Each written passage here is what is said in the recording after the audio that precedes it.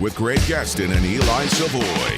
The first hour of Sports 56 Middays is brought to you by Action247.com. Now, here are your hosts, Greg Gaston and Eli Savoy. I got a piece of land out in the countryside. Lay back and smell the sun. Warm up the Georgia pie. Feels so good to be taking it easy. Why would I ever leave? 'Cause I know I got some good friends that live. Good Monday morning, everybody. Welcome in to Sports 56 Middays as we kick off the new work week, and we kick it off in style. The Tigers with a tremendous rally to win on Saturday to end that long losing streak against UCF. So I'm sure a lot of happy Tigers fans listening to this program. Greg Gaston, Eli Savoy, Gabe Kuhn gathered once again together in the Family Leisure Studios where family and fun come together. Family Leisure, 2120 Whitten Road, just north of I-40, the world's biggest spa sale going on right now. When you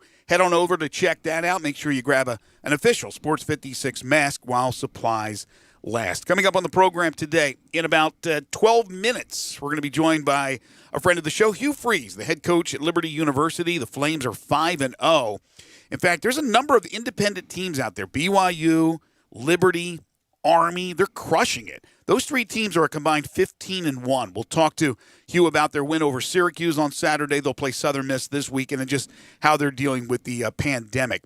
Barrett Sallee, who joins us every Monday, will join us once again at 11:05 to talk college football. We'll recap the SEC, a big-time performance for Alabama against Georgia, and some other surprises around the league and around the nation. Again, that'll be coming your way at 11:05. And we'll have our 5 favorite songs deal at 12:05. And today, the category is round or square.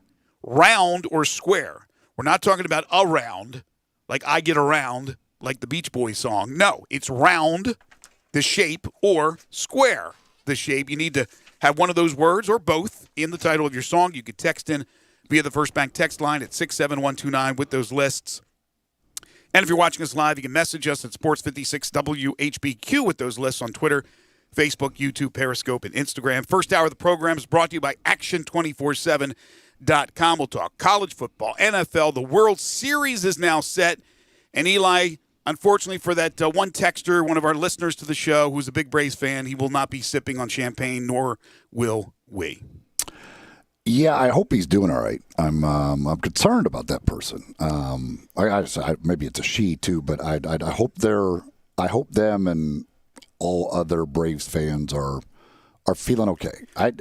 Atlanta sports fans tend to have their share of heartbreak. Sure. And blowing leads, things like that. They know how to do that, and that's so I'm just hoping that person out there, they could maybe they drown their sorrows in their champagne. I'm assuming they had the champagne, so hopefully they were able to drown their sorrows last night in the champagne. One thing I've learned in 36 years or 35 years, whatever it is, of covering sports professionally is don't talk about something before it's over. And now in this day and age of social media, don't send out a text or a tweet or anything before the game is done, assuming your team has won.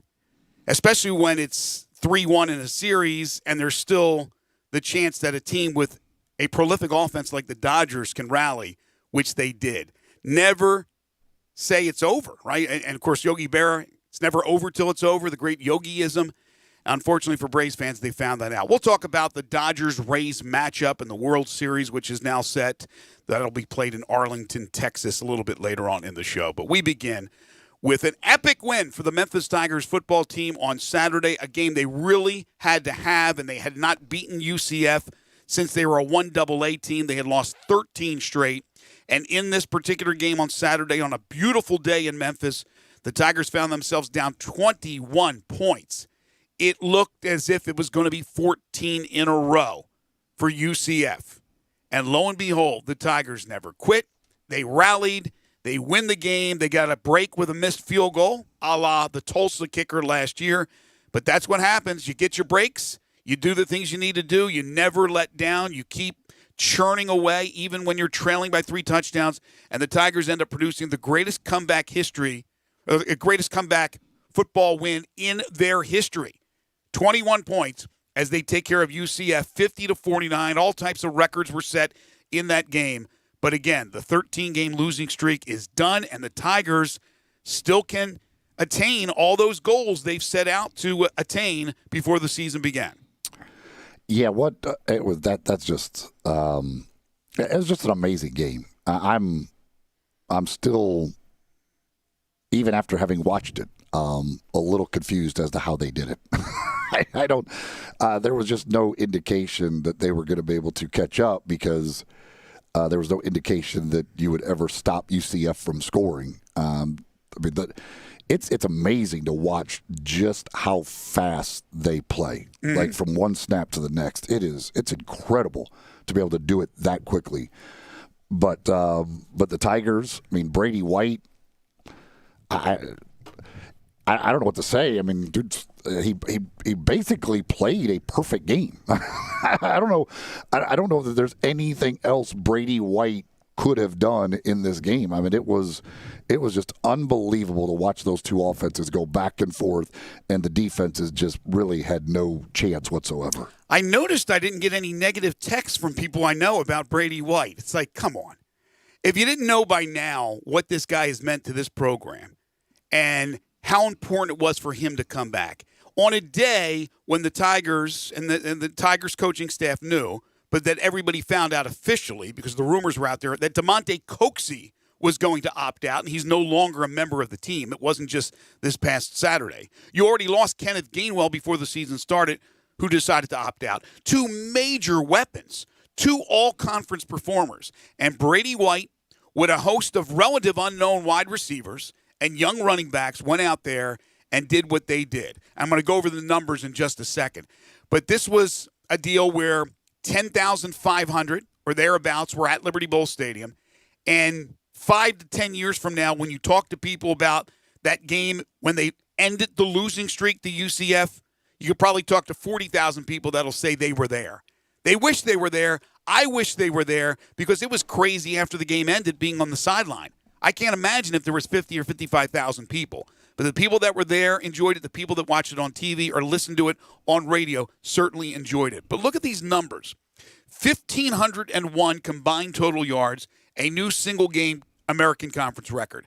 1,087 combined passing yards, a new single-game American Conference mark. The Tigers had 41 first downs. That's the most in school history by 10.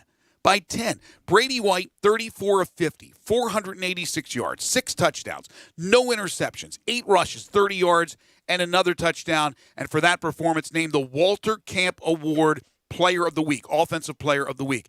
Dylan Gabriel in a loss, 35 of 49, 601 yards, 5 touchdowns, no picks, 12 rushes, 49 yards, and an additional touchdown. Yes, we're singing a different tune if Daniel Obarski makes his 40-yard field goal attempt, but he did not. And those things happen in sports, in football, obviously, with field goal kicking, and the Tigers get the win 50-49. And there's no looking back now. After you finally got that albatross off your neck, now you move on. You get ready for Temple Saturday. There can't be any letdowns. And then Cincinnati 2 weeks from now on the road. So, again, the Tigers and those goals are still there in front of them, Eli. They were pretty much, I guess you can throw to the wayside if they had lost that game because 1-2 and 0-2 in the conference would have been real tough to come back from. Yeah, I mean, probably would have been impossible to come back from as far as the conference is concerned. So, yeah, the implications of the win, I mean, when you consider all of the things and the problems you have had against UCF to kind of get that monkey off your back, plus continue to put yourself in a position, with a path to the conference championship game, all of those things added into the fact that you came back the way you did. I mean, it ends up being pretty epic. Just an epic day, really, for that. It is funny, though, because, and I was talking to you about this before the show, and I talked to some people about this Saturday after the game. The coaches, like Josh Heupel, who have these offenses where it is all based on, like, just going as fast as you possibly can. Mm-hmm. It always amazes me. Because when they got the ball, I think there was like 4 minutes left when they got the ball, and they still had the lead there. And they always because this is the way everybody thinks, is like, well, okay, we got to run the clock out. We're trying to run the clock out. So everything slows down and they try and run everybody. They call it their 4-minute offense. And I get it. Like, I understand what the thought is there. But to me, in those situations, like with what they were doing to Memphis's defense, I don't understand why the thought wouldn't be, well, let's just do what we've been doing and let's go score another touchdown. Right. If we keep scoring, it doesn't matter. Eventually, the time will run out, and if they never stop us, they can never catch up with us. So why don't we just go do what we do and score another touchdown, and then let's see what they can do. I mean, but they try to slow it down, and these offenses a lot of times they just look like they're out of sorts, trying to run that slowly because that's just not what they do. It's sort of like when teams go into a prevent defense when they're not playing that way. They're playing aggressive, but then all of a sudden they have the cushion and they let teams get back, at least get into a position to try to tie up a game or go on and win a game. I don't like that. They're going away from what they normally do. Teams should always have a system, even if they play as fast as UCF, to be able to slow it down when you're trying to milk the clock. Just like all teams should have at least a player or two under center if you are mainly a shotgun team. So when you're down at the 1-yard line, you don't have to be snapping 4 yards back to the 5-yard line. You can play under center. I don't get it. I don't understand it. I mean, UCF, every time Memphis scored, would score again. So they kept that double-digit lead. I'm with you. I think UCF just should have kept doing what they were doing. I can tell you this. There was 5:29 to go. 5:29 to go, and they had a 12-point lead. So after Watkins had scored on the 22-yard pass from Brady White, there was 3:41 to go. It was 49-44. Yeah, that drive, it said to me, if they just say, heck with running the clock out, let's just go do it again, just go score another touchdown. I don't know that Memphis could have stopped them. I don't know that Memphis was ever going to stop them unless, they had the fumble, like they poked the ball away, like something like that was going to have to happen. I don't know that Memphis could just stop them and force a punt. Right, and that all evened out. UCF lost that fumble when they were going in, looked like for a score, but remember, Memphis lost one on the opening drive of the game where Clark fumbled and looked like they were going in for the score. So that kind of evened out. But I'm with you 100%. They left the door open for the Tigers, and the Tigers broke through the door. Now, I give Ryan Silverfield a lot of credit because they were trying to milk the clock while also having to score the touchdown to go ahead, and they took the final 2 timeouts from Heupel and UCF to get down to that third down play and then the touchdown pass by Brady White. But they forced Heupel to use those timeouts, which was good. However, there was still 1:08 on the board, which is enough time for UCF to go down and at least attempt a field goal. Obviously, they did. They missed the field goal, and the Tigers win the game 50-49. Well, as promised, I'll tell you, another team that is off to a roaring start, and in this day and age with COVID-19 and everything that's going on, so far, so good, you knock on wood, but the Liberty Flames and head coach Hugh Freeze, they are 5-0, and they're coming off a win over an ACC opponent in Syracuse on Saturday. This weekend, they get set to take on the Southern Miss Golden Eagles. It's always a pleasure to talk with our good friend Hugh Freeze. He's the head coach at Liberty University, and you can follow him on Twitter, at Coach Hugh Freeze. And Hugh joins us now on Sports 56 Middays. Coach, how are you? Thanks for joining us, man. Oh, Greg, it's always a pleasure to visit with you, man. I appreciate your friendship and your kindness to me. Well, last year it was your situation with your illness, and you were able to battle back from a near-death experience and put up some good numbers as far as the team is concerned with a good, solid season. Then you turn around, and all of a sudden we get hit with this pandemic. It's like, what the hell is going on here? And then. Yeah.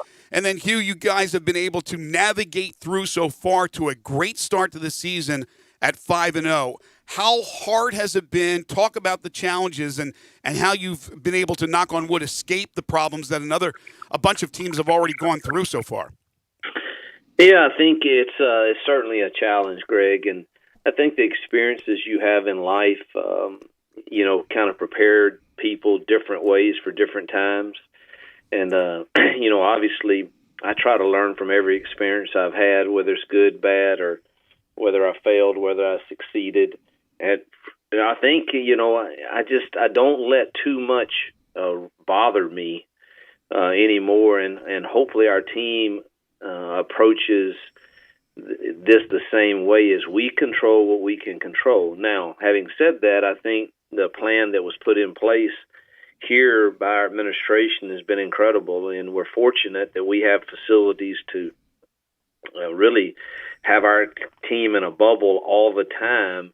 Now, am I naive enough to think that some of our players are not going to go out and see people outside the bubble at some point? No, I'm not.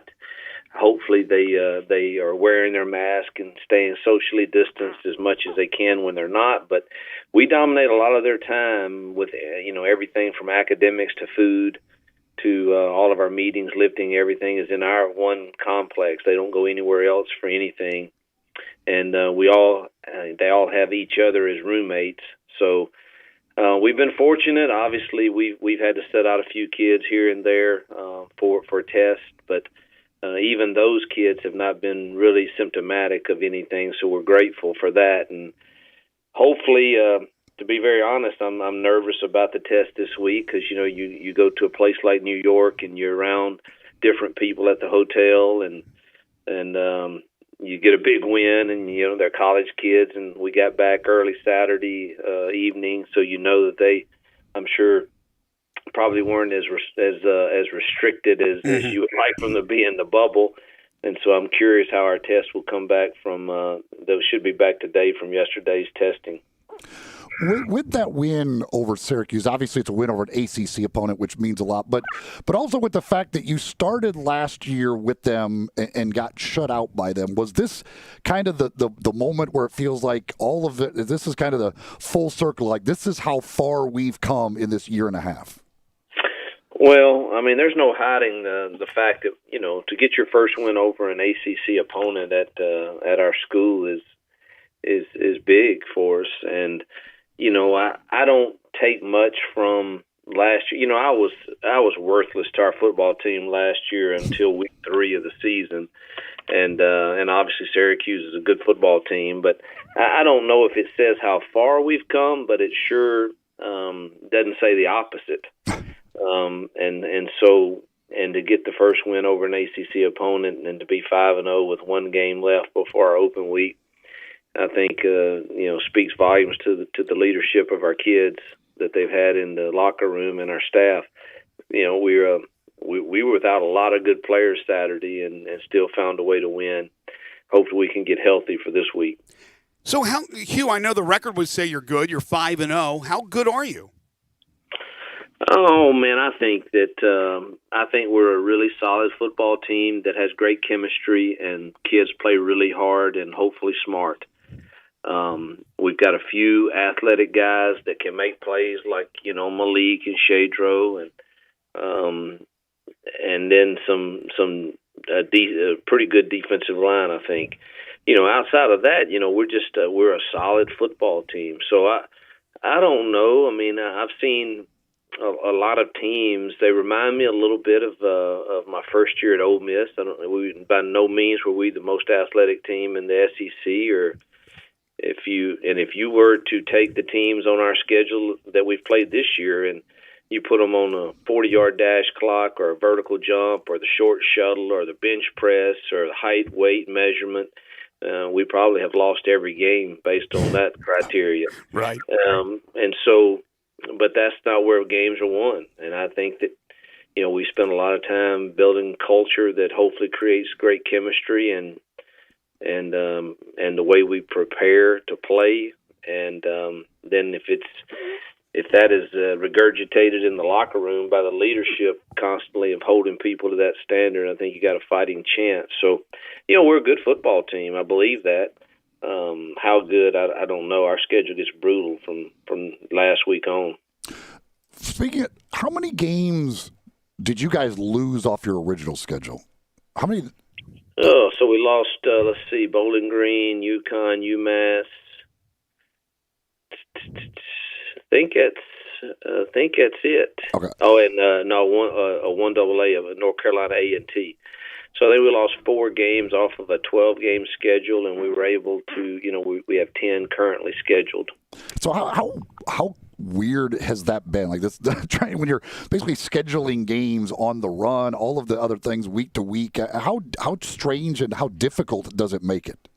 Oh, it's definitely strange. It's 2020 if it's been anything, it's strange and different. And it's just like, I mean, I got on the phone with our AD as soon as I heard that Southern had to cancel a game last week. Right. And you're never sure what's going to happen the next week. And so I got on the phone with him and said, man, let's find somebody else and have a plan B, and let's try to, even if it's so, because we have an open week next week, guys, and the last thing I want is 2 in a row of off weeks. Mm-hmm.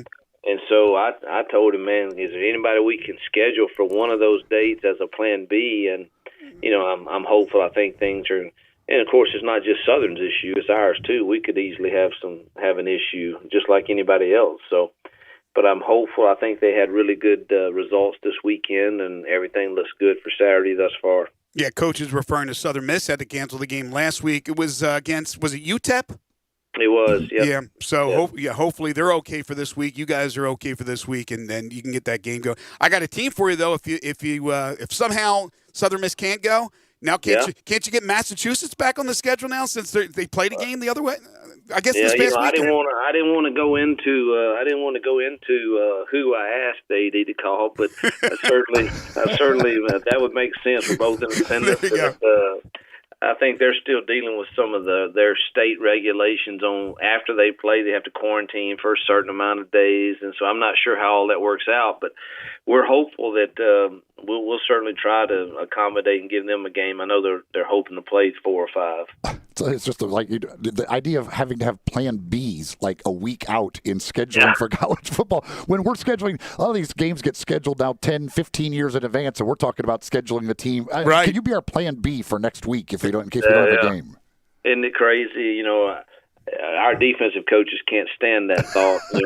For me, offensively, I don't really care because people play me different every week, and I just wait to see how they're playing me before I decide what we're going to do. Hugh Freeze is joining us, the head coach at Liberty University. Was there ever a thought, Hugh, before the season started, with everything that was happening with the pandemic, that you guys were not going to play football? Oh, man. I remember I never thought we were playing until probably, I guess maybe the first week of August is when I remember I was on a phone call. I can't remember if it was with Gus or Nick, but I was on a phone call, and I remember saying, hey, I honestly think we're going to give this thing a go. And none of us, up until that point, I really didn't think it was going to happen. And, I'm thankful we have and thankful we've been able to do it. Well, that's, and as you said, it's all so week to week. So you just never know what the heck's going to happen as far as that is concerned. But so now, like with the 5-0 start, like do you let the kids kind of start dreaming about bigger things, or you try and keep them down a little bit? How do you kind of handle that? Because obviously when you're 5-0, you're people talking a lot more about things that are possible for you.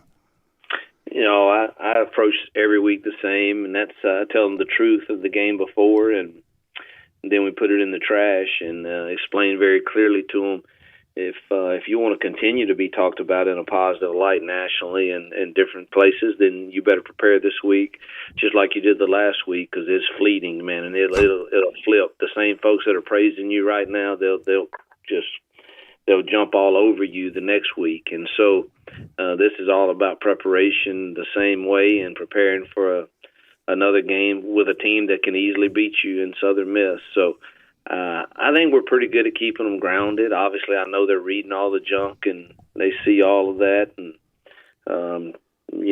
I tell them it's rat poison, like Nick said. But, it's good that you're being talked about, but if you want to continue being talked about in the positive light that you are right now, then you better prove it today at practice.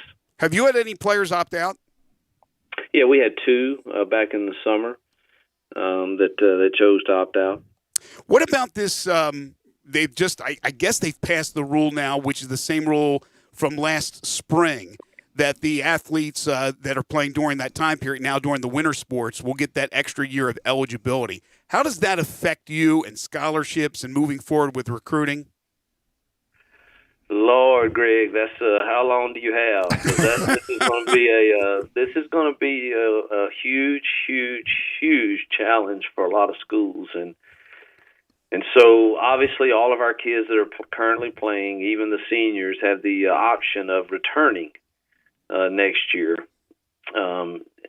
You also still can sign your class of 25 kids. So you have a 1-year exemption to be above the 85 scholarship limit. So number one issue is, where do the schools get the money for the additional cost of scholarships? That's going to be a problem for some. Some it won't be a problem for. But number two, you have 1 year to get back down to the 85. Wow. And so there's going to be some hurt feelings. I mean, you're going to have to move some kids on.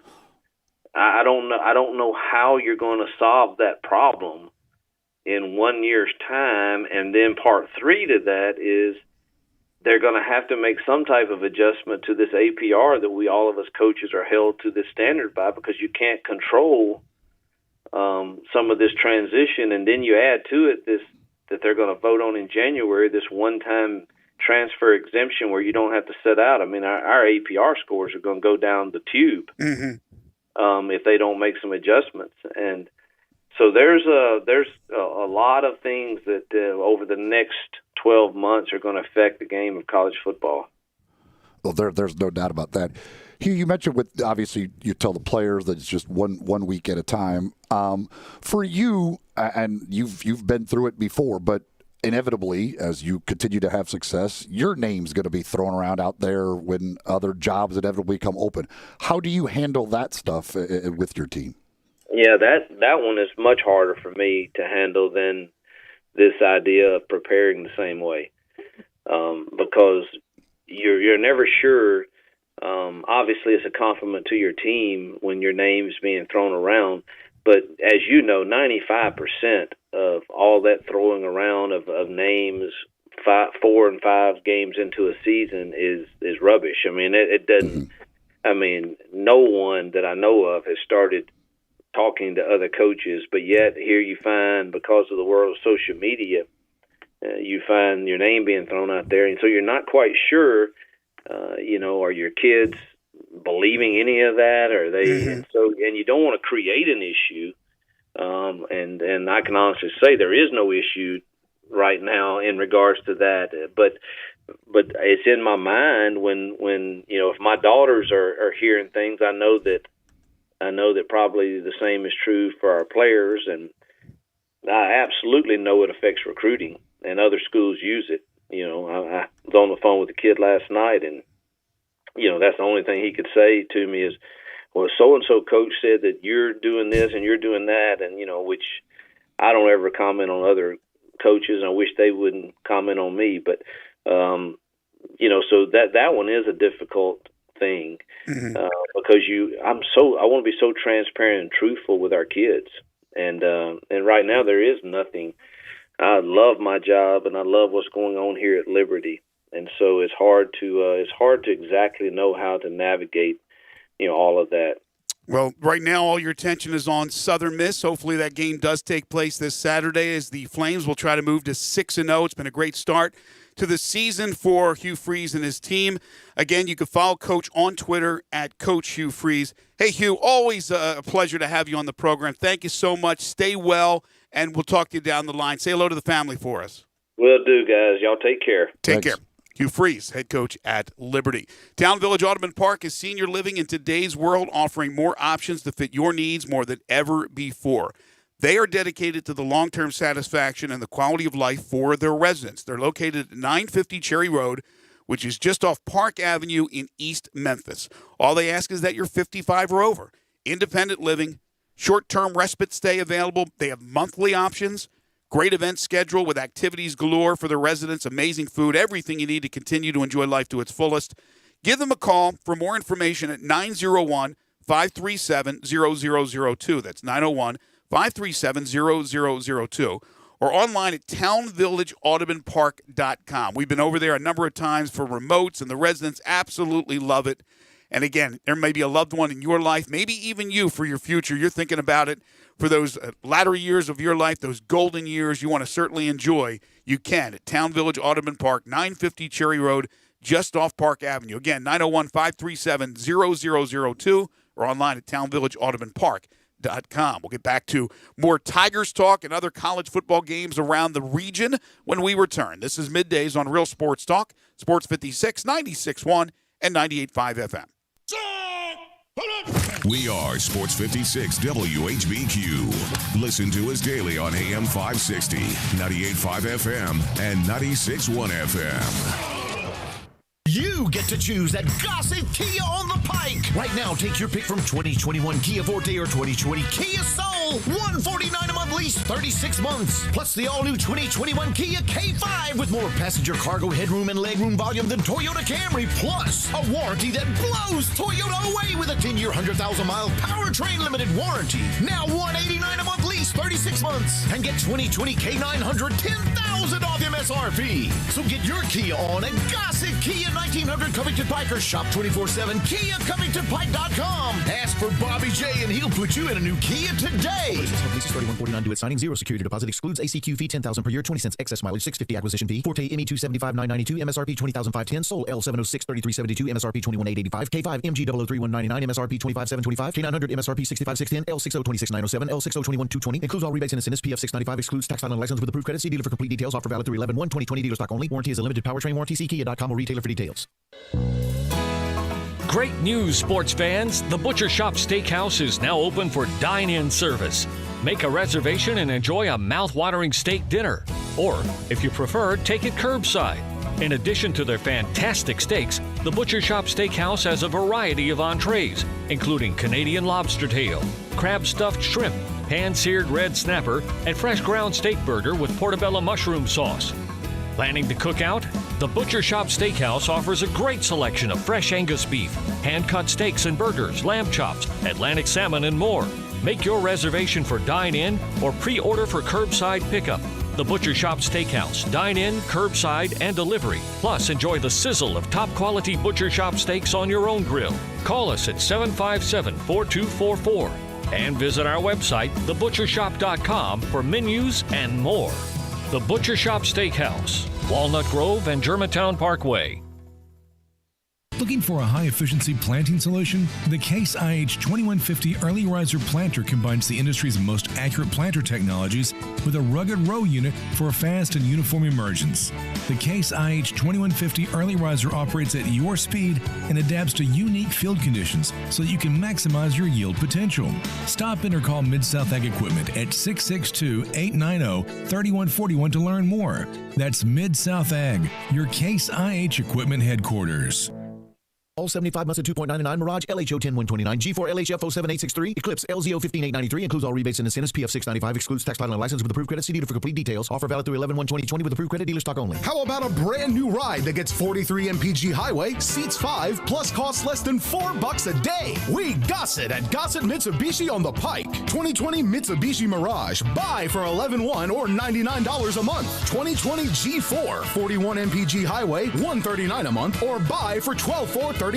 And 2020 Mitsubishi Eclipse Cross, $19,107 or $229 a month. Plus, confidence today, tomorrow, and long into the future with a 10-year, 100,000-mile powertrain warranty. Mirage, $99 a month. Mirage G4, $139 a month. And Eclipse Cross, $229 a month. Get to Gossett Mitsubishi today, 1870 Covington Pike, or shop online at memphismitsubishi.com. If you want it, we got it at Gossett Motor Cars. Looking for some action on your favorite games? Action247.com is at your service. Action 24/7 free-to-play games are brought to you by Tennesseans for Tennesseans. Come play with us online at Action247.com. Our free-to-play games are fun and easy. Go to Action247.com and click Let's Play. And best of all, you can win cash prizes. That's right, cash prizes. Free to play online at Action247.com. You got action. 36-month leases, $31.49 due at signing, 0 security deposit, excludes ACQ fee, $10,000 per year, 20 cents excess mileage, $650 acquisition fee, Forte ME $275,992, MSRP $20,510, Soul L706 $3372, MSRP $21,885, K5 MG 003,199, MSRP $25,725, K900 MSRP $65,610, L60 $26,907, L60 $21,220, includes all rebates and incentives, PF $695, excludes tax final license with approved credit. See dealer for complete details. Offer valid through 11/1/2020, dealer stock only. Warranty is a limited powertrain warranty. See Kia.com or retailer for details. Where can you find best mass market branded initial quality 5 years running for Kia with J.D. Powers? We Gossett at Gossett Kia on Mount Moriah. Take your pick, 2021 Kia Forte or 2020 Kia Soul. $149 a month lease, 36 months. 2021 Kia K5 beats Toyota Camry with more passenger cargo headroom and legroom volume, plus a 10-year, 100,000-mile powertrain limited warranty. $189 a month lease for 36 months, all just $31.49 due at signing. Plus 2020 K900, $10,000 off MSRP. So come get happy at Gossett Kia, 2680 Mount Moriah or KiaMountMoriah.com. If you want it, we Gossett and Gossett Motor Cars. Now, back to Sports 56 Middays. This hour is brought to you by Action247.com. Here once again are Greg Gaston and Eli Savoy. Cause I'm a picker, I'm a grinner, I'm a lover, and I'm a sinner. Appreciate Coach Hugh Freeze joining us on the program. 360-8255. First Bank phone lines are open. We're going to get to John here in just a second. First Bank text line always open at 67129. Hit us up with comments, questions, concerns, queries, anything you got on college football. We'll talk some NFL later on. We'll talk World Series as well. Real quick, since we were talking to Hugh Freeze, a coach in college football. Speaking of coaches, maybe some irony here with Dan Mullen testing positive for COVID-19. We certainly wish him well. Also, Jeff Brom, Eli, from Purdue tested positive. Purdue and the Big Ten opens up play this Saturday. And if I'm not mistaken, unless it's a false positive, isn't there the 21-day quarantine with the Big Ten? I'm a little confused. We had Nick Saban come back and play and coach 3 days later on Saturday night after an original positive test. But the Big Ten and their protocol is a lot more stringent. Yeah, I don't know if that applies to the coaches or not with the Big Ten, the 21-day. I'm not sure as far as that is concerned. Yeah, I don't understand why I wouldn't, because players are around other players and the coaches are around players as well. Yeah, but the coaches aren't out there banging into each other without masks on. I mean, the coaches it's a little different. Yeah, but is that more the worry about the hitting on the field, or is the worry more about the gallivanting after practice or after games, going out like Hugh Freeze was referring to? Isn't it more concerned that you're going to get it somewhere else? Well, it's all a concern if you're out in big groups, breathing on each other and everything else. But out there on the field, yes, is a concern. All right, John is dialed in at 360-8255. Hi, John. How are you?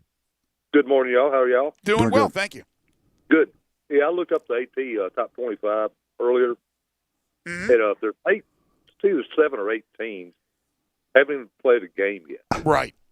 And they're still getting votes. Oh, they've allowed it. They know, but Memphis got 76. They're number 26. Right. Well, you just talked to Hugh Freeze with Liberty. They got 37 votes. I think they're like number 30, maybe 31. This don't make no sense. It's stupid. No, it's stupid. I mean, the whole poll situation. I'll give you another example. There is Texas A&M in Florida. Texas A&M is in the AP poll fine because they're ranked ahead of Florida. But in the coaches poll, Texas A&M is ranked one spot behind Florida. Texas A&M beat Florida. They have a better record. They're 3-1, and Florida is 2-1. So I don't put much stock in the polls. But you are absolutely right, John. It is just ludicrous that they've ranked teams from the Pac-12, the Big Ten, wherever it is, when they haven't played a game yet. And therefore, they're not going to be falling, right? They may not be moving up, but by attrition, I guess they move up. They're not going to be falling because they haven't lost a game. And all of a sudden now, as you said, how many are in the top 25 in the AP poll? I think there's 7 or 8. They haven't even played the game yet. I know. It's ridiculous. But don't worry about it. Wisconsin, USC, Oregon, I'm sure is in there. Penn State. Oregon. Yeah, it is what it is. I wouldn't put too much stock in the polls. And of course, things will start to change a little bit this Saturday when the Big Ten and the Mountain West begins their season, and then after that, the Pac-12 to follow. All right, John, thank you. Appreciate the phone call. Yeah, I wouldn't put too much stock into it. Somebody texted in, and I don't know. They say it's only 10 days for coaches in the Big Ten quarantine. I guess I don't know. I don't know if that's correct or not, but that's what they say. Interesting. I know the players is 21, but I don't know if I've ever read anything about exactly what the policy is as far as coaches are concerned. So getting back to the Memphis game that we started the show with, the obvious story of the weekend, especially around here, largest comeback in Tigers history from 21 down, snapping that 13-game losing streak to UCF. And they got the bad news earlier with DeMonte Coxey opting out and had to call on some young receivers to come through. And boy, did these guys come through, Eli.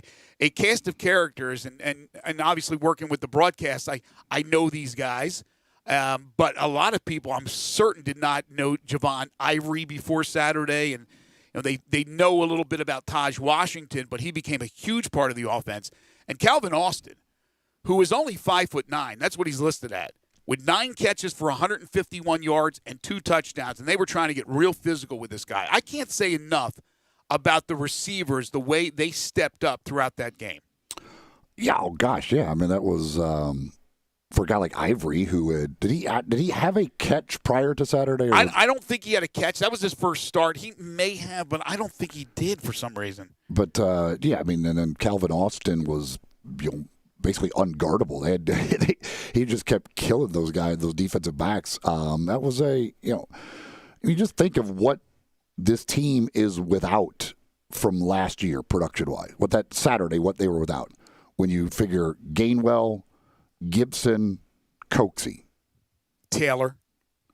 And Taylor, yeah, but Taylor missed a lot of last year. Right, but I mean, just the pure numbers those 3 guys produced last year for him. I mean, they're basically the offense. Like, that was pretty much all of your touchdowns last year were those 3 guys. And Magnifico. Yeah, and then to go out there and still put up 49 points and 1 million yards against UCF. I mean, that's and I don't know.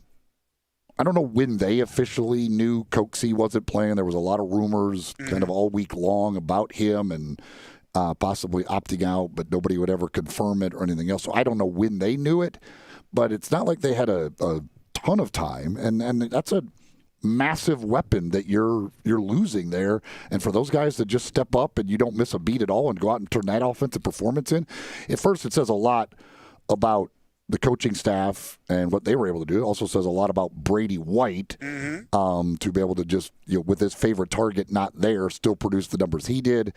That was impressive stuff. Tigers are now 27-3 at home, not counting the AutoZone Liberty Bowl game when they lost to Iowa State. They're 27-3 at home since the start of the 2016 season. And even though there was only 10-5, 10-5 was a lot more than the 4,000 or thereabouts they had for the opening game. And they were loud. And by the end of that game, boy, they were all standing. Those that stayed. There were some that left. There were some that thought it was over. And let's be honest, I'm on the sideline and you guys are watching and we're wondering, how are they going to come back? I know they've been battling, but they've been 2 scores down pretty much throughout this game. And if you don't score on a possession, it's putting yourself in a hole. It's like a possession hole. If you don't score, you have a feeling that the other team's going to score. There was mutual respect from each coach about the other coach's offenses. I don't think there was much respect for the defenses.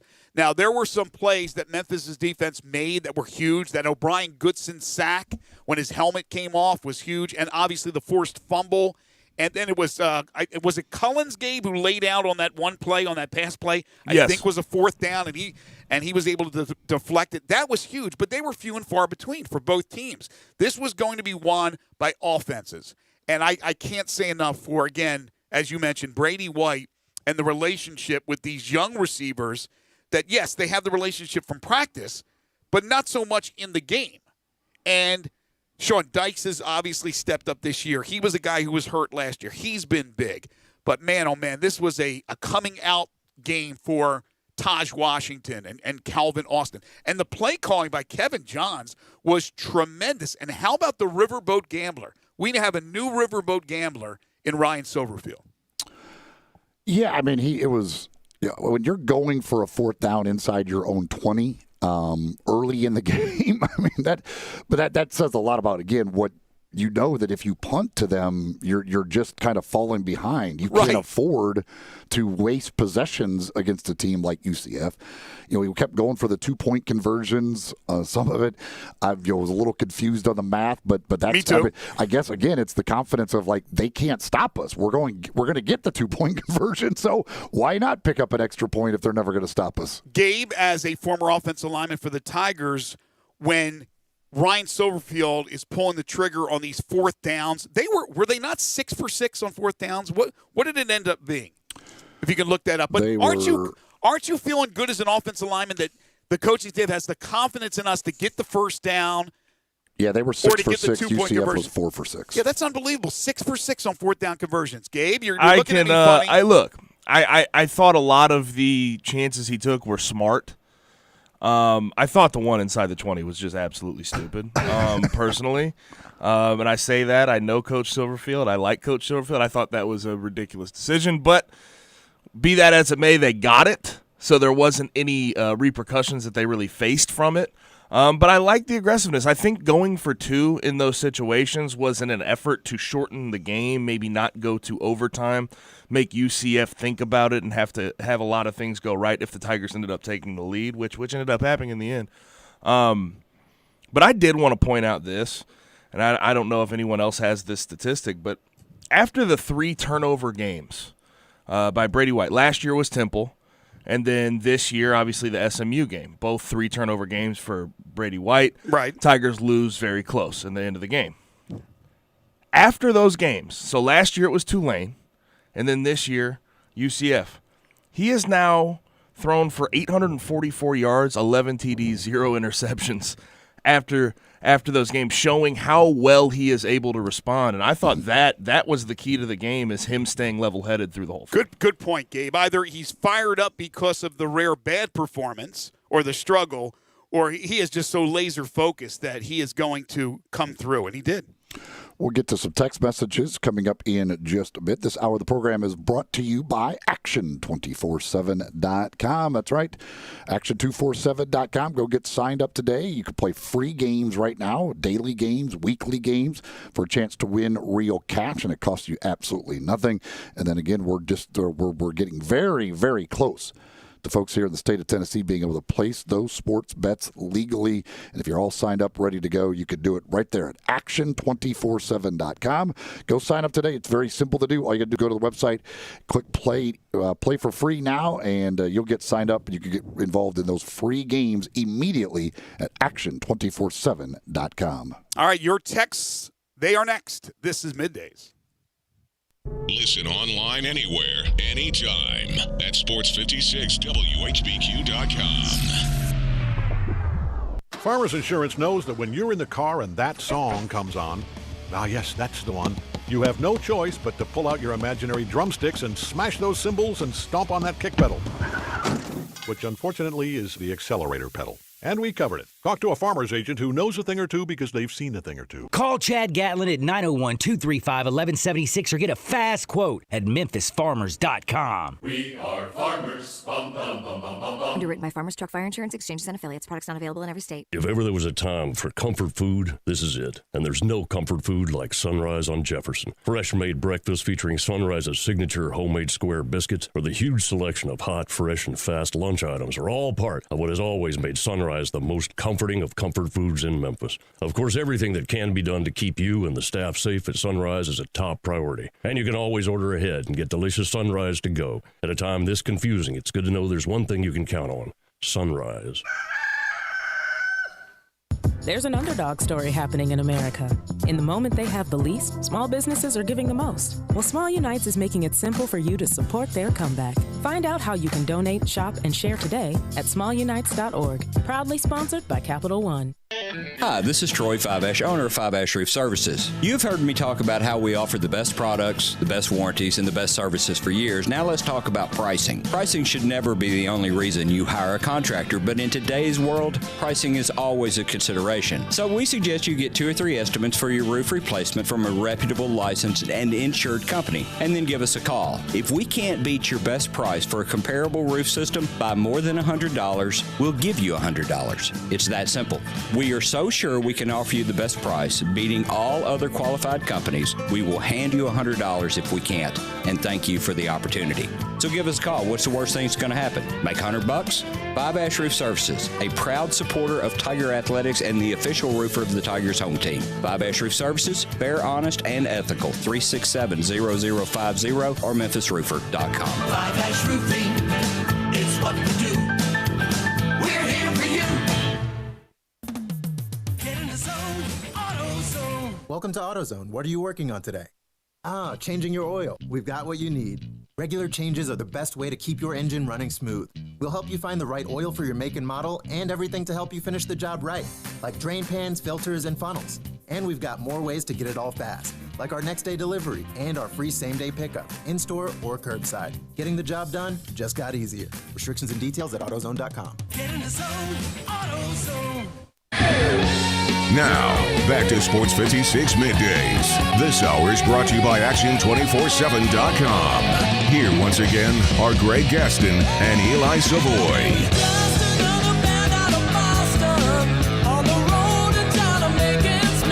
Do you remember what Ole Miss had yardage-wise in their game against Alabama? Off the top of your head?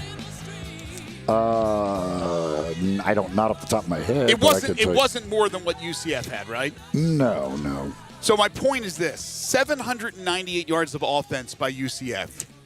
Has there been a team in regulation, not 2, 3, 4 overtimes, in college football that has produced that many yards and lost? I mean, that's nearly 800 yards of offense, and they lost the game.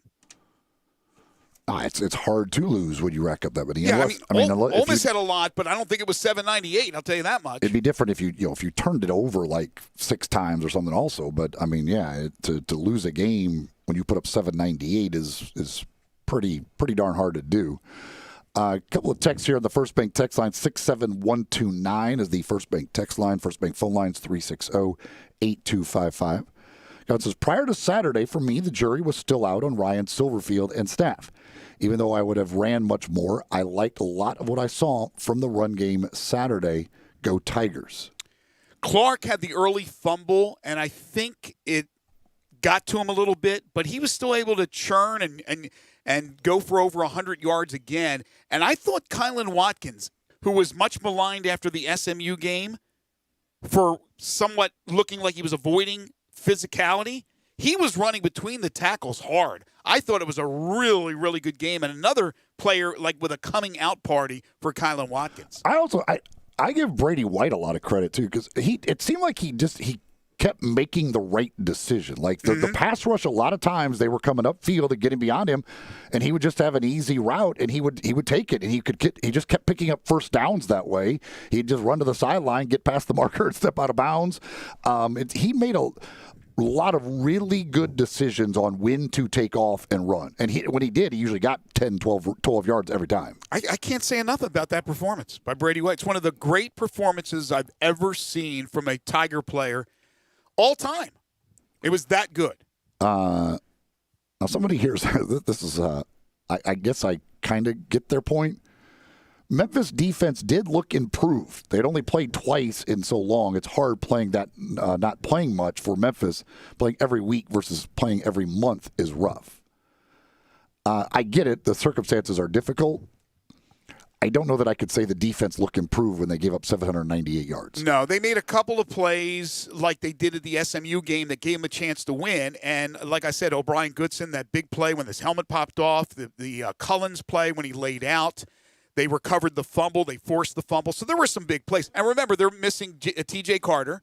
T.J. Carter is a stud in the defensive secondary. So they were minus a guy or two. But no, I wouldn't go that far.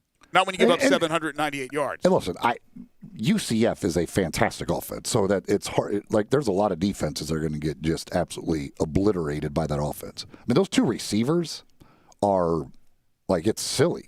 I think, and then Gabriel, just when he gets in that rhythm, when they get going at that speed, and he kind of gets in that rhythm, man, he is. It is a well-oiled machine. Yeah, Memphis took him out of the rhythm like for a play or two, but then on third down he would make the play, or if they did on the first down, they would make the play on the second down. I think Dylan Gabriel is an incredible quarterback. I think, though, here's the difference, in my opinion, with UCF. Scott Frost can coach circles around Josh Heupel. I don't think Josh Heupel's a great head coach. That's just my personal opinion. Gabe? That's a in my opinion, Greg, that is a fantastic observation because when you look at Heupel, he is very, very reliant on tempo. He runs the same plays. The scheme-wise, Scott Frost was able to do more, but I thought the Tigers on defense were they made timely plays, but it was tough sledding. I mean, throwing those things out to the edge and just UCF was getting about 7 yards a pop. The safeties couldn't fill the right way. I remember the one went about 94 yards. Tyrese Lindsey filled inside instead of outside. Was that the hitch and go? No, that was not a hitch and go. That was just a throw out the little screen out to the edge. Oh, the one that went wide. I know. And he ran a looked like he was running the 100-meter sprint. I mean, he was. It was just. He didn't have to break stride. He literally just at caught all. it and ran a straight line. Yes. And it was not touched. They did not call a holding penalty until late in the fourth quarter in that game, with the exception of on a kickoff. And I was a little surprised with that because I don't think UCF or Memphis plays that clean, but that's what they decided to do. But going into that game, I don't think there was even a glimmer of hope. I thought if they got into a scoring match with UCF, I was positive they were going to lose that. Well, I was positive. The record would tell you, losing 13 straight to UCF. They figured it out, though. So it texts in, so the Tigers got stars everywhere. That's the thing. That's the new, the difference now in kind of this era of Memphis football. When D'Angelo left, it was back to nothing because they didn't have anybody to replace him. Now, year after year after year, they're losing their best players, and yet they've got other guys who are stepping up and producing. I mean, you've lost Anthony Miller, you've lost Kenneth Gainwell, you've lost Darrell Henderson. You keep losing guys, and yet you got guys producing. It's part of the system, but it's a part of the recruiting. The recruiting is so much better than it ever was. Yeah, that's a great point, but I don't know if I would say it's stars. They have the possibility of future stars. They have guys right now that people are trying to familiarize themselves with. They heard the names for the first time on Saturday, and they're like, who are these guys? Well, these are guys, because they've recruited so well, that could replace those other guys and become stars, and some of them maybe even future NFL players. So, yes, the talent level that they've been recruiting at the last few years is the highest it's ever been. So I think that's a big difference. The other thing we didn't mention, and I know we're up against the break, Barrett Salih will join us at 11:05, is the poor kicker. Now, the kicker misses, and then there was the altercation on the sideline.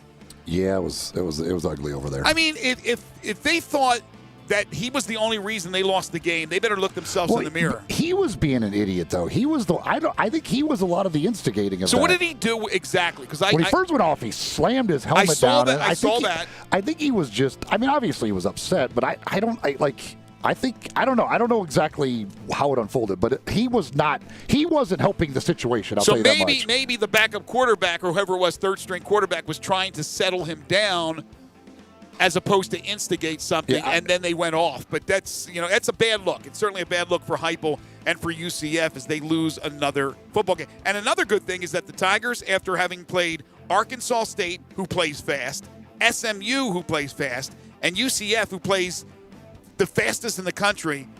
The rest of the schedule, I don't know if there's any teams that play really fast. Now, you're going to face Navy's triple option offense, but I don't think you're going to get that type of an offense against Temple on Saturday, even Cincinnati on the road. Barrett Salih is next. This is Sports 56 Middays.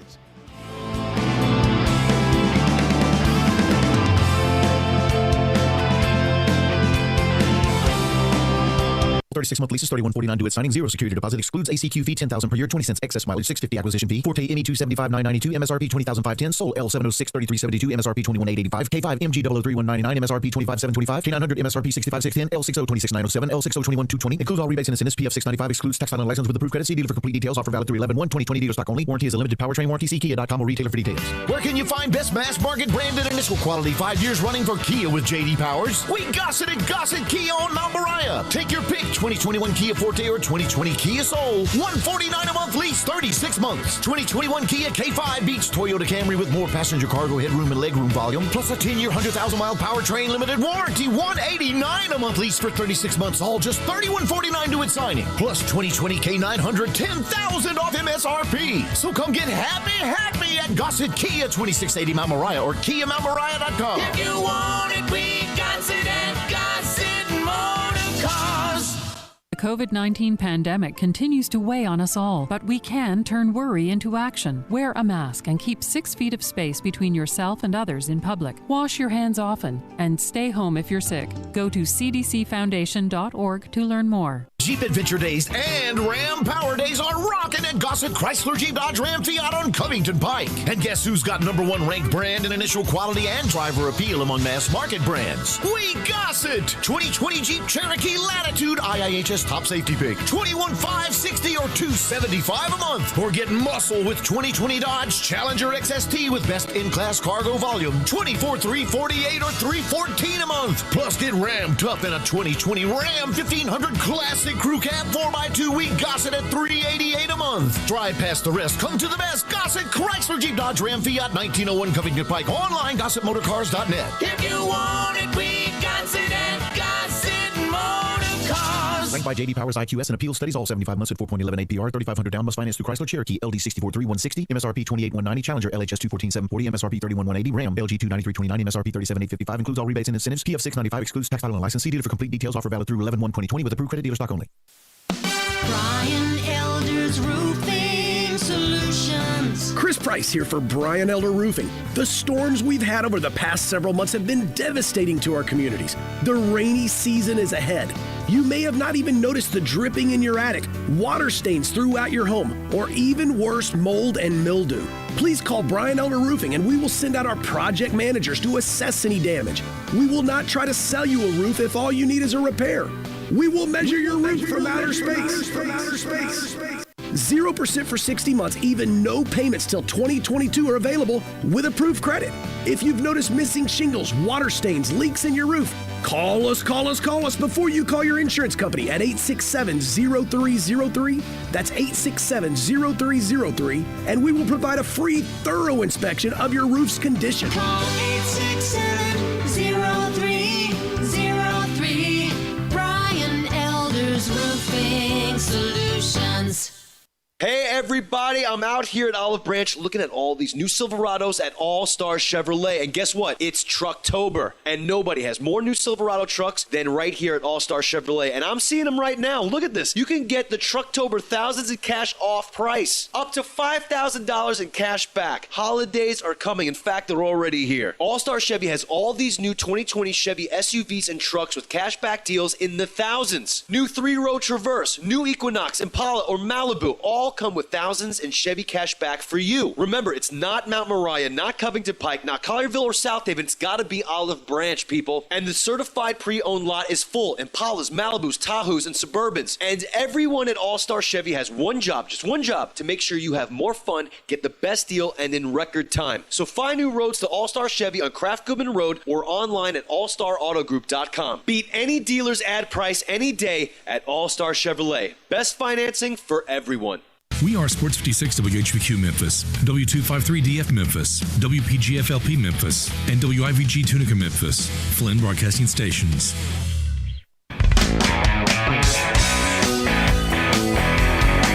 Now, back to Sports 56 Middays. This hour is brought to you by Window Genie. Here once again are Greg Gaston and Eli Savoy. Living on a lighted stage approaches the unreal. Welcome back, everybody. 11:05 the time. Hour number 2 here on Sports 56 Middays, the Monday, October 19th, 2020 edition. Greg Gaston, Eli Savoy, Gabe Kuhn. We're in the Family Leisure Studios where family and fun come together. Family Leisure, 2120 Whitten Road, just north of I-40. Second hour of the program is brought to you by the Window Genie. Trusted name in window cleaning, but they do so much more. Give Kate Robertson a call. Ask her about the Sports 56 discount. Get 15% off a window cleaning or power washing. 901-424-4100 or online at windowgenie.com. And ask about the early specials on holiday lighting. Window Genie will customize your lighting, install it, maintain it, and store it away. And if you order by November 1st, you're getting 15% off. You don't have to lift a finger. Again, call Kate Robertson today for a free estimate at 901-424-4100. We talked Tigers in Hour 1. We had Hugh Freeze join us on the program.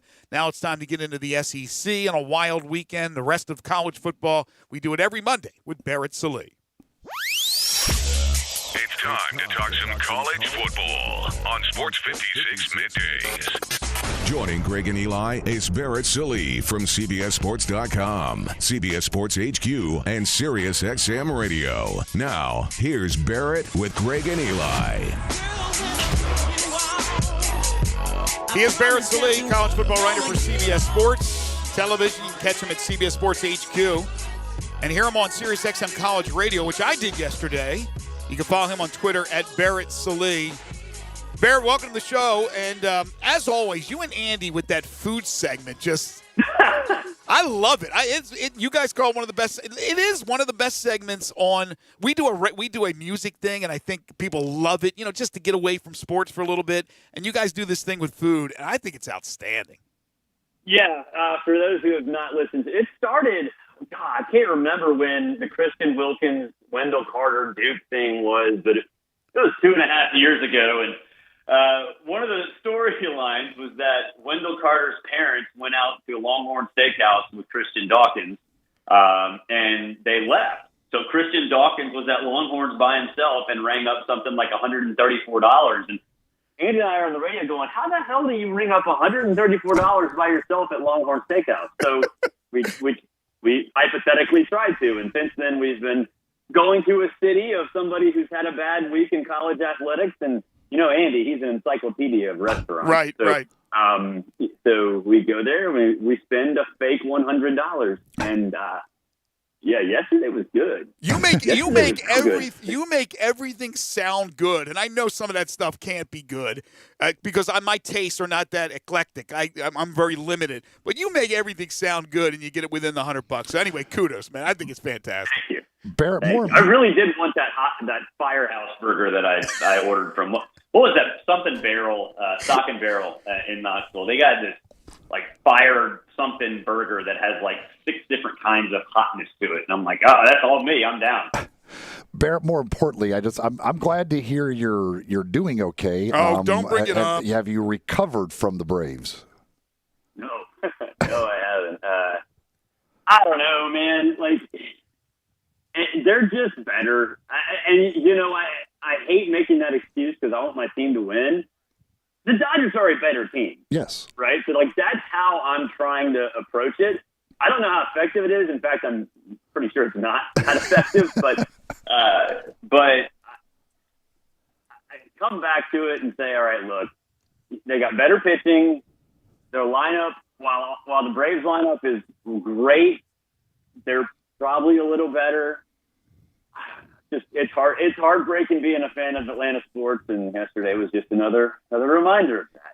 It still would have been hurtful for you as a diehard Braves fan, but I think from a national standpoint on what everybody's talking about on Monday, it would have been lessened if the Rays had blown the 3-0 lead against the Astros. They did to tie it up, but then they won Game 7, so all was right, I guess, in Tampa, and then the Braves went out there and blew the 3-1 lead. So, yeah, unfortunately for you, that was not good. But what is good is we're going to talk some SEC, and you mentioned with your segment with Andy going to Knoxville, theoretically going to Knoxville and spending the $100.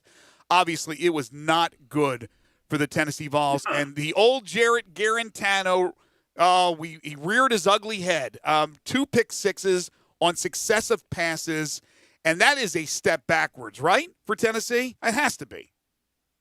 Oh, yeah. And then they fired their defensive line coach yesterday, too. So, yeah, I mean, Jared Garantano, we kind of talked about this last week. He just kind of, I hate this term, but he is who he is, right? He'll have moments where you're like, all right, here we go. You're getting this. And then you have what happened on Saturday and the second half against Georgia. So that's just who he is. And I think Jeremy Pruitt realizes that. I know he's talking right now, so I know he might have addressed the quarterback situation at this point in his press conference. But I think he understands. That's why he put Stroud in. It's why they recruited Harrison Bailey. They might need to do something about it. And I think at this point, you cannot expect Derek Garantano to be anything other than what he is, which is an average at best quarterback, which we kind of already knew, but I think a lot of Tennessee fans hope that since he's a senior and been in this offense for a little while, that maybe he'll find a way to improve. But it's just not happening. And then on top of that, they wasted a good running performance. And, really that's it. I mean, the defense didn't play that bad against Kentucky. It was not terrible. The 2 6-6s killed them. And so I think it's about time for a quarterback change for sure. It's enough's enough. But instead they're going to change defensive line coaches because that will solve the problem. And they're tied for second in tackles for loss in the SEC. Like, I want to know what else happened because look, he was critical of the defensive line after the game, even though the defensive line played okay. So it makes me wonder if there's something else going on there. I don't know. Again, he's talking right now, so maybe he has addressed it. I love just looking at because they had the 3 quarterbacks play, the quarterback ratings. JT Shrout with the 0.0, Harrison Bailey with a 3.0, and then Jarrett Garantano with a 4.4. So their quarterback ratings look like GPAs rather than quarterback ratings. I love Jarrett Garantano's GPA. I mean, hell, I'd take Harrison Bailey's GPA too. That's bad. That's especially considering college ratings are different than pro ratings. So it's sad. It really, it makes me look at Eric Gray's performance and be like, how the hell did he do all that? He got no help. Yeah, it's crazy. Well, speaking of quarterbacks who had a rough day, Matt Corral, who has been fantastic till Saturday, throws the 6 interceptions against Arkansas. Arkansas, I'm amazed at how well Sam Pittman has those guys playing, and Barry Odom clearly knows a thing or two about coaching defense. But I was stunned that there was never why would you not at some point go to John Rice Plumlee? I don't know, because at the very least you can run what you ran last year, which is a running offense. I mean, he led the SEC in rushing last year, so. Yeah, but Lane's not going to do that. Lane won't do that, though. He won't change up his style.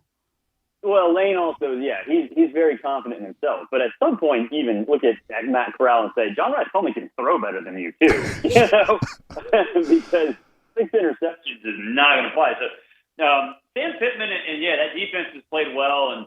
And obviously Morgan getting that pick 6 at the end is great because he's a walk-on and getting a scholarship at the end of this semester.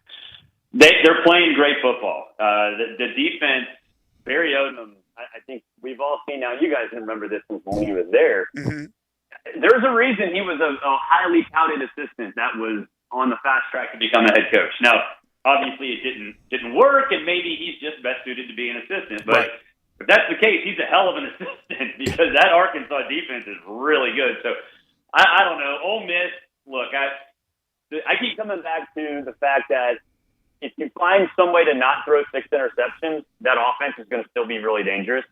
But apparently not finding a way to throw less than 6 interceptions might be a little easier said than done. I know it was a pretty solid recruiting class, around 25, but it's not like all these guys are stepping up. It's guys that were already there from Chad Morris. And you're absolutely right about what Barry Odom can do as a defensive coordinator. Some aren't suited to become head coaches. Maybe he'll get another chance and it'll be different next time. But he is a tremendous defensive mind. And Sam Pittman, look, nobody expected this. Not the first year. Probably not the first couple of years.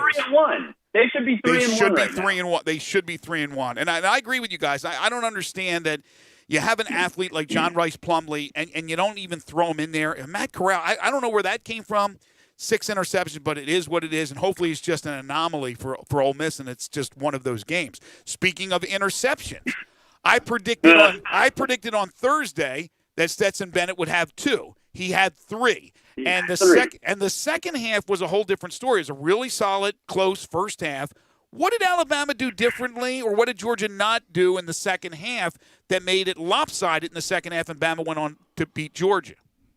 I don't really think – it wasn't that different to me, honestly. I think Georgia obviously had some success early, but to me, it was just a matter of reality setting in. They put more pressure on him. I think that was the biggest thing, is that they had to find ways to get pressure with fewer people. They got a little bit more creative with that, and that helped. But I never felt like Alabama was even in remote jeopardy of losing that game. In fact, even when Georgia was winning, I was like, Alabama's going to win in a blowout. Like, this is what they're going to do. And I don't want to be mean to Stetson Bennett because, you know, he's a nice story. There's a reason he was a walk-on. I mean, there is a reason. And part of it is that in the SEC, you got to be able to see over the line of scrimmage. He can't do that. Like, you saw Alabama just sticking their hands up front and batting balls down left and right. So I just think they're limited. They are, and we talked about this on our show yesterday, they are what LSU was under Les Miles. They can win playing their game. If they play the way they want to play, they're going to win a lot of games.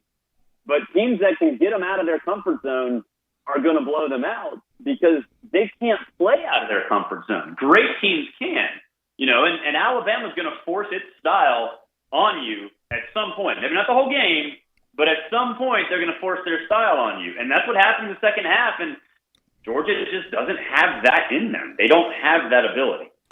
Well, and I mean, if Alabama, I mean, gosh, those receivers are so darn good. It's unbelievable. Like, how good they are. If they're doing that to Georgia's defense, like, there's nobody. I mean, are they going to score? What's the minimum they're going to score every game? 40? Like, and I don't know. Yeah, that's exactly what's going to be the minimum of 40. That's why, yeah, I mean, there's such a big drop-off from Alabama to everybody else in the SEC that it's just stunning. So, yeah, they're going to score 40 points a game. They're going to get in the track meets and say, all right, keep up. And I don't know many teams that can keep up. Maybe Florida can keep up. I mean, it doesn't matter if you play defense against Alabama because they're going to score anyway. Yeah. So maybe Florida can keep up. I don't know. It's going to be right now. I had to pick who's going to win the national championship. I'd pick Alabama. I picked Clemson before the season. I pick Alabama, and pending obviously what Ohio State does. But yeah, man, I could not. Mac Jones. I could not have been more wrong about Mac Jones. I thought he'd be benched at some point, and Bryce Young would go in, and that ain't happening anytime soon. I mean, where everybody was all excited, like when the schedule came out, like wondering when the Alabama LSU game was going to be. Alabama might score 80 against LSU. They might. Like, think about Bo Pelini scheming against this guy. You and I could do a better job. So, yeah. I don't know if Pelini will make it through this season. It depends on his personal relationship with Orgeron. But yeah, it's a disaster. But as far as Alabama is concerned, look, Alabama and Clemson, and then there is a huge drop off with everybody else. Now we'll see with Ohio State as the Big Ten starts to crank up this Saturday how good they are. But right now in the polls, Notre Dame's 3, and I'm telling you, I guarantee you, if they played in a playoff game right now, the odds makers in Vegas would have Clemson or Bama 3 touchdown favorite over Notre Dame. That's how much of a difference there is. We had to do our new updated CBSSports.com ranking for now it's 127 teams. And, you know, so I had Alabama, Clemson, Ohio State, I forget what order it was. And then I was looking at number 4, and I almost just like left it blank. Like, there's no one even close to those 3. And I ended up putting Notre Dame, and I felt dirty about it. I felt gross. Like, ew. Nobody wants to see them in the playoffs. Well, I mean, they're going to play Clemson in a couple of weeks, so they're going to get clocked. They're going to get that. Which means you get what? Who else in the playoff? I think I had Oklahoma State fit. Oh gosh, yeah. I don't know how good they are. Right? I mean, I don't think unless somebody from the Pac-12 steps, I don't know. Like it's. Well, I can tell you. Now I'm not saying they're this caliber, but hey, look who's stepping up in the SEC. Texas A&M starting to play a lot better. No, they beat Mississippi State. Going down that road? No, don't get upset. No. I'm not saying for the playoff, but I'm saying that they may be the second best team in the West. They are the second best team in the West. Yes. So I mean, at There's least no doubt in my mind about that. Well, that was the whole thing. Arkansas might be the second best team in the West. They have an argument. They have an argument. But point being is, Fisher much maligned and understandably so with his contract. When is A&M going to be right up there to at least be right behind Alabama? Not to challenge Bama yet, but they're expecting that to be soon. It's not happened yet, but at least now it looks like they are number 2 and they've jumped ahead. That means somebody it might just happen by default. It might happen by accident. You just beat me to it because I was going to say with Auburn, are we back to the old Gus is on the hot seat deal? No, and here's the thing with Gus, and I've said this for a couple of years now. He's like the best. He's like the most good coach in the country, right? Like he's the most successful SEC coach against Nick Saban, like bar none. In terms of wins, he's the most successful coach against Nick Saban in the country, mostly because Dabo hasn't had as many opportunities. Mm-hmm. And so, that's awesome. Like, unbelievable. And yet, he's not an offensive genius. His offenses have completely tanked. He has these just mind-numbingly bad game plans at times, mixed in with some really good ones. And so, it's like one of those things where, okay, you can fire him. I'm just putting the financials aside. You can fire him, and you're going to take a risk on somebody. To not be okay. Like, you could find somebody who sucks. Or you could find the next Nick Saban, Dabo Swinney. But the Gus Malzahn you have is really good at being okay and at times a really good coach that can produce good seasons. Auburn fans are going to want to fire Gus Malzahn. I get it, and I went to Auburn, and I understand every single point that they've made. But after that, there's no plan. Like, who are you going to go get? And is that more of a risk than it would be to keep Malzahn? Because you can achieve a lot with him, but you also know that most of the time he's just okay. Well, you mentioned earlier with Barry Odom that maybe he's not cut out to be a head coach. He's just a great assistant coach. Is Chad Morris good at anything? He's a nice guy. He wasn't a decent offensive coordinator at Clemson? He recruited Deshaun Watson. Yeah. So, he got Deshaun Watson. But I mean, like that. That's it. Arkansas, like this, it's not like they changed the entire team there at Arkansas. They look like a completely different team. And he goes to Auburn. Like Bo Nix looks bad. I don't know. I don't know. Chad.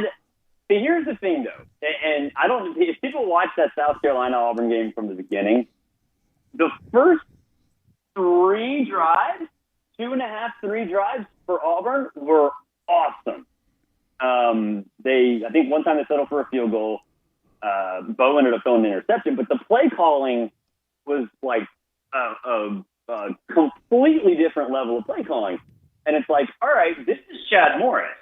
And then South Carolina adjusted, and nothing changed. And it wouldn't work anymore. It's like almost like that Gus and Chad, and really this is a Gus thing because it goes up to the top, but it's also Chad.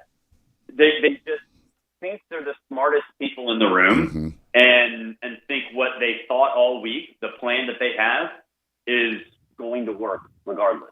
And clearly that's not the case. They're stubborn. Coaches are stubborn. This just in, breaking news. We were talking about hype. Nick Saban isn't anymore. Oh, my gosh, yeah. And we were talking earlier about the Tigers' win over UCF and Heupel being stubborn in the end. Or not. You have to adjust sometimes. If you have the lead and you can coast a little bit, then pull out of that quick offense. And so, but that's coaches. They're like that. They're they're the most narcissistic. Yep, and yes, very good word. And superstitious and regiment. They don't like to alter from their game plan. So, and it comes back to bite a lot of them in the butts. How about this weekend? Do we only have 3 SEC games, or am I mistaken? I think that's right. Yeah, there isn't much. Yeah, there isn't much. I think that's right. Okay, so just 3 games this Saturday. Obviously, the Big Ten begins, as does the Mountain West. We'll have a lot more to talk about next Monday when Barrett joins us again. Make sure to read all his great stuff at CBS Sports and listen to him on Sirius XM College Radio. Plus, you can watch him on CBS Sports HQ. Follow him on Twitter at Barrett Sallee. Always good stuff from you, my friend. Take care. We'll talk to you next week. Have a great week. All right, guys. You too. Thanks, Barrett. Jeremy Pruitt, he mentioned Jeremy Pruitt was talking. We do have more from him on the change with the defensive line coach we'll get to coming up here in just a little bit. Yeah, and Ryan Silverfield will meet the media for the University of Memphis in about 5 minutes or so. Landmark Construction and Emergency Services. Water damage, ladies and gentlemen, to your home or business can be an absolute nightmare. And the faster you remove that standing water, the faster you can prevent secondary damage. Landmark Construction and Emergency Services specializes in water extraction. They have been a trusted name in the Mid-South for over 20 years. They are a Memphis-based company ready to serve your needs with their 24-hour emergency response. So they're always on call. They'll respond to you within an hour, and they'll take care of business. They work with most insurance companies. They're the official restoration contractor of the Memphis Tigers home team. Landmark Construction and Emergency Services can't prevent disasters in your home or at your business, but the water damage team will certainly respond quickly to minimize and restore the damage. So do what folks do in the Memphis area. For water damage, they call Landmark Construction and Emergency Services. I suggest you do so as well. 901-452-0390. That's 901-452-0390 or online at landmarkco.org. When we come back, we'll continue talking some college football, some national games I wanted to get into. Then the National Football League. We'll have our 5 favorite songs at 12:05 and also some World Series conversation. Your texts are welcome at 67129, First Bank text line. And during our open segments, you certainly can give us a call on the First Bank phone lines at 360-8255. This is Sports 56 Middays on Real Sports Talk, Sports 56, 96.1 and 98.5 FM. Memphis Tiger fans, catch the Blue and Gray Show with John Stacy and Drew Barrett, Sunday nights from 5 till 7, right here on Sports 56, 98.5 and 96.1. You get to choose that Gossett Kia on the Pike. Right now, take your pick from 2021 Kia Forte or 2020 Kia Soul. $149 a month lease, 36 months. Plus the all-new 2021 Kia K5 with more passenger cargo headroom and legroom volume than Toyota Camry. Plus a warranty that blows Toyota away with a 10-year, 100,000-mile powertrain limited warranty. Now $189 a month lease, 36 months. And get 2020 K900, $10,000 off MSRP. So get your Kia on at Gossett Kia 1900 Covington Pike or shop 24/7 KiaCovingtonPike.com. Ask for Bobby J and he'll put you in a new Kia today. Leases $31.49 due at signing. Zero security deposit excludes ACQ fee $10,000 per year. 20 cents excess mileage. $6.50 acquisition fee. Forte ME $275,992. MSRP $20,510. Sold L706 $3372. MSRP $21,885. K5 MG 003,199. MSRP $25,725. K900 MSRP $65,610. L60 $26,907. L60 $21,220. Includes all rebates and incentives. PF $695 excludes tax title and license with approved credit. See dealer for complete details. Offer valid through 11/1/2020. Dealer stock only. Warranty is a limited powertrain warranty. See Kia.com or retailer for details. Progressive Motorcycle presents Road Wisdom from the Motor. Half man, half motorcycle. If you missed a turn, there's always another turn. Take it to get back to the turn you missed. Use your turn signal. Progressive Motorcycle also presents Roadside Assistance. Progressive Motorcycle, for those who were born to ride. Progressive Casualty Insurance Company and Affiliates. At First Bank Mortgage, their core purpose is to help you get to a better place. That better place may be a lower monthly payment, that vacation you thought was impossible, or getting into a home with a fenced backyard where your kids can play. To get into your better place, First Bank Mortgage makes decisions right here at home. Dedicated to helping you get to your better place, First Bank Mortgage. Call Daniel Mooney at 901-462-0145 today. NMLS 741022. Equal housing lender. Ladies and gentlemen, today's opponents on Man vs. Train. At the crossing, we have Rick, a 175-pound frustrated man who's running late for work. And on the tracks, we have Bull, a million-pound freight train that takes a mile to stop. Let's see who comes out on top.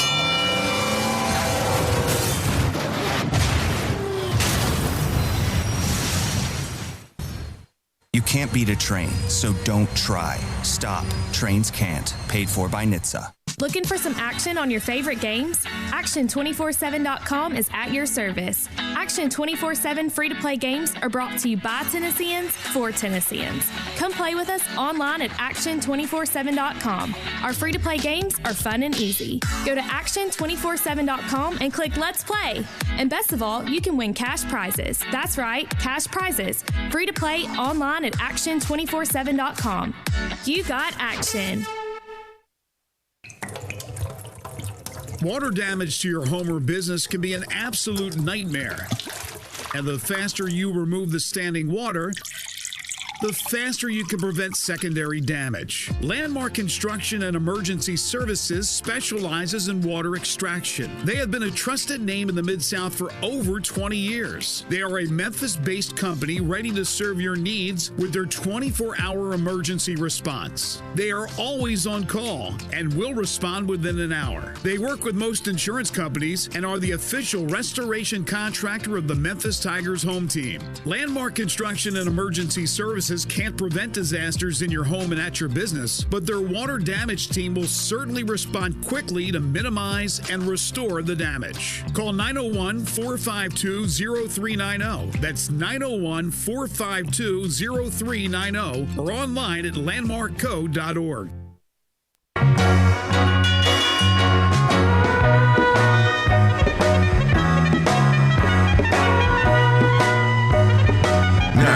Back to Sports 56 Middays. This hour is brought to you by Window Genie. Here once again are Greg Gaston and Eli Savoy. Penny Lane is in my ear and in my eye. So here's a comment from Jeff Brom, the Purdue head coach who tested positive for COVID. He said, quote, "It's looking like that probably won't happen." He's talking about coaching versus Iowa this Saturday. "I'm not going to give up hope on any of that, but following the guidelines set forth, I don't think I'll be able to do that." Again, the Big Ten opening up play on Saturday. The Big Ten did not leave any wiggle room, correct, Eli? They don't have a built-in bye week or anything like that, do they? No, they're supposed to play 10 games in 10 weeks. That's what their schedule calls for. So whether that works out for or not, I got my doubts. So Jeremy Pruitt, during his press conference, talking about the change, the defensive line coach said, if it's not working out, it's better to do it right now. Unfortunately, because of the COVID situation and you're a new coach with limited practices, it puts you at a disadvantage. This is no knock on Jimmy whatsoever. I mean, I think firing a guy, 4 weeks in is a knock. Is a knock. It seems like that's a knock. I've got to say knock. I find it like that's a weird, because the COVID situation, you're a new coach with limited practices, it puts you at a disadvantage. So every new coach, that just doesn't make sense. Well, that's a weird explanation. Arkansas State and Blake Anderson fired the defensive coordinator and another coach last week. Did you know that? I did not. Yeah. They moved on from a DC and another position coach. Well, they did give up 1 million points and everything else. Right. Tennessee, this is just weird that you lose a game in which you throw 2 pick sixes. And you fire the defensive line coach. Your defensive line coach. That's just a weird random firing because the defense, I don't think that anybody's thinking, oh, yeah, boy, the defensive line has been the big issue here for Tennessee. No, there must have been something else. I'm not talking about anything off the field. I'm just thinking that maybe the last few games he didn't like the pressure that they weren't getting on the quarterback. I don't know. It had to be something. I don't think it was just specifically Saturday, or did he think he had to make a move and he ends up making a move with the defensive line coach. I'm surprised that we're having this many coaching changes, not with the head coaches necessarily, although we did have the one at Southern Miss, but that we're having these coaches fired, whether it be assistants or coordinators, early in the season and during this pandemic, especially with the financial ramifications. But it is what it is. Pruitt also said Jarrett Garantano is going to have to earn his starting job in practice this week. He would not commit to him being the starting quarterback for this week. It would be bad enough if Garantano's out there against Alabama, but who's the other guy? Strout? JT Strout is And then the third one that played was Harrison Bailey. Yeah, Stroud threw an interception on his first pass, right? His only pass, yes. His only pass. So throw him to the wolves against Alabama? My gosh. He had the 0.0 quarterback rating. He had the Blue Tarski. He was the worst of the three, and that's hard to do. I mean, it's a very, very difficult situation there. Somebody had texted in and said, is it possible 2 years down the road Hugh Freeze could be wearing orange? If you're referring to Tennessee orange, I don't believe so. I don't think Pruitt's going to be out there anytime soon. Wait. We just had Phil Fulmer on the show. He just gave Jeremy Pruitt a healthy raise and an increase in his years. They are sold on this guy. Now, I don't know if he's maybe feels a little bitter this week after what happened against Kentucky. I don't think he expected that, but they're sold on this guy. So they've added years and they've added money to his contract. But if you're talking about Auburn orange, then maybe. But if you're talking about Tennessee orange, I would say no, it's not going to happen at Tennessee. But Hugh's going to end up with somebody in the next year or two. There's no question about it. There's no question about it. Yeah, and he's going to be back in the fold in a Power 5 head coaching position. I mean, if Auburn does make a move this year, like I'm sure that, yeah. Because, again, if you're at Auburn and you're hiring a new coach, if they do decide to make the move with Gus, and I don't know if it's going to happen this year, but I think it's going to happen in the next couple of years. How about if they keep beating Alabama? But I mean, so it's what Barrett was talking about. You know, the one thing that Gus has going for him is that he has been successful in beating Alabama, beating Nick Saban. So if you're hiring a coach at Auburn, you want to go get a new coach, would you not want to go get a coach who's also had some success against Nick Saban? Right. And he did it at Ole Miss. you theoretically got much better players at Auburn to go against Alabama than you do at Ole Miss. So, because I firmly believe that in the next couple of years that Hugh Freeze will move on to a bigger, better job. All right, so some national games of interest. Speaking of moving on to a bigger job, not necessarily better with the way things are going with the University of Memphis football program, but Mike Norvell got a big win for Florida State. They had to hang on for their dear lives against North Carolina, but they were able to knock off the Tar Heels by the count of 31-28. The Tar Heels were ranked number 5 when Florida State beat them on Saturday. So it's been a rough start. The team has struggled early on. We had the off-the-field deal with Mike Norvell and his players, but that's a big win for them. Oh, it's a massive win. I mean, that was if you think of where they were, you know, from down 14-0 early on to Jacksonville State to now with that win over North Carolina, I mean, that's a massive, massive change. I mean, they just needed something positive other than a COVID test, and they got it. I mean, and it would have gotten, you know, if they had blown the lead and after having that big lead and not scored at all in the second half and lost the lead, it might have even been more heartbreaking. But they did. They held on, and they found a way to hold on and get that win. That's a massive win to just kind of let everybody relax a little bit down there in Tallahassee, because eventually they're going to have to play Clemson and lose by about 100. So you might as well get a win over a top 5 team to make you feel better. Yeah, I still feel very good that moving forward, Mike Norvell's going to get the job done. He's going to get Florida State eventually back to where they once were, being a team that will compete for a national championship once he continues to get players in with his class, his recruiting class for the next few years. I think it's going to happen. I feel real confident in that. Now, speaking of having to play Clemson, as we talked about with Barrett Sallee, Notre Dame. Notre Dame will be playing Clemson during the regular season. Who knows if they'll meet in the playoff. Notre Dame struggled with Louisville, winning 12-7. Louisville is at the bottom of the ACC. Yeah, I don't know what the heck happened there. I don't understand how Notre Dame only put up 12 points in that game.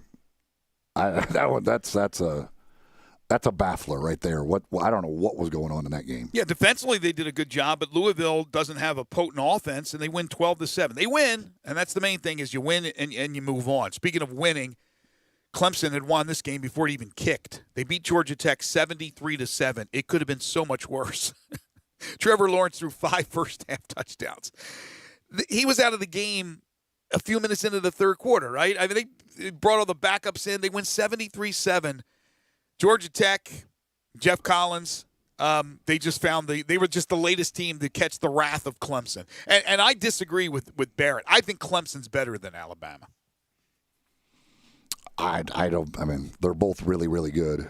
I'm not going to judge because of games. I mean, it's hard to tell. I don't think Clemson is a weakness. Clemson hasn't played it. I mean, until they, let's see what they do. I guess against Notre Dame. I don't know. They're just not. There's nobody in that conference really that is much competition. And now Alabama's not facing much competition in the West this year either. But I mean, they just destroyed one of the best defenses in the nation too. So. I don't know. They're both really, really good. Well, they beat up on Miami, and Miami's improved. And Miami's not a playoff team, but they're improved. I don't see a weakness in Clemson. With Alabama, I see against teams that can throw the ball and protect their quarterback, I can see that secondary giving up yardage and points. And we saw it against Ole Miss. I'm not sold on it. And again, against Georgia, they tightened the strings in the second half, and Stetson did exactly what I thought he was going to do when we previewed the game on Thursday, throw some picks. He hadn't thrown one pick. He was the only quarterback in the SEC who had 75 or more attempts without a pick. And I predicted 2. I was 1 off. He had 3. And that's the difference. You get the guys throwing picks, it's a whole different ballgame. But I just don't see a weakness with Clemson. Ryan Silverfield is meeting the media right now, Zoom meeting for the University of Memphis, and talking about the performance on Saturday and talking about his running stable. He said, reality, Drake Clark, that's Rodriguez Clark, was probably the 4th-string running back last year. And look at him now. The only skilled player who played a lot last year was Brady White. So much for a veteran roster, but seeing guys step up. And that's what we're seeing. We're seeing guys that a lot of people don't know the names or they're not familiar with the names of those players.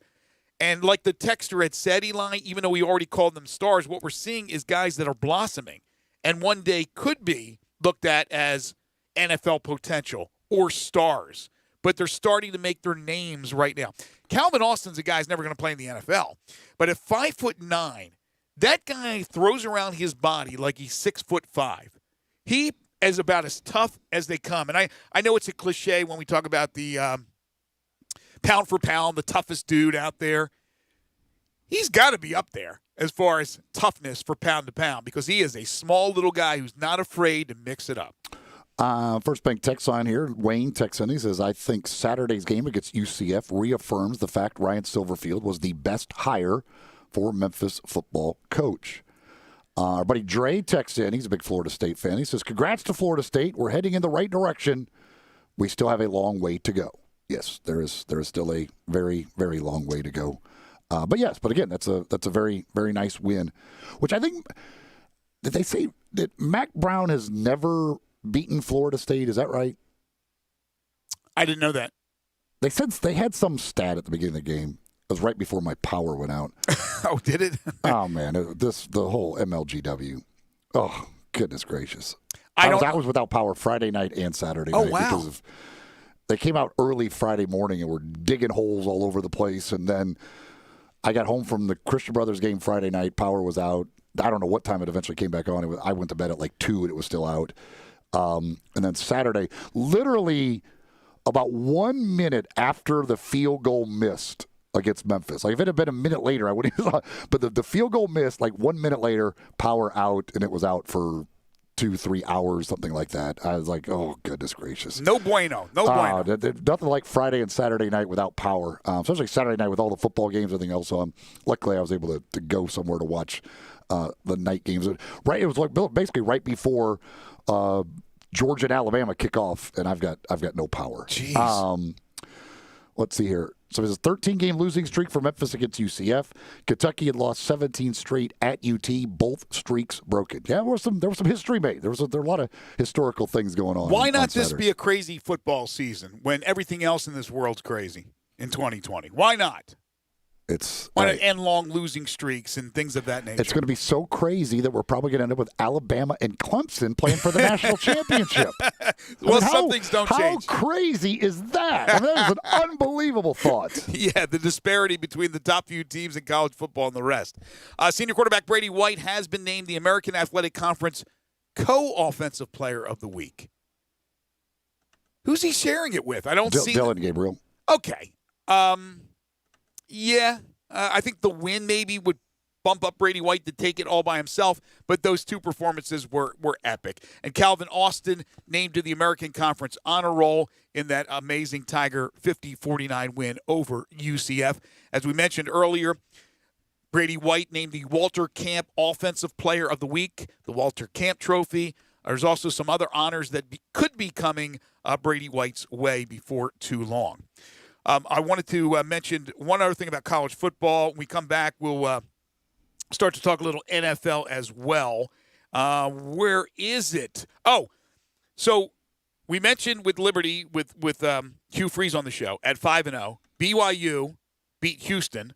And that performance, for a while there, Houston led 26-14.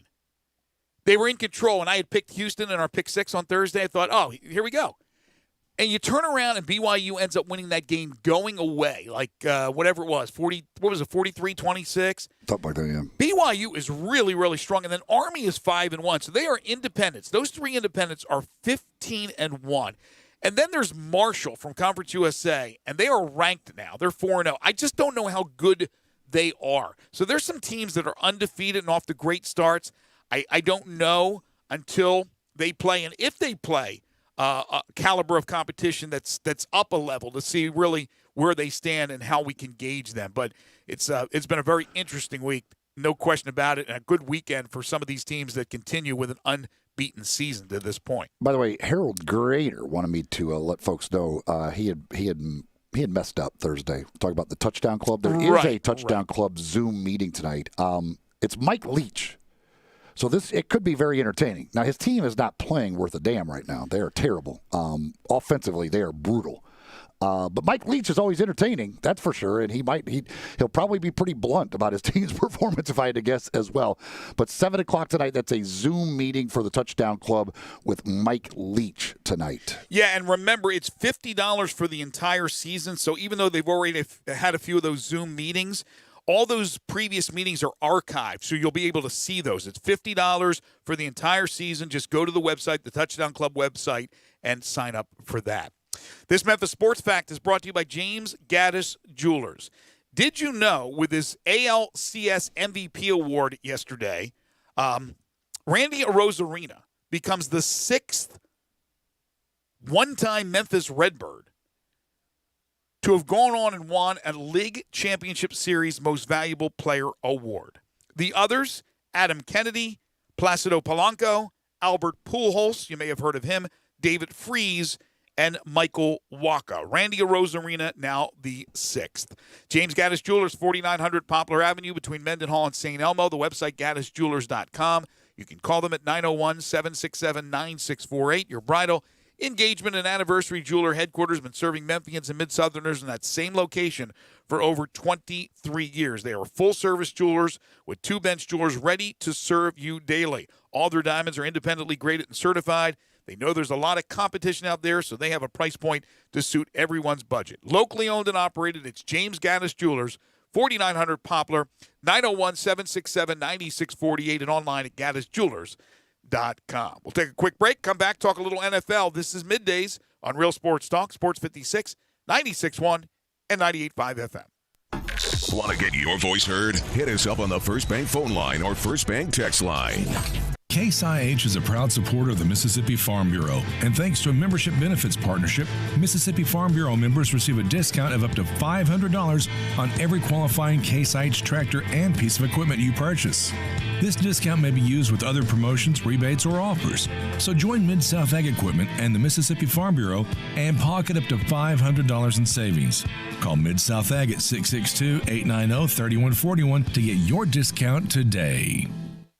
Hey, Tennessee! Sports betting is almost here, and FanDuel Sportsbook is giving you an exclusive offer to get started. Right now, FanDuel Sportsbook is giving users $50 in free bets just for signing up. You heard that right. They're giving you $50 in free site credit to register and verify early. No deposit required. FanDuel is America's #1 sports betting site for a reason. They've got odds on all the biggest sports in a simple, intuitive app that makes it easy to find the bet you're looking for, then lock it in. And unlike other sportsbooks, once you win, FanDuel gets you your cash in as little as 24 hours. Why? Because it's the right thing to do. But right now, the right thing thing for you to do is download the FanDuel Sportsbook app and check out their fantastic app for yourself. Just be sure to sign up and register using promo code BIGHEAD. That's me, Peter, with the big head, so they know I sent you. Use promo code BIGHEAD, and when you verify your account, you'll receive $50 in site credit when FanDuel Sportsbook is live. That's promo code BIGHEAD to get $50 in site credit when FanDuel Sportsbook is live. 21 and older and present in Tennessee. Site credit is non-withdrawable and expires 7 days after receipt. Terms apply. See sportsbook.fanduel.com for details. Gambling problem? Call Redline 1-800-889-9789. Election Day is November 3rd. If you plan to vote by mail, plan ahead at usps.com/votinginfo. There, you will find helpful resources, such as guidance for successfully using the mail, links to find your state's rules and deadlines, information for military and overseas voters, and more. The U.S. Postal Service is ready to deliver for you.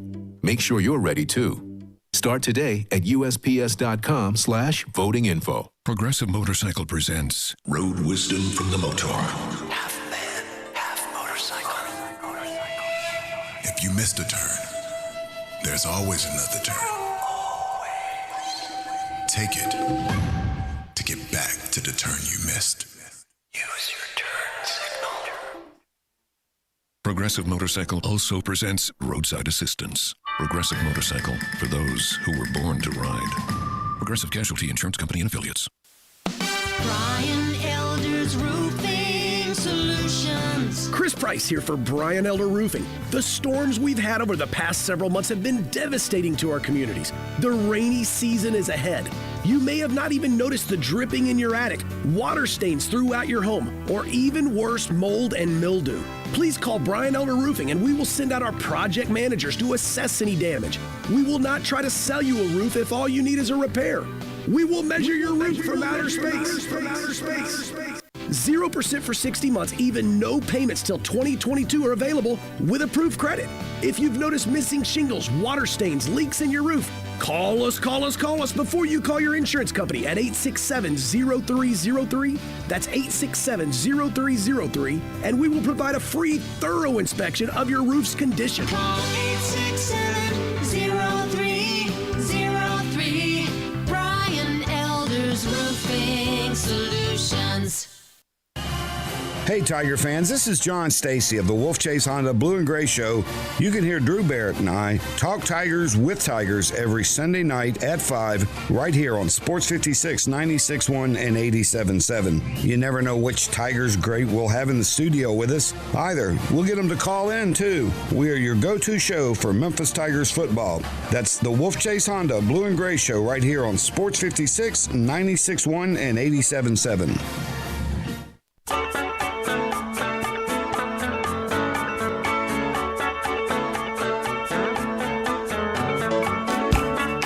Now, back to Sports 56 Middays. This hour is brought to you by Window Genie.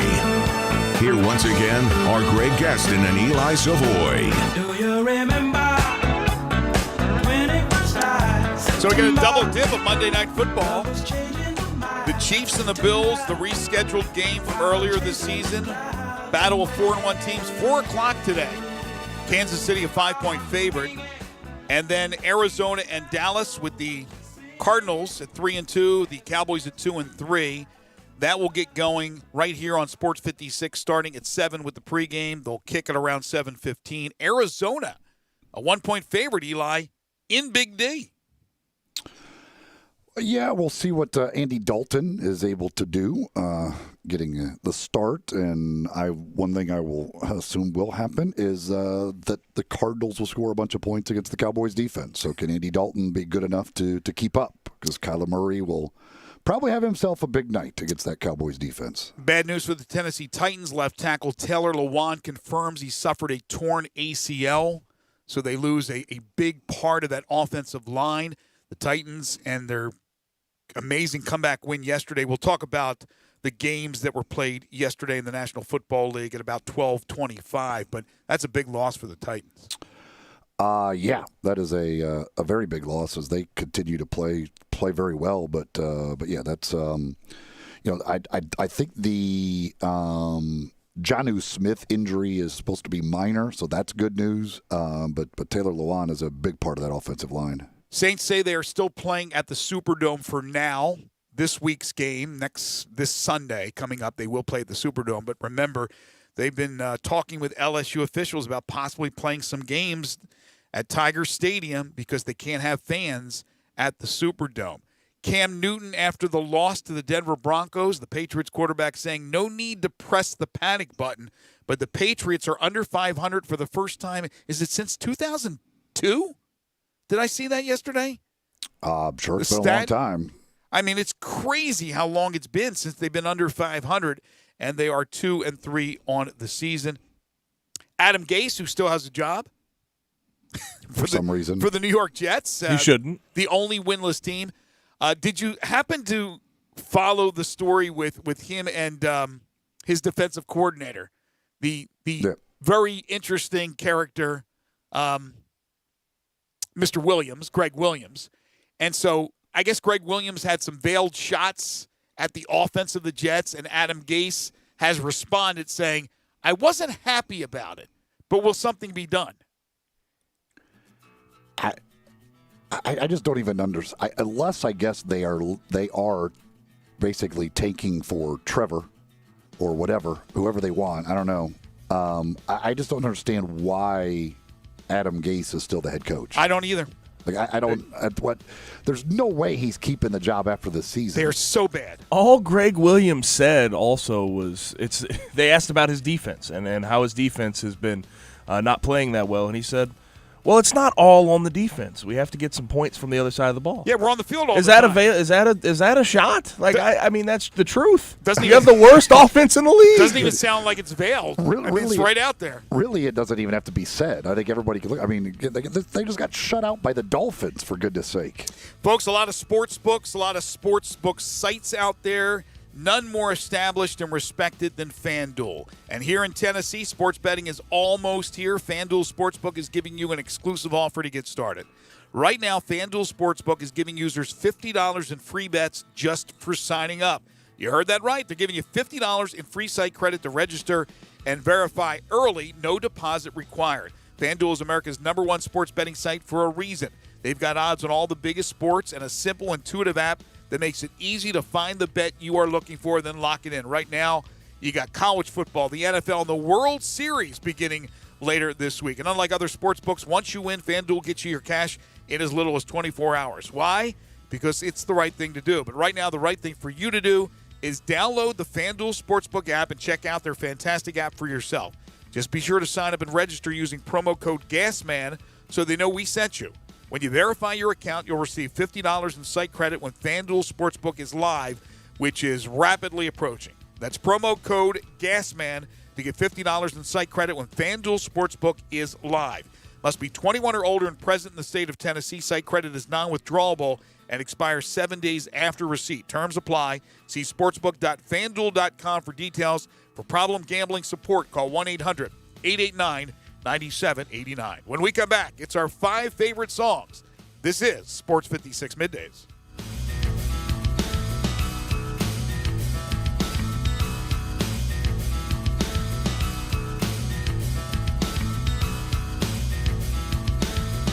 Brian Smith, we love the one and only Lexus dealership in Memphis. Thanks, Stats. The fall months are always the best time to shop for both new and pre-owned cars. We're right in the middle of model year end change. The 2020s have got to go to make room for the new 2021 models, and we continue to trade for the best pre-owned cars in the city, all makes and models. Service is one of y'all's hallmarks. Our award-winning service department is adhering to all socially distanced safety precautions. You can experience amazing at Lexus of Memphis at 2600 Ridgeway and online at lexusofmemphis.com.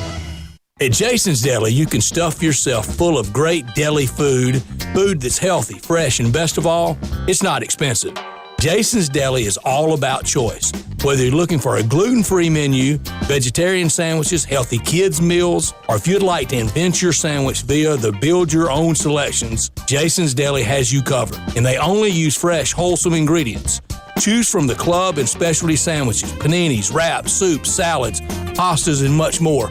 I love the cleanliness in the restaurant, the hospitality, And of course, the cost. They have a huge salad bar and great soups, including Southwest chicken chili, fire roasted tortilla, organic vegetable, tomato basil, and many, many more. And if you're planning an event, their catering department is fantastic and can handle any size party. Go check out Jason's Deli's 4 locations. On Ridgeway in the Park Place Center, that's my favorite, on Germantown Parkway in Cordova, at Poplar and Highland, and on Goodman Road in Olive Branch.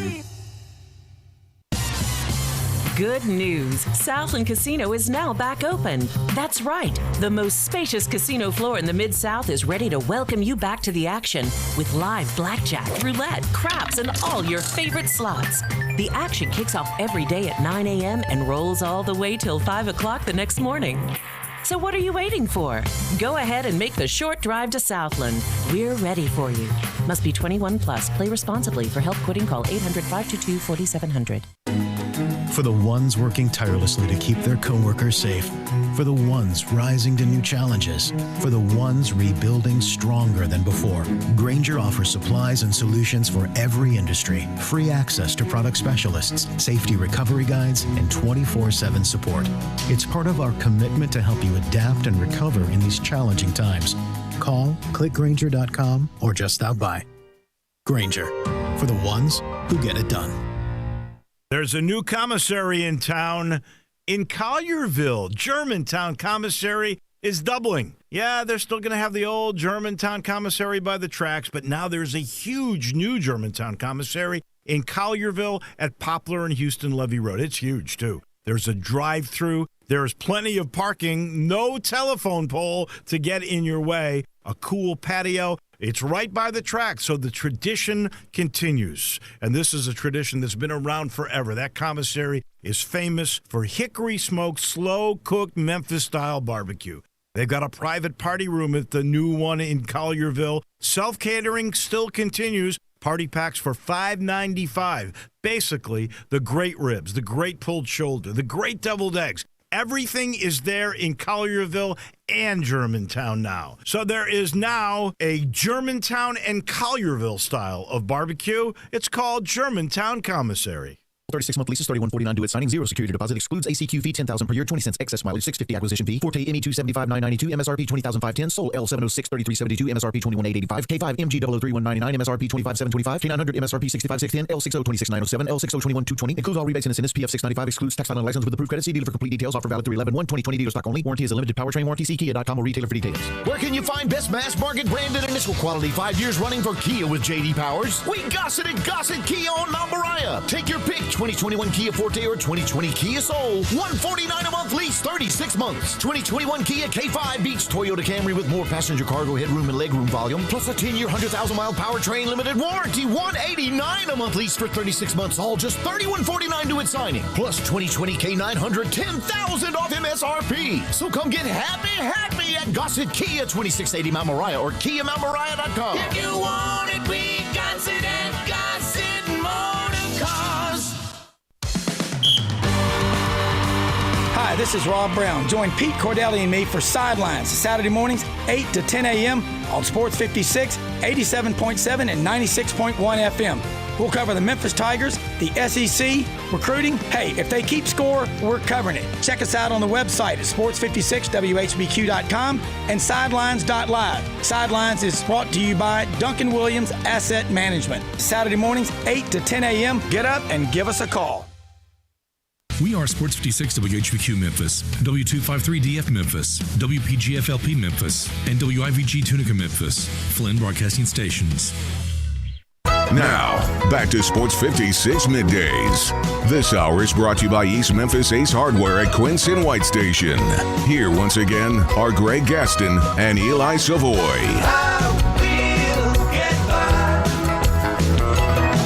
Welcome back. 12:04 the time. Final hour for us today here on Sports 56 Middays, the Monday, October 19th, 2020 edition. Haven't been outside in a few hours, but they say it's going to get to 80 degrees today. Wow.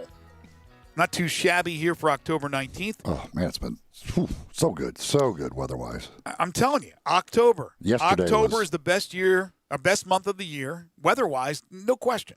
yesterday, the whole week, it was they're just perfect temperatures. It's awesome stuff. We are in the Family Leisure Studios where family and fun come together. Family Leisure, 2120 Whitten Road, just north of I-40, the world's biggest spa sale going on right now. Up to 30% off spas and swim spas. Choose from hundreds of different spas from multiple manufacturers. And when you stop by, make sure to ask for an official Sports 56 mask while supplies last. The third hour of the program is brought to you by East Memphis Ace Hardware, 5143 Quince Road, next door to Billy Hardwick's All-Star Lanes. Look, conveniently located, great folks, local guys that own this, a family, the Carter family, and they have everything you need. Convenience, service, knowledge, and price. It's East Memphis Ace Hardware, online at acehardware.com, where they offer free shipping. Call them at 901-683-8688, open Monday through Saturday, 8 to 7, Sunday, 10 to 4. A couple of things, Eli, before we get to our 5 favorite songs. So Ryan Silverfield, again, finishing up his Zoom meeting with media, said DeMonte Coxey left unexpectedly in the middle of the week. So they knew for a few days, obviously, and that's where the rumors started out there. And most people, and I had heard before kickoff, while we were in our pregame, that he was opting out, that he would be gone. But until Coach had said it officially, nobody wanted to say that. But obviously, DeMonte has his reasons. I didn't understand.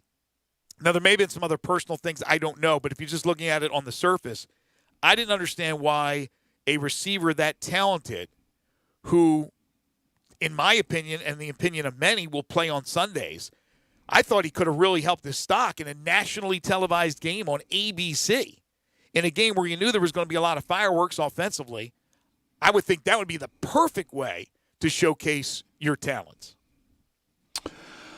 Yeah, I mean, again, I don't understand all of it. I don't know all of what's going on there detail-wise. So hopefully everything's good with him, and he can go on to have a good, fantastic NFL career, make a whole bunch of money playing football.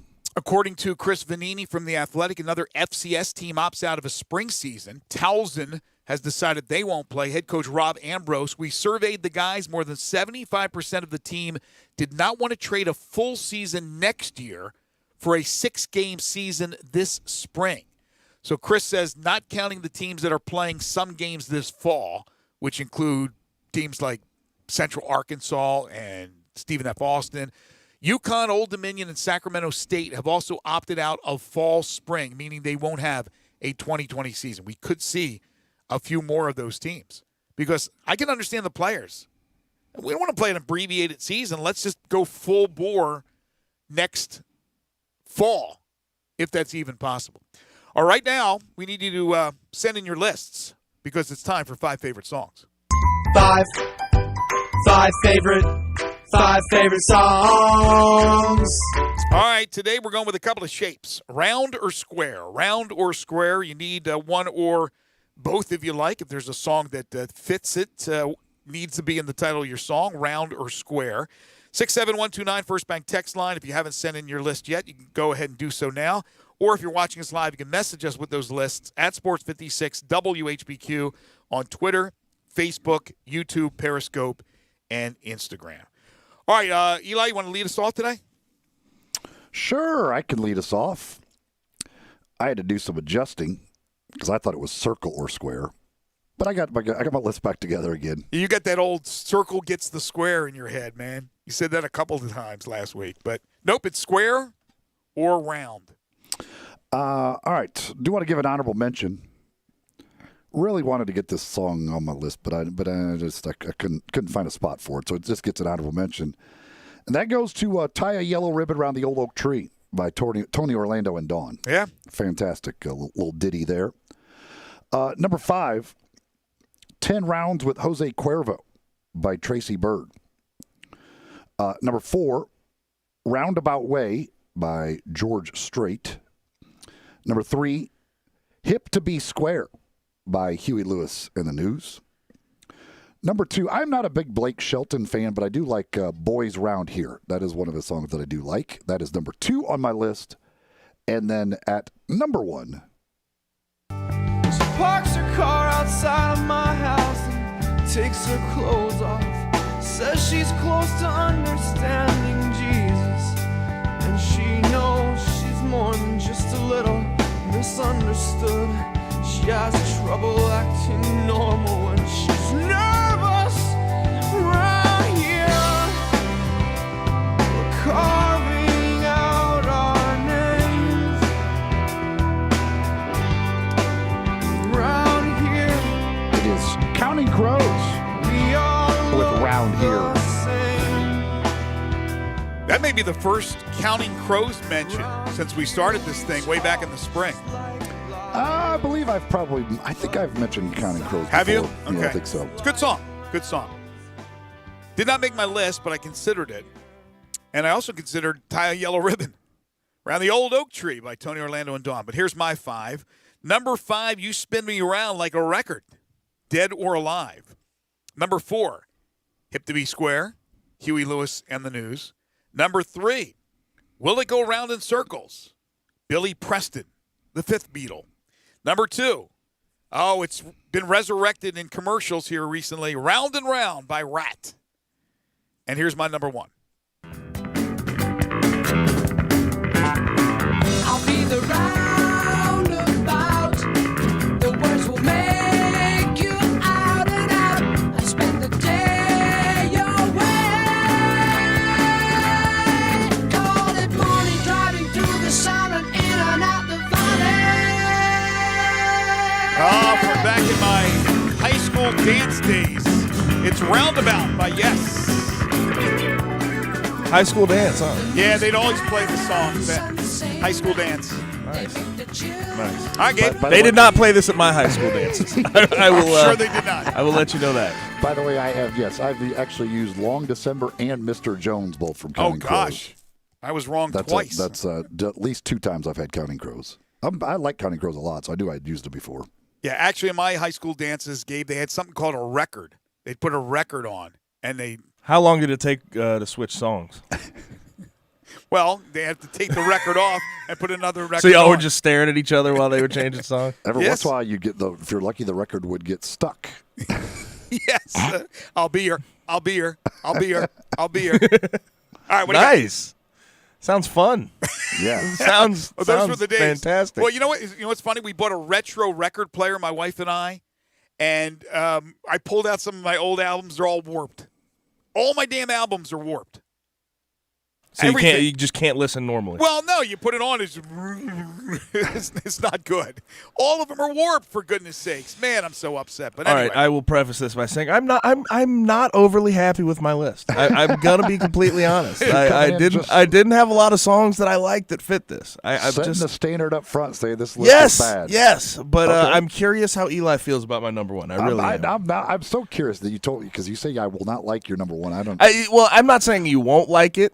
My assumption is you won't like it, but I'm not positive. I'm interested to see what I'm gonna start with number 5. I went No Squares by Currency and Wiz Khalifa.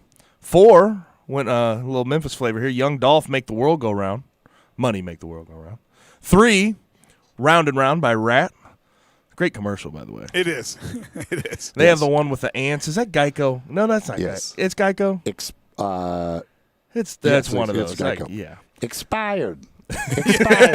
Oh, by the way, it's a big house. I hope you can. By the way, wait. Let me. I'm sorry to interrupt you, but Eli, let's see how good your Seinfeld memory is. The lady who says expired. Do you know who that was? Do you know who it is? No. What actress? The Seinfeld episode where George is trying to make, I guess, a girl jealous or something, and it's his third cousin. Remember the girl he's trying to make jealous, but he's dating his cousin. That's her. That's the cousin from that Seinfeld episode. Anyway, for all you Seinfeld buffs out there, you would know that from the Rat commercial. No, that's the one he's talking about is the ants. The ants commercial from ant problem. I didn't mean Rat. I meant She's Geico. Yeah. It's a whole lot of house. Hope you can keep it clean. Exactly. Two, I went Washington Square by Chris Isaac. That's a good song. I wanted to put it at number 1, but this is my number 1. Eli, you have to give me an immediate review. Okay. Jesse's getting ready. I'm gassing up the Chevy. I'm gonna pick her up at 6. I hope she's gonna wear them jeans with the tear that her mama never fixed. The moon comes up and the sun goes down. We find a little spot on the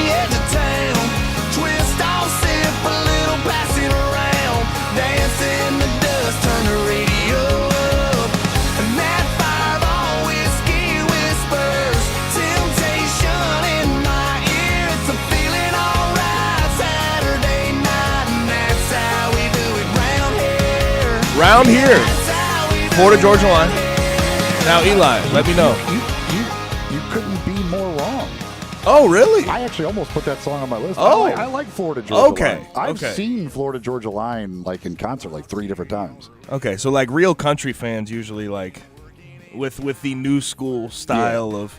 Yeah, the only thing I don't like about Florida Georgia Line is whatever, and they don't even do it as much anymore. I don't think. Of course, there hasn't been, but they have the 15 different award shows for country music, and the one dude never wears sleeves. He's like always sleeveless in some way. And I'm like, dude, can you just put sleeves on one time? But no, I actually I have no problem with their music. I came really close to putting that song on my list, as a matter of fact. How about it? Sounded pretty dead good wrong. To me. That was dead wrong. Sounded pretty good to me. All right. You're not. Don't assume. Don't assume anymore. Well, you were acting like. Because I said, don't tell me you have a Rascal Flats, and you said it's a lot It's closer similar. to I Rascal. mean, I get your point, but no, they are Okay. They are not in Rascal Flats category with me at all. All right. No, there isn't. I'm not sure there is anybody that is in the Rascal Flats category with me. Zed, honorable mention to You Spin Me Right Round by Adam Sandler from The Wedding Singer. Let's see. Number 5, All Around Me, Fly Leaf. Number 4, Jump Around, House of Pain. That's not bad. That song. I forgot about that one. Yeah. Number 3, Merry-Go-Round, Casey Musgraves. Number 2, Round Here, Counting Crows. And number 1, Run Around by Blues Traveler. Let's see. Bobby from Midtown. Number 5, Back to Square One by Ernie Isley. Old Ernie. Big Ern. Is he a member of the Isley Brothers? I don't know if he's got any brothers. Number 4, Merry-Go-Round by Casey Musgraves. Number 3, Roundabout by Yes. Number 2, Standing Round Crying by Muddy Waters. And number 1, South of Round Rock, Texas by Dale Watson. South of Round Rock would be, San Antonio?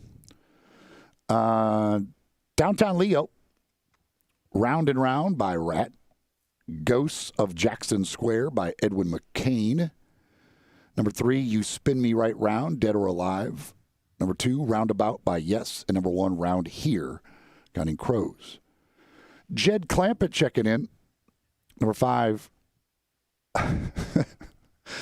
Time I Peck Her Around a Tree by Tim Wilson. Gosh. I'm not familiar with that or Tim Wilson. Never heard of Tim Wilson. Number 4, Round Here by Florida Georgia Line. Number 3, Another Round by Fat Joe. Number 2, Rag Round My Skull by Suicide Boys.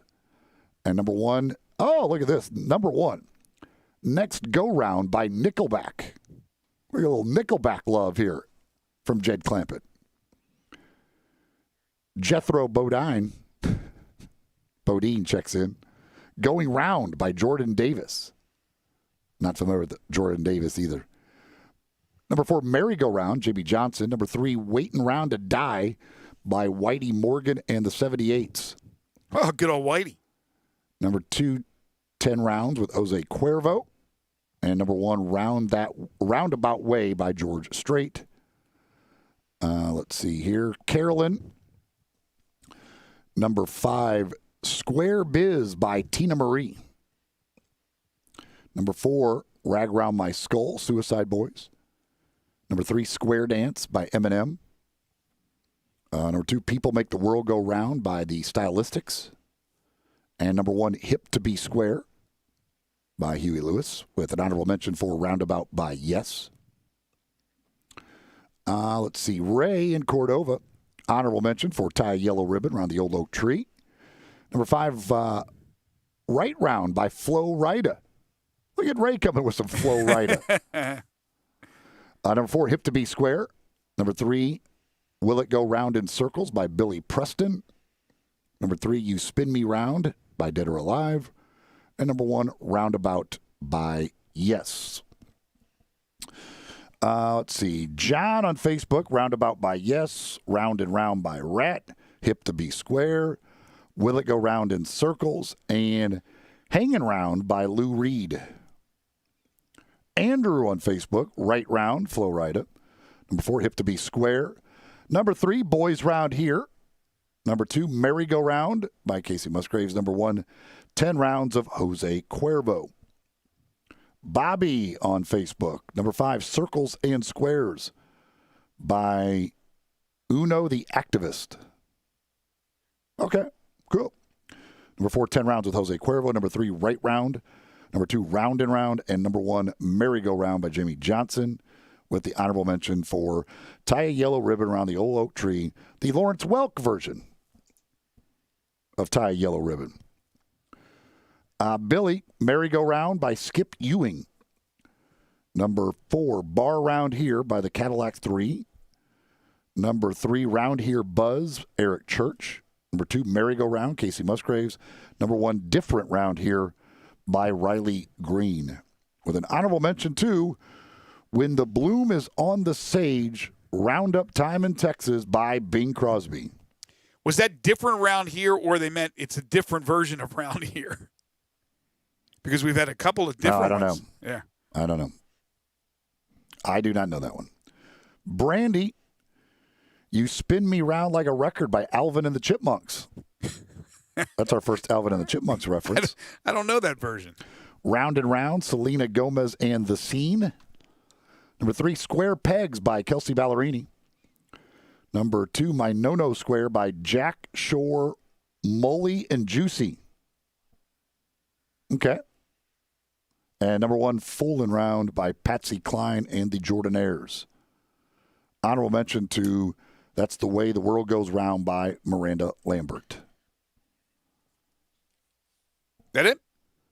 Let's see here. Okay, Ernie Isley is the guitar-playing Isley brother. There you go. He made a couple of really good solo albums. He's an awesome guitar player, like a funky Hendrix. Good company there. Somebody says, I love Flo on the Progressive Insurance commercials.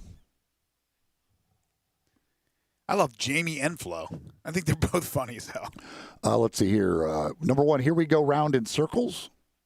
Number 2, Rocking Around the Christmas Tree. Mm-hmm. Number 3, Money Make the World Go Round. Number 4, Tiananmen Square. But they only came with 4. They like to only come with 4. Let's see here. Believe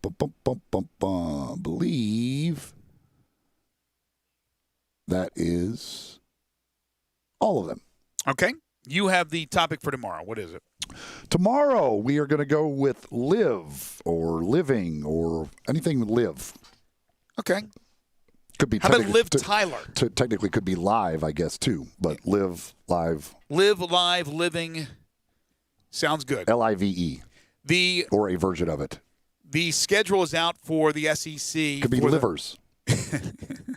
Don't like me some livers. I don't know if anybody ever did a song called Florida Georgia Line. If anybody ever did a song called Liver and Onions, it qualifies for tomorrow. It probably is out there. All right, so the schedule's out for the 31st. So 2 Saturdays from now for the SEC. Tennessee and South Carolina have byes that weekend. This is assuming all these games take place. The 11 o'clock game will be Georgia at Kentucky. The 2:30 national game on CBS will be LSU at Auburn. That Georgia-Kentucky game on SEC Network. 3 o'clock, Ole Miss at Vanderbilt. That's also on the SEC Network. 6 o'clock, these are Central Times. Mississippi State at Alabama. That'll be an ESPN game. 6:30, Arkansas, Texas A&M, SEC Network. And 6:30 on the SEC Alternative Network. It's Missouri at Florida. That's the 31st. Lawn Solutions is a locally owned weed control fertilization company that serves the greater Memphis area. The owner's name is Brandon Holly. He is just good people. He is a terrific guy, and he has a team of professionals that can take care of your lawn. Call him today at 901-867-5626 or online at lawnsolutionsinc.net. They'll kill those weeds, get you that green, plush, beautiful lawn that you've always wanted. They control the germination of weeds all year long. They add the pre-emergence during the winter months and the post-emergence during the summer months. So they're always out there. You'll see their vans all around the community.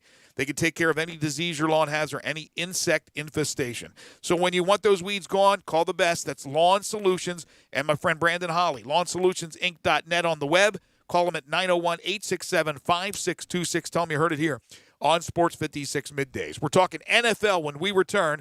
This is Middays on Real Sports Talk, Sports 56, 96.1, and 98.5 FM. Same great shows. We welcome you back to Sports 56 Middays. What's up? It's Sports 56 Happy Hour. A new spot on the FM dial. Check out Sports 56 on our new FM home at 98.5. I Buy Houses, 901-406-1101. That's 901-406-1101. I Buy Houses. I Buy Houses will buy a house in any area, in any condition, and yes, it's guaranteed to close in 5 days. If you need to sell your home quickly, call 901-406-1101. If you've been through a divorce, if you lost your job, if you're tired of renters, I Buy Houses can get you your money quickly. I Buy Houses will buy your home in Shelby County, DeSoto County, Memphis, Bartlett, South Haven, Horn Lake, Olive Branch, anywhere and everywhere in between in any condition. And yes, they're open 24 hours a day, 7 days a week. I Buy Houses, 901-406-1101. That's 901-406-1101. Grab that pen, 901-406-1101. I Buy Houses.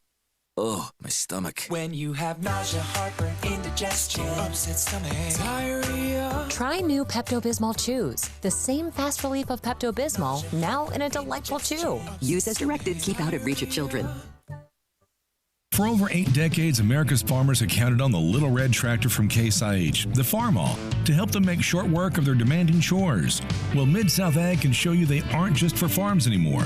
With horsepower ranging from 30 to 105, plus an army of attachments, they can tackle every chore on your to-do list, from hauling and mowing to loading and towing and then some. Stop by Mid-South Ag Equipment or call 662-890-3141 to find a Case IH Farmall that's right for you.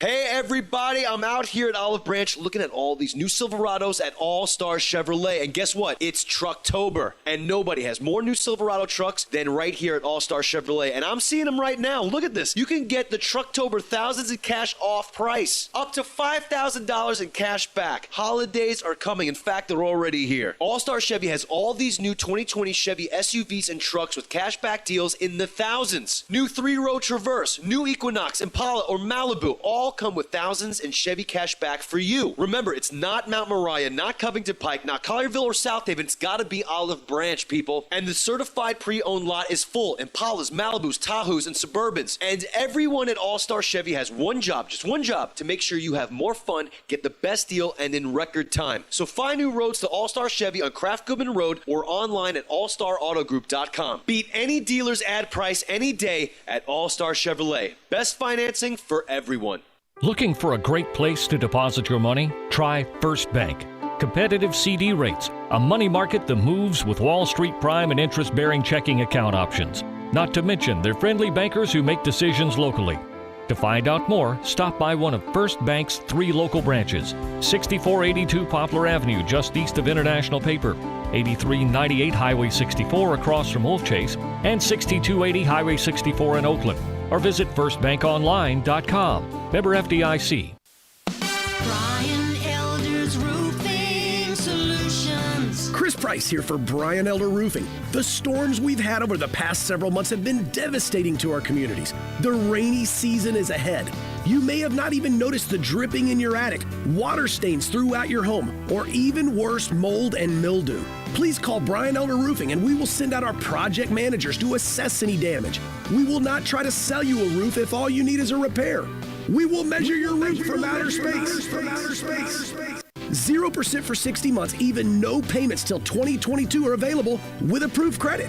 If you've noticed missing shingles, water stains, leaks in your roof, call us before you call your insurance company at 867-0303. That's 867-0303, and we will provide a free, thorough inspection of your roof's condition. Call 867-0303. Brian Elder's Roofing Solutions. Now, back to Sports 56 Middays. This hour is brought to you by East Memphis Ace Hardware at Quincy White Station. Here once again are Greg Gaston and Eli Savoy. I was a highwayman. Along the coach roads I did ride. Welcome back, everybody. So, 2 Monday night games, as we talked about earlier. Chiefs, Bills at 4, Arizona and Dallas at 7:15. And then for the new week, which would be week 7 starting Thursday, there is the return of Thursday Night Football after not having one last Thursday. The Giants at the Eagles. Well, it's barely. Yes. It's barely. But at Thursday least the Night Giants now got off the schneid. They got to win. The Giants got to win. And who was the other winless team that got to win? Atlanta. Atlanta got to win. The Eagles have apparently Miles Sanders and Zach Ertz will both miss that game Thursday. They may get Alshon Jeffrey back, though. I mean, that game has the potential to be just horrendous, I think would be the right word. There are 3 remaining unbeaten teams in the National Football League. The Titans, the Steelers, the Seahawks, and only one winless team, the pathetic New York Jets. Let's start with the Titans game. They beat the Texans 42-36 in overtime. I thought Deshaun Watson was terrific. The Texans were in line to win that football game, and the Titans somehow figure out a way to win it. They score a touchdown, and then they do so with 4 seconds left on a pass to A.J. Brown from Ryan Tannehill. And then in overtime, they win the coin toss. They get the ball. Derrick Henry doing Derrick Henry things. Ends up running in from 5 yards out. So Houston never gets a chance. And Derrick Henry goes for 212 yards on 22 carries and 2 touchdowns. And the Titans win to go to 5-0. Here is my question to you.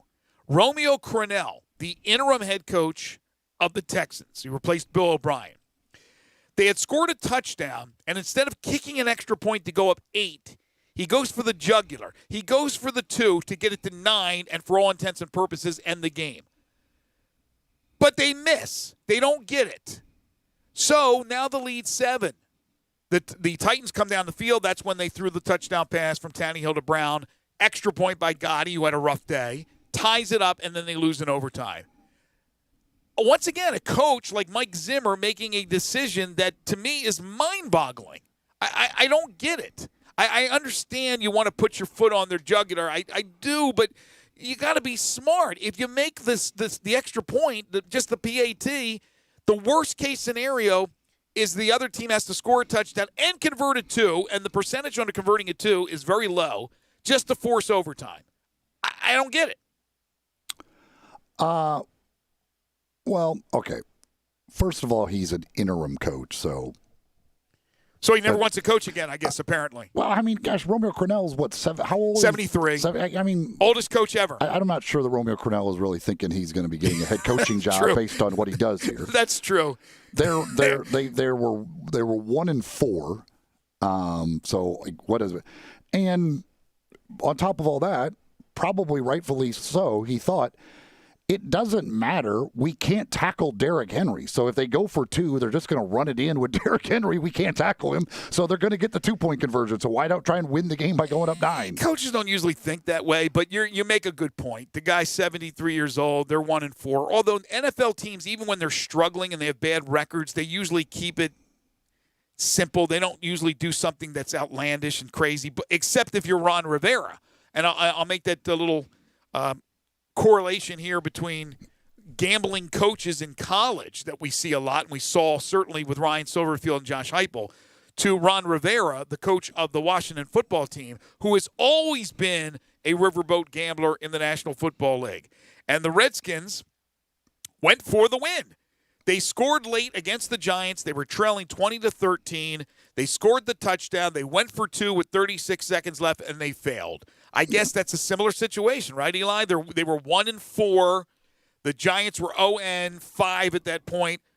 I guess it really doesn't matter. Rivera said afterwards that he's always going to play to win the game. Yeah, I mean, for them, what's the purpose of going to overtime? Like, what are you getting out of overtime? And, I'm all for just let's settle this right now. There's no need for us to play anymore. I wonder what the percentage is, Eli, from the percentage of going for the 2 to win it there, which is not a high percentage to make it. But I wonder what it is compared to going to overtime. Because you're not guaranteed that you're going to win the toss. You're not guaranteed that you're going to get a possession. I wonder how it is, like if for all these analytic people. I don't know what 2-point conversions are being converted right now in the NFL and all that stuff. I don't know. But going back to the Titans, though, I mean, this game, Derrick Henry is a monster. It's silly at times to watch him because we saw last week when he treated Josh Norman like a rag doll and just threw him into the oblivion. And he runs people over. Like that last touchdown in overtime to win the game. Like, I mean, there was no way he was stopping before that goal line. Like, it was just, he got that head of steam, and I don't care how many people were there, he was going through them. Mm-hmm. But then he has the long touchdown run where he outruns everybody, too. It's like, some games you just watch him and think, my God, how does anybody ever stop this guy? Like, to be that big and to also be able to outrun guys as well, it's incredible. And then when Tannehill's playing, he's playing lights out. Like, he's unbelievable. Their offense at times just looks so darn good. How about A.J. Brown, the way he's playing as well? All right, let me remind everybody, Derrick Henry out of Alabama. He was a known commodity. He came out of Alabama, not Alabama A&M, with all respect. They knew what Alabama is all about, right? Everybody knows Alabama. Second round, pick 45. Second round, pick 45. Explain that one to me. Well, it's the running back position in the NFL. I mean, that's just part of the deal. But when you can get a stud, I mean, Saquon Barkley was picked, what, 1? Zeke Elliott wasn't 1. Well, he was way up there. Or whatever, 2, 4, 2, 3. He was top 5, yeah. Okay, but these are running backs that are picked really high. Derrick Henry coming out. Was there a knock on him? Second round, 45th pick overall? Come on, man. And then Mike Vrabel is proving to be a very smart coach. And it is assuming that he did it on purpose, although, I mean, I think he had to have done it on purpose because they no doubt. But there's a lot of, they got the 12 men on the field penalty with about 3 minutes to go in that game, where it looked like he basically did it on purpose. It was a 2nd down and 1. Clock was running. He knew Houston was probably going to run, pick up the first down, and the clock would keep going. So he set a 12th man out there on the field. They get the penalty. He does a great acting job over on the sideline, starts going crazy, how angry he is, or anything else. But it stopped the clock, gives them the first down, but they were going to get the first down anyway, I guess he believes. And then the clock doesn't start until the next snap, where they would have ran 40 seconds off the clock before the next snap after that first down. Last year he did the thing that Bill Belichick has done, where they used offensive penalties before a punt to run a bunch of time off the clock late in the game. And they changed that rule. He is turning into he is a very smart coach. I don't know if that comes from Belichick. I don't know if this was something that the Patriots had talked about doing before or whatever, but he is very smart at using the rules to his advantage. I can guarantee you he learned an awful lot from Belichick, even as a player, but I'm sure he's picked his brain over the years. They've talked about it. I can guarantee you that he looks at Belichick as his mentor. I don't know. I haven't talked to Vrabel, but I would bet if you ask, he will acknowledge that. Yes, incredibly intelligent. And if he did that one on purpose, again, that one is beyond comprehension, how smart that move is. All right, a few more of the games from the weekend. So Atlanta, interim coach, Raheem Morris, they win at Minnesota 40-23. Crennel had won the week before in his interim debut. I don't know what it is about interim coaches that players want to play harder for, or is just Minnesota that anemic? I did not know what to expect from Atlanta this year, and they blew 3 big leads early in the year, which put them behind the 8 ball, and they lost their coach. They're 1-5. But Minnesota, I expected them to be in the mix. They are 1-5. Kirk Cousins threw 3 picks, along with 3 touchdown passes, but 3 picks, and said if he keeps throwing picks, he won't be in there at the end of the season. Matt Ryan was tremendous, 30 of 40, 371, and 4 touchdowns. Did you think Minnesota was going to struggle this year? I didn't think they'd be this bad, but Kirk Cousins just isn't good. They gave him an awful lot of money because they thought he was. And they were without Dalvin Cook, so he is a huge part of their offense, so they weren't able to run the ball. I mean, he threw those touchdown passes in garbage time. The game was over, and then he just kind of tacked on some touchdown passes late. Right. But a couple of those interceptions are just horrendous throws, like right to guys that I don't understand how you don't even see them. He's just not very good. And losing Stephon Diggs also was and their a big defense loss isn't nearly as good as it used to be. So they've got a lot of problems. Gabe, we're going to say something? No, I was just going to say, you could talk about Stephon Diggs being a big part of that passing game last year, but Justin Jefferson has filled in and been that guy. I mean, 9 receptions yesterday, 2 TDs. True. I don't a good think receiver. I don't think we can, and Kyle Rudolph's a good tight end. I don't know if you can make excuses for Kirk Cousins at this point. No, absolutely. I'm just saying at this point, anybody you just can't make any excuses for the guy. That team is good enough to win, and they're just not doing it. No, that's a good point. Baltimore beat Philly 30-28. It was not that close, and the Eagles came back. Give them credit for rallying the way they did, and they had a chance. They had a failed 2-point conversion, or they would have tied the game. So I don't know what happened with Baltimore's defense. Lamar Jackson, 186 passing yards and a touchdown, 108 yards on the ground, and a touchdown, doing Lamar Jackson things. But Philly falls to 1-4-1 in that pathetic NFC East. Baltimore improves to 5-1 on the season.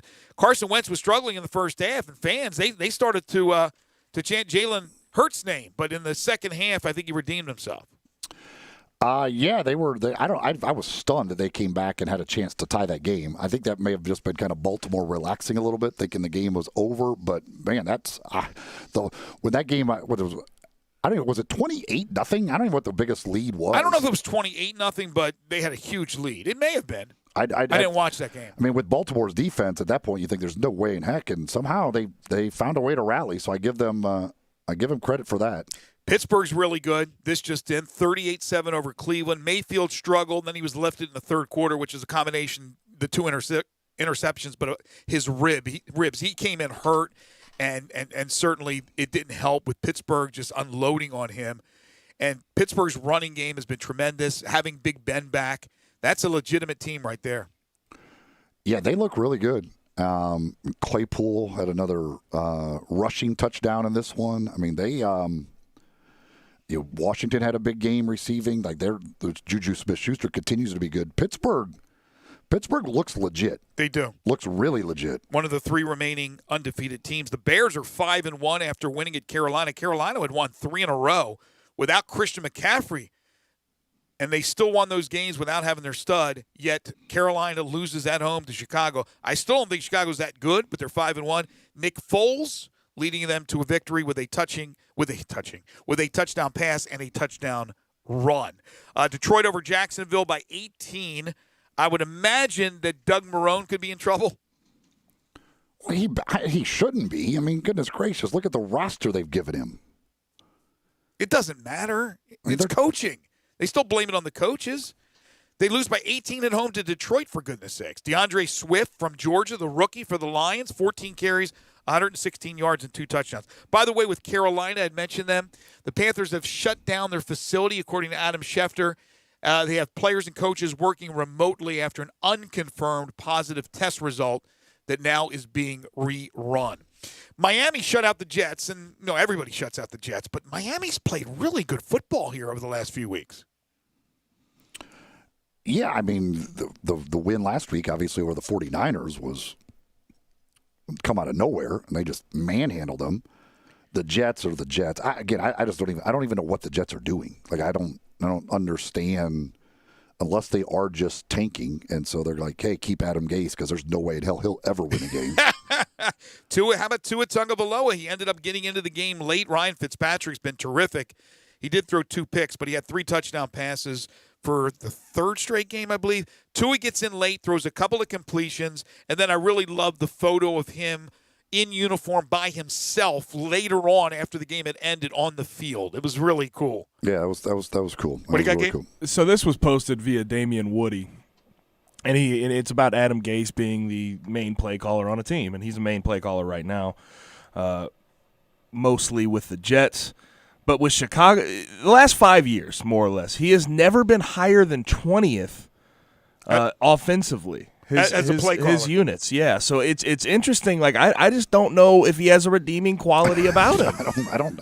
He's an offensive coach that can't coach offense. He must be fun to go out with and have a beer. Have a beer with. Maybe I don't know. Him and Chad Morris should hang out together. I don't know. I think maybe it's the same thing. Like they're not good as a head coach and probably overrated as a coordinator. So I don't. And I'm not to sure mention, there's anything. Adam Gase gets all his players hurt. He throws them in there when they're hurt and messes it up. 2 more games to wrap up the week. Tampa Bay over Green Bay, 38-10. Look, I picked the Buccaneers to win this game. I thought they would win the game.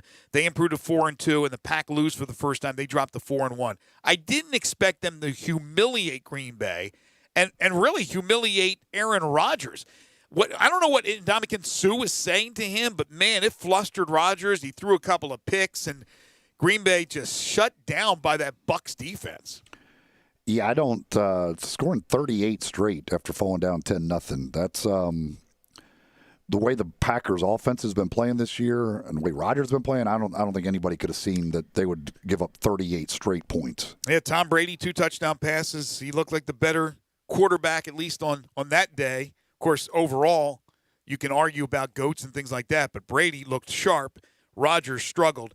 And then the Sunday night game, the 49ers beat the Rams 24-16.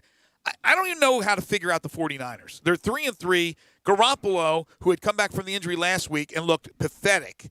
I took the Rams this time and lost. Last week I took the 49ers because Garoppolo came back. Garoppolo this time was terrific, 23 of 33, 268, and 3 touchdowns. Well, here's what you just all you need to know about the Rams. The Rams are really good against the terrible NFC East, and they can't beat anybody else. Apparently, they went 4-0 against the NFC East. They've played 2 teams outside the NFC East. They've lost to both of them. I should have taken that into consideration. Darrell Henderson, by the way, the former Tiger, for the Rams, 14 totes and 88 yards. Not too bad. A lot of sportsbook sites out there, ladies and gentlemen, none more established and respected than FanDuel. You know the name, and here in Tennessee, sports betting is almost here. FanDuel Sportsbook is giving you an exclusive offer to get started. Right now, FanDuel Sportsbook is giving users $50 in free bets just for signing up. You heard that right. They're giving you $50 in free site credit to register and verify early. No deposit required. FanDuel is America's #1 sports betting site for a reason. They've got odds on all the biggest sports and a simple, intuitive app that makes it easy to find the bet you're looking for, then lock it in. You got college football, 2 games in the NFL tonight, and the World Series begins tomorrow. And unlike other sports books, once you win, FanDuel gets you your cash in as little as 24 hours. Why? Because they know it's the right thing to do, as do we. But right now, the right thing for you to do is download the FanDuel Sportsbook app and check out their fantastic app for yourself. Just be sure to sign up and register using promo code GASMAN so they know we sent you. When you verify your account, you'll receive $50 in site credit when FanDuel Sportsbook is live. That's promo code GASMAN to get $50 in site credit when FanDuel Sportsbook is live, and it's right around the corner. Must be 21 or older and present in Tennessee. Site credit is non-withdrawable and expires 7 days after receipt. Terms apply. See sportsbook.fanduel.com for details. For problem gambling support, call 1-800-889-9789. When we come back, the World Series is set, plus one final thing to wrap up this Monday edition of Sports 56 Middays, right here on Real Sports Talk, Sports 56, 96.1 and 98.5 FM. Start your day the right way with Peter Edmiston and Anthony Sane on Sports 56 Mornings. Weekdays from 7 to 10 on Sports 56, 98.5 FM and 96.1 FM. Hi, this is Troy Fiveash, owner of Fiveash Roof Services. You've heard me talk about how we offer the best products, the best warranties, and the best services for years. Now let's talk about pricing. Pricing should never be the only reason you hire a contractor, but in today's world, pricing is always a consideration. So we suggest you get 2 or 3 estimates for your roof replacement from a reputable, licensed, and insured company, and then give us a call. If we can't beat your best price for a comparable roof system by more than $100, we'll give you $100. It's that simple. We are so sure we can offer you the best price, beating all other qualified companies, we will hand you $100 if we can't. And thank you for the opportunity. So give us a call. What's the worst thing that's going to happen? Make $100? Fiveash Roof Services, a proud supporter of Tiger Athletics and the official roofer of the Tigers home team. Fiveash Roof Services, fair, honest, and ethical. 367-0050 or memphisroofer.com. Fiveash Roofing is what we do. We're here for you. Hey, we understand. With everything that's happening, with all the new regulations, maybe you're not ready to come and hang out at Sweetgrass to catch a ball game. We want you to, we really do. And we're open for you to do just that. But we're also offering the next best thing, the new Sweetgrass Tailgate Party Packs. Whether it's wings, house-made dips, sliders, or other Sweetgrass tasty treats, all you have to do is call us or go to sweetgrassmemphis.com to order just what you're dreaming of when you're dreaming of watching sports and enjoying some sweet, sweet Sweetgrass. Looking for some action on your favorite games? Action247.com is at your service. Action 24/7 free-to-play games are brought to you by Tennesseans for Tennesseans. Come play with us online at action247.com. Our free-to-play games are fun and easy. Go to action247.com and click Let's Play. And best of all, you can win cash prizes. That's right, cash prizes. Free to play online at action247.com. You got action. Good news. Southland Casino is now back open. That's right. The most spacious casino floor in the Mid-South is ready to welcome you back to the action with live blackjack, roulette, craps, and all your favorite slots. The action kicks off every day at 9 a.m. and rolls all the way till 5 o'clock the next morning. So what are you waiting for? Go ahead and make the short drive to Southland. We're ready for you. Must be 21 plus. Play responsibly. For help quitting, call 800-522-4700. Election Day is November 3rd. If you plan to vote by mail, plan ahead at usps.com/votinginfo. There you will find helpful resources, such as guidance for successfully using the mail, links to find your state's rules and deadlines, information for military and overseas voters, and more. The U.S. Postal Service is ready to deliver for you. Make sure you're ready too. Start today at usps.com/votinginfo. All 75 months at 2.99, Mirage LHO 10129, G4 LHFO 7863, Eclipse LZO 15893, includes all rebates and incentives, PF 695, excludes tax title and license with approved credit. See dealer for complete details. Offer valid through 11/1/2020 with approved credit, dealer stock only. How about a brand new ride that gets 43 mpg highway, seats 5, plus costs less than $4 a day? We Gossett at Gossett Mitsubishi on the Pike. 2020 Mitsubishi Mirage, buy for $11,100 or $99 a month. 2020 G4, 41 mpg highway, $139 a month, or buy for $12,435. And 2020 Mitsubishi Eclipse Cross, $19,107 or $229 a month. Plus confidence today, tomorrow, and long into the future with a 10-year, 100,000-mile powertrain warranty. Mirage, $99 a month. Mirage G4, $139 a month. And Eclipse Cross, $229 a month. Get to Gossett Mitsubishi today, 1870 Covington Pike, or shop online at memphismitsubishi.com. If you want it, we got it at Gossett Motor Cars.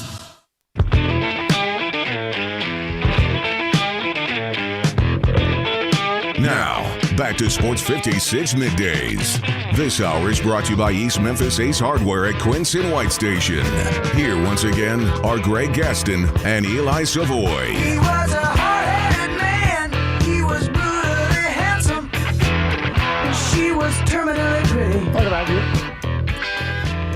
You need to get shoes for running, walking, everyday use. Want shoes that are just right for you? Well, go see the folks at Fleet Feet, either one of their two locations, East Memphis, Laurelwood Shopping Center, next to Panera Bread Company. Then out in Collierville, they're located next to Huey's there at Poplar and Houston Levy. You go in there, they take a look at the way you run or walk, and they fit you with shoes that are just right for you. Plus, they got all the other gear that you would need as well.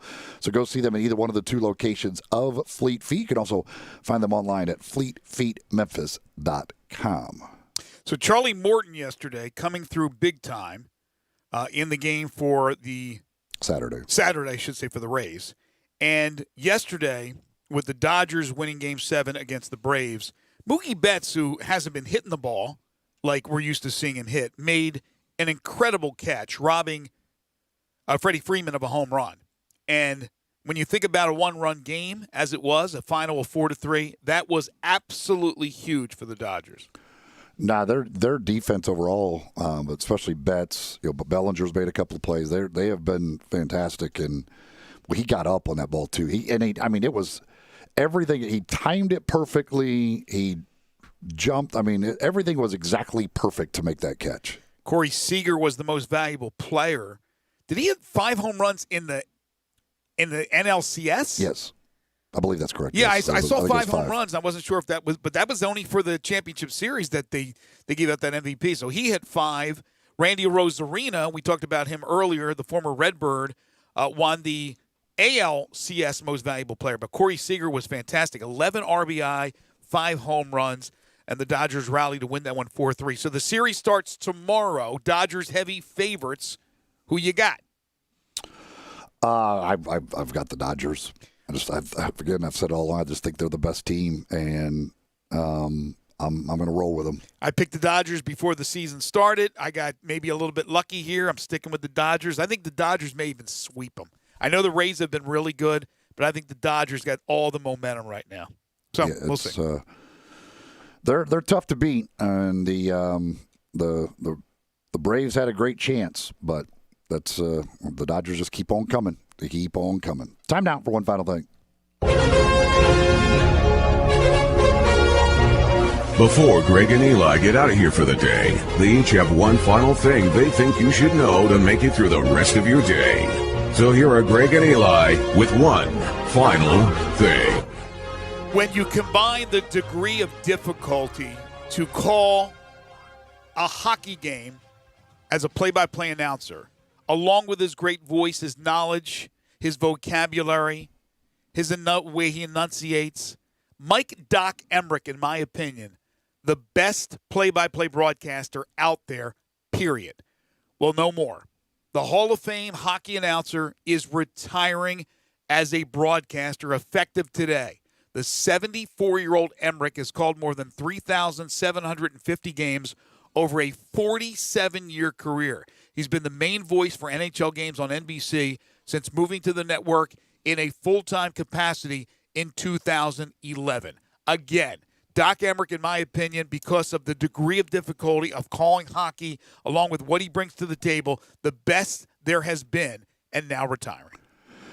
It's funny because I don't think there's any play-by-play announcer who gets everybody believes is great. Like there's all, no matter what play-by-play announcer, there's always some people I think that always think, no, he's not that good. Yes, you're right about Doc that. Emmerich, nobody ever says anything bad about him. That's a great point, Eli. I mean, Al Michaels is probably the closest thing. Like Al Michaels is pretty much general. Everybody pretty much believes he's good. But even I'm sure there's still some detractors out there. I don't think I've ever heard a detractor for Doc Emmerich. Everybody believes he's the best. No, that's great. I mean, Jim Nantz and Bob Costas and Joe Buck and all these guys, and probably even Michaels have some detractors. I don't think there is one, and there shouldn't be one for Doc Emmerich. So this year's version of The Match is officially set now for November 27th. Not quite the same matchup. It'll be Phil Mickelson, the greatest Champions Tour golfer in history. 2 for 2. And Charles Barkley. What? Against Peyton Manning and Steph Curry. That will be the match. They'll be doing that on November 27th. It'll be televised on TNT once again. So Tiger is out. Steph Curry, Charles Barkley stepping in, and Phil and Peyton will be on separate teams this time. Okay, Steph Curry can play. I guess Phil and Peyton were on separate teams before. Was it Phil and Peyton or Phil and Brady? It was Phil and Brady. Was it Phil Brady? Brady? Yeah, Yes, so Peyton and Tiger. Yeah, so they were on opposite teams already. So but Steph can play the game. Charles Barkley cannot. That is a big difference. Obviously, they're going for the entertainment factor. We all want to watch, especially because Barkley's involved. But are you kidding me? A guy who can't play the game, he tries an awful lot, and a guy in Steph Curry who can. Well, it is what it is. Big thanks to our terrific guests today, Hugh Freeze, the head coach at Liberty University, and Barrett Salih, who joins us every Monday. Tomorrow, we'll be packed. Cody Toppert will join us, Tigers assistant basketball coach. We'll get an update on how practices have gone. Connor O'Gara, Jeff Crane from the University of Memphis. We'll have our NFL 3 stars, 2.5 questions, Humdinger's trivia, and 5 favorite songs again tomorrow. Live or live or living. That needs to be in the title of your songs as we play 5 favorite songs tomorrow. Sports 56 Happy Hour with Johnny Radio is coming up next. For Eli and Gabe, I'm Greg. Enjoy the rest of your Monday, everybody. All of the whiskey in Lynchburg, Tennessee just couldn't hit. P Memphis and WIVG Tunica Memphis, Flynn Broadcasting Stations. Welcome to Sports 56 Happy Hour with Johnny Radio. If you like pina colada. On on AM 560, 96.1 FM, and 87.7 FM. This hour of Sports 56 Happy Hour is brought to you by MemphisFarmers.com. Insurance coverage backed by a local agent and a brand trusted nationwide. We are farmers. MemphisFarmers.com. Check it out right here. Ladies and gentlemen, and now? Now, the only man to give death a near Johnny experience. Johnny Harden.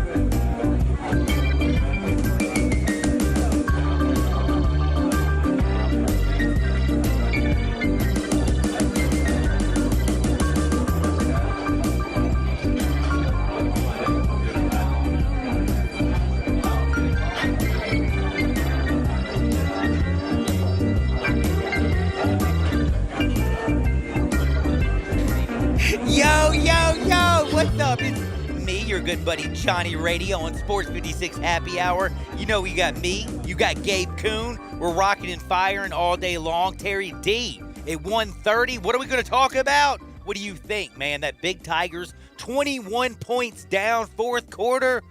Everybody and their grandmother's like, oh, man. They came back and won. Talk about a game that they fought. Proud of those Tigers. That was unbelievable. If you look at the yardage and all that stuff, it's insane. Look at Brady White's numbers. By the way, at 1:30, I'll be also announcing a few things. Brady White is now on a lot of lists. Did you see that today? Chuck Galena release? Did you see how many lists he's on now? A lot. Oh, that's going to take a segment, man. So at 1:30, me and Terry D, we're going to talk tons about the Tigers, tons about Brady, tons about the Central Florida, and we are going to have a lot of fun. 2 o'clock, me and Gabe Kuhn are going to rock and fire 67129. You can hit us up. We're going to talk about all the games that happened that were big this weekend that we really, really must discuss, and there were a lot of them. Oh, there were a lot of them. Plus, today we got Chiefs at the Bills at 4, Cardinals at the Cowboys at 7:15 tonight. Tomorrow, the World Series is set. The Rays made it, baby. The Rays made it. All I got to say is, Braves fans, man, I know you're dejected. And if you're dejected, you're probably like a Syracuse fan, pretty dejected. And in all honesty, the team that beat Syracuse, you're probably, well, still embarrassed from Jerry Falwell, but oh, yeah, and your coach is Hugh Freeze. But anyway, at least you won this weekend. So a lot of dejection out there, I'm sure. So I don't know if you know a lot of Braves fans. I'm sure I you do. I know a bunch. But I feel like a lot of them are They say they're cursed. unsurprised, though. It's like one of those things they're just so used to it. Atlanta sports just spiral out of control at bad times. Do you remember the infield fly rule, the ball that landed in the outfield, and everybody, berate? Yeah. Yeah, I okay, remember that one. I got that call Saturday night after they lost. Oh, so game 7's over, man. When they were up 3-1, I'm like, dude, you feeling better? Nope. And then they have a blundering base running era.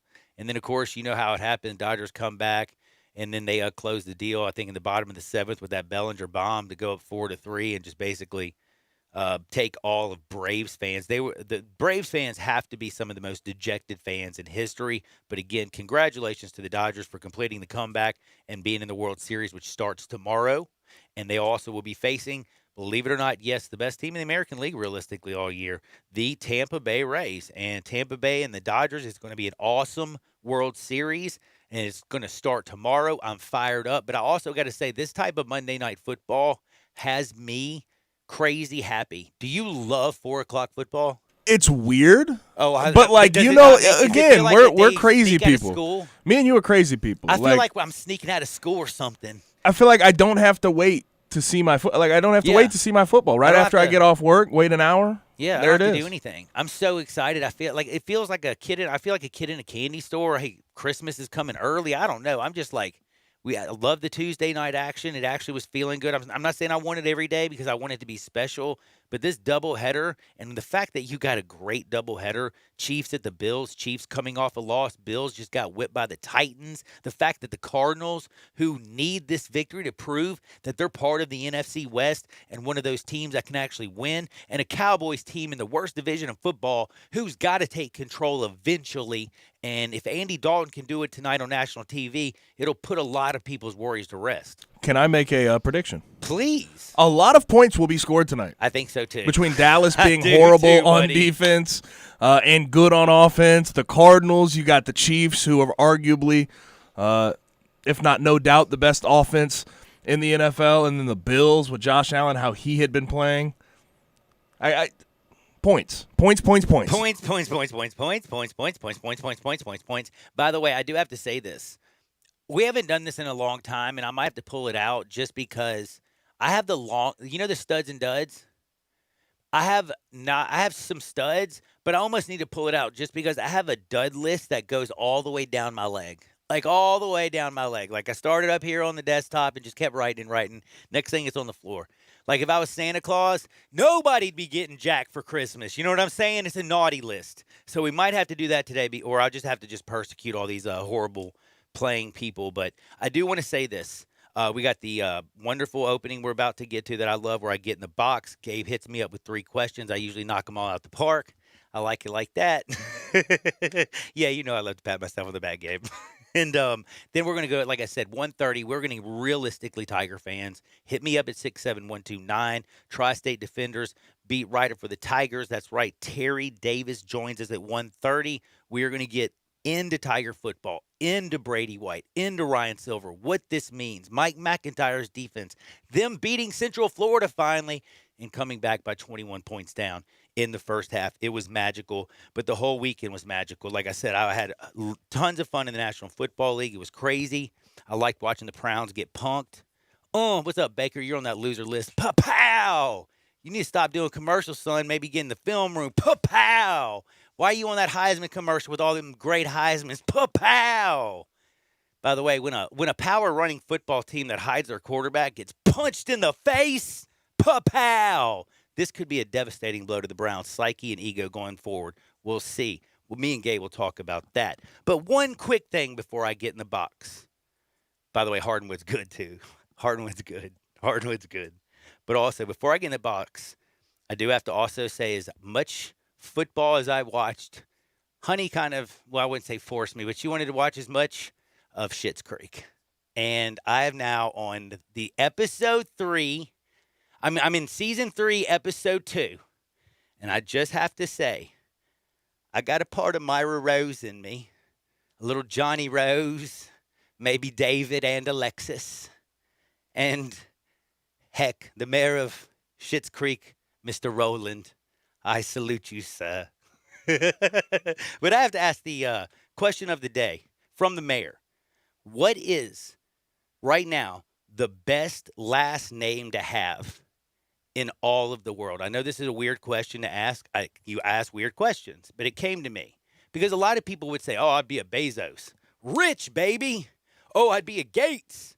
I'd be, maybe, heck, if you're an athlete, you look at that contract, Mahomes. I'd be that baby that's about to be born by Patrick Mahomes. That's where I'd be, baby. You know what I'm saying? Great-looking mama. Dude's got a missile for an arm and a $500 million contract. Not a bad last name either. But what about Bush? All the beer you could drink? That's a pretty strong one. I don't know. Hit me up at 67129. JP Morgan? What about Morgan? Morgan? I don't know, man. Hit me up at 67129. Best last name? Because I got a lot of losers I'm going to talk about today. And oh my goodness. It starts with Syracuse. You lose it to Liberty. I hate to say this, Braves fan, I love you. It goes to the Braves. 3-1 on a series. You had the series clinched on multiple occasions and you just let it slip through your fingers. Butterfingers, the Braves, unbelievable. But we're going to get into it. I'm in the box. Gabe Kuhn, light me up like a Christmas tree.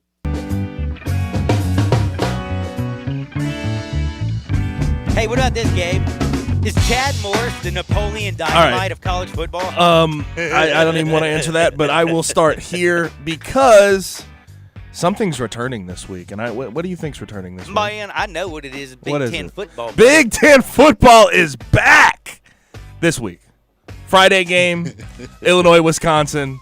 First one on the Big Ten schedule for the entire year. Ohio State, obviously the prohibitive favorite to win the Big Ten. There's 4 other ranked teams. Wisconsin, who will be playing Friday, like I said, against Illinois, Minnesota, Penn State, and Michigan. Who has the best chance to challenge Ohio State at the top of the Big Ten? This is kind of a trick question because the true answer is nobody. I'm sorry to say. It's just the truth. I look at Wisconsin. Ooh. Come on, dude. I hate to say this. It's 2020. It's the year of the weird. I know that. But Wisconsin State ain't going all that great right this year. Things are on the rise. I don't believe in them, period. End of discussion on Wisconsin. Penn State. Let's get to Penn State. Who's their coach? James Franklin. No, Key and Peele. Which one? I can't remember. I don't know which one that is. Which is the one that it looks like? I don't know. You should know if you're bringing it up. But I think it's Key. Keegan-Michael Key. That's it. Thank you. I knew it. Think Key Bump. Think Coach. Key Bump Coach. I just locked it in my brain forever. Key. Michael Key. That would remind me of Adam Gase. Oh, that's a good one. By the way, would you rather be the Chad Morris, the Adam Gase of football, or the Napoleon Dynamite of football? Anyway, Penn State is the team that I look at, and I'm going to tell you something. Do you believe in big red dogs? No. What I'm just trying to say, do you believe in this football team? To beat Ohio State, no. Okay. But I think they're the closest. That's when you look what at I'm Journey trying to Brown, say. you look at that O-line, you look at what they have on defense. I know they lost Micah Parsons to the opt-out. That's going to hurt. But again, Penn State's the closest, I think, to being able to compete with Ohio State, although I don't think they're all that close. That's what I'm trying to say. Clifford, and I'm talking about you, Sean. I don't know if people realize when I call him the Clifford the Big Red Dog, they know I'm talking about the quarterback, right? Okay. I was hoping that. If I had to spell it out for you, I will. Because I'm like Moira Ray. We got to see him up close and personal in the Cotton Bowl. Yeah. By the way, are you impressed? No. Thank you. I just don't see this guy. Again, there's this. I just want to say this. Dwayne Haskins. Not Carol Baskins. Dwayne Haskins. That's right. We got to get a song. Dwayne Haskins. Killed the Big Ten. Whacked him. Took him to the conference championship. He ain't Carol Baskins. What do you think about that? You like it?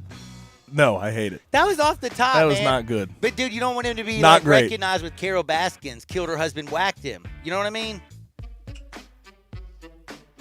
So no one. Nobody. Not Nobody can compete. Dude, I like I said, he's got the, No Michigan. Michigan's not going to get off the schneid against Ohio State this year. Did they fire Harbaugh? Like, you know that Harbaugh is not able. He will never beat Ohio State. Yeah. Now we're sticking with some college football. Arkansas, change team, and that's the most evident thing in the world. They're 2-2. Should be 3-1 if it wasn't for the Auburn BS. Fumble spike controversy. They have wins now after this weekend against both Mississippi teams, Mississippi State and now Ole Miss. Their defense is looking fantastic under Barry Odom. They forced 7 turnovers against Ole Miss. Matt Corral, who you said last week was probably your favorite favorite quarterback in the SEC, he threw six interceptions. And didn't he have a fumble? So the question's very, very simple. We know where Arkansas was last year at the bottom of the conference, looking absolutely horrible and in very bad times. Is Sam Pittman the SEC Coach of the Year already, and do you think he'll get consideration for National Coach of the Year? When I say this, I am not joking in any way. Do you remember, I'm definitely not the first person to talk about Sam Pittman. By the way, dude's yoked. I like him. I like a football coach who looks like he can kick some of his football players' tail. You know what I'm saying? He don't look like Chip Kelly. You know what I'm saying? Sam Pittman is yoked. Do you like that? I like that. I mean, he came in there. He's not Brett Bielema. I like Brett Bielema. Don't get me wrong. Brett Bielema was cool, man. Drink a beer. I'd go drink a beer with Brett Bielema. His wife was beautiful, kind, hilarious. But Sam Pittman, just when he walks in the room, he looks like a dead-gum football coach that ain't playing no game. Like, you sit up straight, you're like, yes, sir.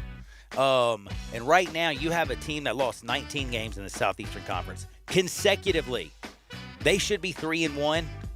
They could have. They realistically, like, unequivocally should be in 3-1. But they played such a good first half against that Georgia team. Luckily, they had Stetson Bennett sitting on the bench. who came back from like JUCO after coming there. I mean, the Stetson Bennett story is kind of crazy. That's why I loved Alabama, because I knew he wasn't going to beat them. But he saved their keister against Arkansas because Arkansas is playing defense like a pack of wild dogs, like a pack of wild pigs. How about Barry Odom, man? How about him? Barry Odom has the boys flying to the football like those old Arkansas defenses. Those safeties will come up there and hit you. They hit you. I like also how the guys, hit those backs in the backfield around the feet, and everybody comes and helps out. But then Felipe Franks. How the hell did you turn this guy into an all-SEC-style quarterback? Plus, they're running the football like a bunch of madmen. That offensive line is physical. The most important thing about Arkansas, Chad Morris, look at them. They are a physical football team. He didn't even get a chance to go out and realistically recruit and change everything. He just turned what he had into a bunch of men who are physical, who go out there and hit you upside the deadgum head. And again, they're getting great quarterback play from Felipe Franks. Sam Pittman right now is my coach of the year by far. I mean, there is a guy named Nick Saban that's hard not to say, hey, Nick. But let's just pretend that Nick does not exist because he's on his own level. Sam Pittman by far has done the best job. It's impressive to see the turnaround, and I think Barry Odom, what he's done on defense, a guy that recruited me to Memphis, he's done fantastic. Timely turnovers. They've been physical at the point of attack, tried to stop the run in every game they've played, and they've done a really good job so far. Do they not hit, though? They do. They absolutely do. They're up. playing a physical brand of football after the years with Chad Morris, where it's they just didn't have an identity, and they seem to be creating an identity right now with Sam Pittman and Barry Odom. Now, World Series is set. Rays, they held off the Astros. But, and I know you're happy about that. I know I'm happy about that. I'm very happy about that. The poor Braves, they couldn't do the same to the Dodgers. So the Dodgers now move on. I have the odds here. Dodgers minus 195. They are the favorite. Rays at plus 165. They are the dog. I ask you, Johnny Radio, who do you have in the World Series? I'm going to go with the Tampa Bay Rays. I know that everybody's looking at this Dodgers team, and yes, they came back and they escaped a 3-1 series and also were down. And again, it was 3-1, and the Braves have some boneheaded base-running errors where they could have extended the damn lead. I mean, I think about my man flying and tying, just tagging Swanson on his little keister to get that out right before he – man, the Braves had it. The Bears got lucky because it was more self-inflicted by the Braves than it was the Dodgers going and winning it. And also, you looked at that Braves team. This is a Braves team that had a 1-2 of Max Fried, Ian Anderson. Ian Anderson's first postseason, he was awesome. Max Fried was awesome. Outside of that, they had no starting pitching. Zilch. That's it. Zip. And they still had you, and you had to come back and fight hard. They had a very good bullpen. The Dodgers' bullpen is weak sauce. They will give up runs. The starting staff for Tampa Bay, pitching wins World Series. The best pitching is on the Rays. The best defense is on the Rays team. And guess what? I just feel like a Rosarena. I feel like, Manny. I feel like Austin Meadows. I feel like Choi. I feel like all these guys, a lot of people don't know any deadgum thing about or about to go out here and show the whole wide world. And I think they're going to bust the Dodgers right in the mouth because there's also something that the Tampa Bay Rays are playing without. Pressure. Pressure bursts pipes. And in baseball, if you're choking that bat a little bit too tight, you'll K a lot more. And if you're out there more relaxed, and it's hard to be relaxed in a World Series, but if you watch the Tampa Bay Rays play baseball, even when they tied that series up and had to go to a Game 7, they still were relaxed as heck in their interviews after the ball game. They're like, we got this. They were dancing before in batting practice. They look like the most chill team I've seen, where it felt like you watch the Dodgers in pregame, because I'm a nut and I watch MLB Network. I like to watch this stuff because I like to bet on it. By the way, good weekend. Anyway, thank you, baseball. But like the Dodgers, you can tell Mookie Betts is a baller. And yes, they're very, very serious. And I think it's very important to be a very serious baseball player. But you can see, like, Bellinger's still having fun. Who hit the big home run last night? Bellinger. He's more relaxed in the plate. He's not choking that dead gum thing. I like that. But I feel like a whole Tampa Bay team right now is not choking it. And I also feel like The pitching is so much better for Tampa Bay that it's almost unfair. And how about the year that it has been for Tampa Bay sports teams in general? The Lightning win their Stanley Cup. You have the Rays competing for a World Series now against the Dodgers. And not to mention, you look at the Bucks, looking like a good team, looking like a changed team. Tom Brady leading the charge there. That is pretty awesome. I didn't think about that. Yeah, and by the way, I don't know about if we've talked about this. We're going to talk about this later on. We're going to talk about Devin White being the best young linebacker nobody's talking about. The way he covered Aaron Jones out of the backfield. I don't think there's a faster linebacker in football that plays that position at the middle linebacker. Do you? I mean, and by the way, he's out of LSU. This kid is cold-blooded. And also, I wanted to mention one other thing because I'm sure a Dodger fan is going to say something. You're going to be like, dude, Walker Buehler's a baller. Dude, Walker Buehler is one pitcher. Clayton Kershaw's back is devastated. Devastated, okay? Do you realistically expect Clayton Kershaw, who's got postseason nightmares? Look, I trust Walker Buehler. I don't trust Urias. I don't trust Goslin. And Dustin May has been y'all's second best pitcher. So y'all are going to say you're going to go with Walker Buehler and Dustin May. 67129, hit me back. Tell me who you think the best last name in the world to have. Think like all the money you could get, whatever, the respect. Who do you want to be? 67129, whatever you do. Don't you dare touch that dial. Terry Davis, Tri-State Defender, also on Twitter at TerryD515. He's coming up next. We're talking UFC. We're talking Memphis. Brady White. What a big win for the program. Next on Sports 56, 98.5, 96.1 FM. We are Sports 56 WHBQ. Listen to us daily on AM 560, 98.5 FM, and 96.1 FM. Kevin Harlan and Hall of Fame quarterback Kurt Warner here from Westwood One with a preview of Monday Night Football. Week 6 has the Cowboys taking on quarterback Kyler Murray and the Arizona Cardinals. Kurt, a devastating blow for the Cowboys last week when their quarterback, Dak Prescott, suffered a season-ending ankle injury. Yeah, Kevin, my heart breaks for Dak. We wish him a speedy recovery. But this game is really going to be about these two quarterbacks. Now, Dallas in good shape with a veteran in Andy Dalton. We saw what he could do as we came in last week. And then the young Kyler Murray, who has been dynamic this year, specifically with his legs, but has big playability with him and DeAndre Hopkins on the outside. It should be a good one as the Arizona Cardinals play against the Dallas Cowboys on Monday Night Football.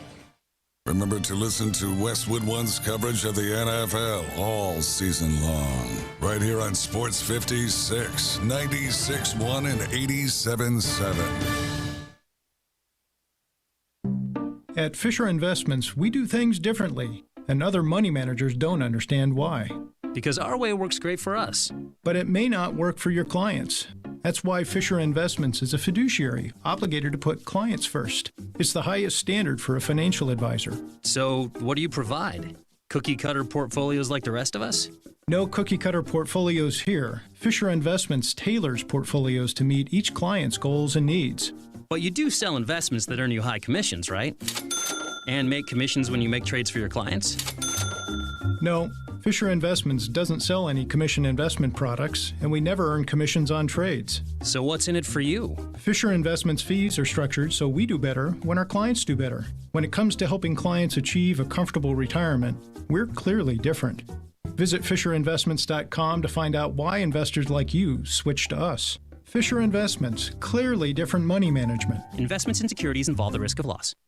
Hi, this is Troy Five-Ash, owner of Five-Ash Roof Services. You've heard me talk about how we offer the best products, the best warranties, and the best services for years. Now let's talk about pricing. Pricing should never be the only reason you hire a contractor, but in today's world, pricing is always a consideration. So we suggest you get 2 or 3 estimates for your roof replacement from a reputable, licensed, and insured company, and then give us a call. If we can't beat your best price for a comparable roof system by more than $100, we'll give you $100. It's that simple.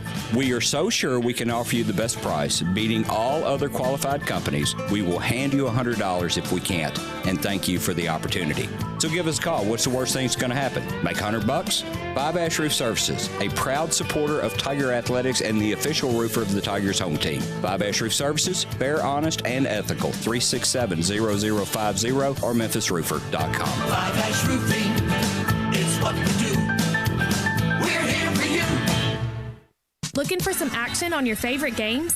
Action247.com is at your service. Action 24/7 free-to-play games are brought to you by Tennesseans for Tennesseans. Come play with us online at action247.com. Our free-to-play games are fun and easy. Go to action247.com and click Let's Play. And best of all, you can win cash prizes. That's right, cash prizes. Free to play online at action247.com. You got action. As a pro, you've got what it takes to do your job. But for some jobs, it's good to know you can rent what it takes from the Home Depot, like pro-grade tools and large equipment. Everything from skid steer loaders and concrete saws to paint sprayers. The kind of gear you need when you need it, only when you need it. And when you're done, just bring it back. For the pro-grade tools you need to finish the job, start with a click on homedepot.com/rent. The Home Depot, how doers get more done. Family Leisure's done it again. We're talking about the world's biggest spa sale. Up to 30% off on spas and swim spas. Choose from hundreds of different spas from multiple manufacturers. There is special financing available, and if you are in the market, special pricing now as summer starts to dwindle on chemicals and accessories. Always professional delivery available. The spas are going crazy at Family Leisure, I-40 and Whidden Road. Buy your next car or truck at Streamline Auto Smart. Your next smart decision. All credit welcome. Drive off in your new low-mileage pre-owned car or truck. From low-end cars to the most luxurious sports car. Ask about the 48-hour vehicle locator. Let Streamline Auto Smart do the looking for you. Close your deal within 1 hour. No waiting. It's quick and easy at Streamline Auto Smart. Your next smart decision. 2558 Mount Moriah. Call Streamline Auto Smart 901-235-8845. Your next smart decision. Welcome back to Sports 56 Happy Hour with Johnny Ray. Kick it over here. This hour is brought to you by MemphisFarmers.com. Insurance coverage backed by a local agent and a brand trusted nationwide. We are farmers. MemphisFarmers.com.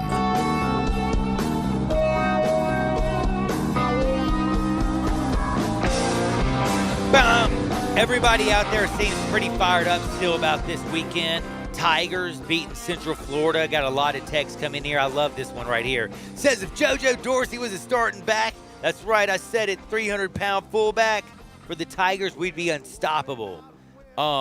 It's the Sam and Barry Show. Arkansas secret is the pregame meal, the Honey Badger burger. And then there's I have one thing to say about Saturday. One of the best games I've ever seen. I know what you mean. There was a couple of them, actually. But the Tigers broke I think I've never seen, Memphis was on fire on Saturday in a great way. Like, everybody was just walking a little bit taller, chest out a little bit farther. It was great. Welcome back to Sports 56 Happy Hour, your good buddy Johnny Radio. You know, always got Gabe Kuhn. Give us a follow. And you know we're on Twitter, Facebook, YouTube, Periscope, and Instagram, Sports 56 WHBQ. Don't forget, we got you covered tonight with the Cardinals at the Cowboys, but at 4 o'clock, don't forget today, you got the Chiefs and the Bills. We're going to talk with Terry Davis from the Tri-State Defender about everything in Tigers, from Brady White to DeMonte Coxey and all that good stuff. But before I do that, I got to remind you about one very important person, Chad Gatlin. He gives you the whole first hour. He has been a part of my show for a long, long time. He's now also, I guess, one of his clients is what you would say. He's the best insurance agent, period. I had an issue before I had him. It was not like that. I had to go online and find somebody and call just like an 800 number, and then you just got somebody that you call. When you go to MemphisFarmers.com, you get Chad Gatlin as your personal agent. That's right, Chad Gatlin. You can give him a call at 901-235-1176. That's 901-235-1176. Give him a call. He's got you covered auto, home, life, business. And right now, life insurance is so crucial. A lot of people have lost work. We know that. Hope our economy comes back soon. But God forbid something happens in between that break or something and you don't have coverage, and then something happens to you and your family doesn't have that stepping stone to kind of make that next step. That would be a nightmare. Go to MemphisFarmers.com. 901-235-1176. Give him a call, 901-235-1176, MemphisFarmers.com. My good friend Chad Gatlin. Now it's time to party. Tigers somehow, miraculously, I still don't believe what I saw. The yardage was crazy. And I also have to say thank you, Josh Heupel, for that 4-minute basically a prevent offense you went on and prevented you from winning. And Brady White took advantage. The Tigers took advantage, and that was one of the biggest wins. At least when you left that one, that was a shocker. And again, I felt like the city was on fire, but a good type one. Like you could just feel the electricity in the air. What says is you, Terry Davis? Man, a lot of people didn't believe, but you know who did believe? You, Brady White. Brady sure did. How the heck did he? Man, I still can't believe that happened. Realistically, in all honesty, I hate to say it, I'm one of those people. I thought once they went up 21, and just the time and fourth quarter, and I'm going, man, this thing's over. And I don't know. I haven't seen that many points scored in a long time. And talk about throwing dimes. Brady was throwing dimes, and now he's a part of every deadgum thing you could think of. He's up for every list there is. Yes, and Brady don't care about none of that. You know what I think Brady care about? Winning. Going 1-0 every week. That's the only thing he care about. He threw for almost 500 yards. 486 yards, 6 touchdown passes, and did he not run for one? And he ran for one also. That's right. I knew it. I was like, man, I thought he had 7 total touchdowns. Okay, he did count and for 7. And what makes it so bad about it, you know, a few hours before game time, the number one receiver, coaches said, oh, I'm not going to be a part of this team no more. What did Brady do? Don't worry about it. Calvin Austin. We got Mr. Avery. And we got Taj Washington. Yeah, no kidding. I didn't expect that. Dude, I know, man. That was awesome. In all honesty, did you realistically know? I mean, we heard the rumbles last year. Did you know that it was going to come in the timing that it did? With about the coach's decision? Mm-hmm. You know what? It's really weird because, you know, we sat down and talked to Coach C last Tuesday, you know, doing media availability. And then, you know, the last day we talked to the team is on Wednesday. We had no inkling that this was going on because he didn't give off any vibe that he was anything. He answered the question. You know, he wasn't as cheerful as he normally is. But, you know, but that could be anything. It could be practice, leaders after practice. But there was no inclination that he was not going to be a part of the game on Saturday. Man, I will say one thing. With him being out, with them being down as much as they were, how much at one point did you give them a chance to come back? You know why I did? Because they were doing a little thing. You know, everything that they were throwing to Calvin Austin, he was catching. They had, if you go back and look at it, they had very few drop passes. You know, everything Brady did, they did with balance. And then, you know, even on the opening drive, they'd go 75 yards, and they should have scored there, but Jerick fumbled, you know, into the end zone. So I had hope that, you know, because they had balance with offense, with the passing game and the running game. I was going to say that's where I wanted to interrupt you real quick. Was that I loved the balance that they had with Clark and Watkins. I like that balance, about 2-1, getting about $1.80 or something together. It was close to that, I think. They looked really, really good, and that was a nice little combo. Both of them were able to go out there and, you know, Watkins was able to catch his passes. I believe Clark caught 1 or 2 maybe. But, you know, Watkins did his thing by catching the ball, but he was able also to bust a couple in those little draws right up the middle. Yes. I thought that was probably one of the best offensively called games and the best I've seen in the fourth quarter. I mean, they went 15 in the third and then 21 in the fourth quarter, and they were just reeling points off like it was going out of style.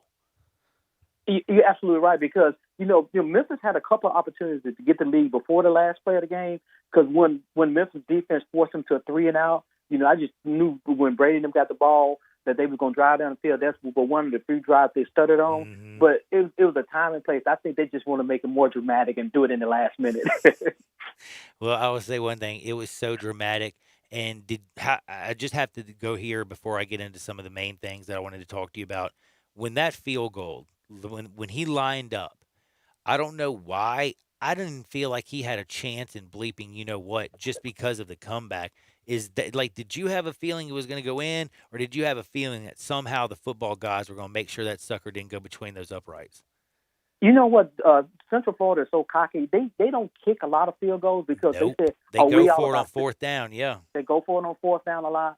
So that, you know, when your kicker don't get that rhythm or you don't have the confidence in it because they think they're just a high scoring game.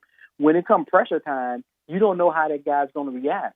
So this guy is not used to kicking field goals, you know, because they want to score touchdowns and stuff. So I had a feeling that because he doesn't kick on a regular basis, that pressure was going to get to him. All right, now I got to ask this question where I'm going to start going to talk about some individual players. I'm going to start off with, of course, Brady White. I mean, he might be able to come back even next year. Who knows? He's won. He's won this year. You know, the AAC Offensive Player of the Week now twice. This week he was co-offensive player with Davey O'Brien.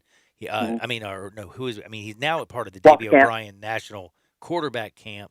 He's also on the Grade 8 and the Manning Award star. And what I meant is, like, dude is just basically, if I read this, I'll be here talking about it all day. He's on every single watch list.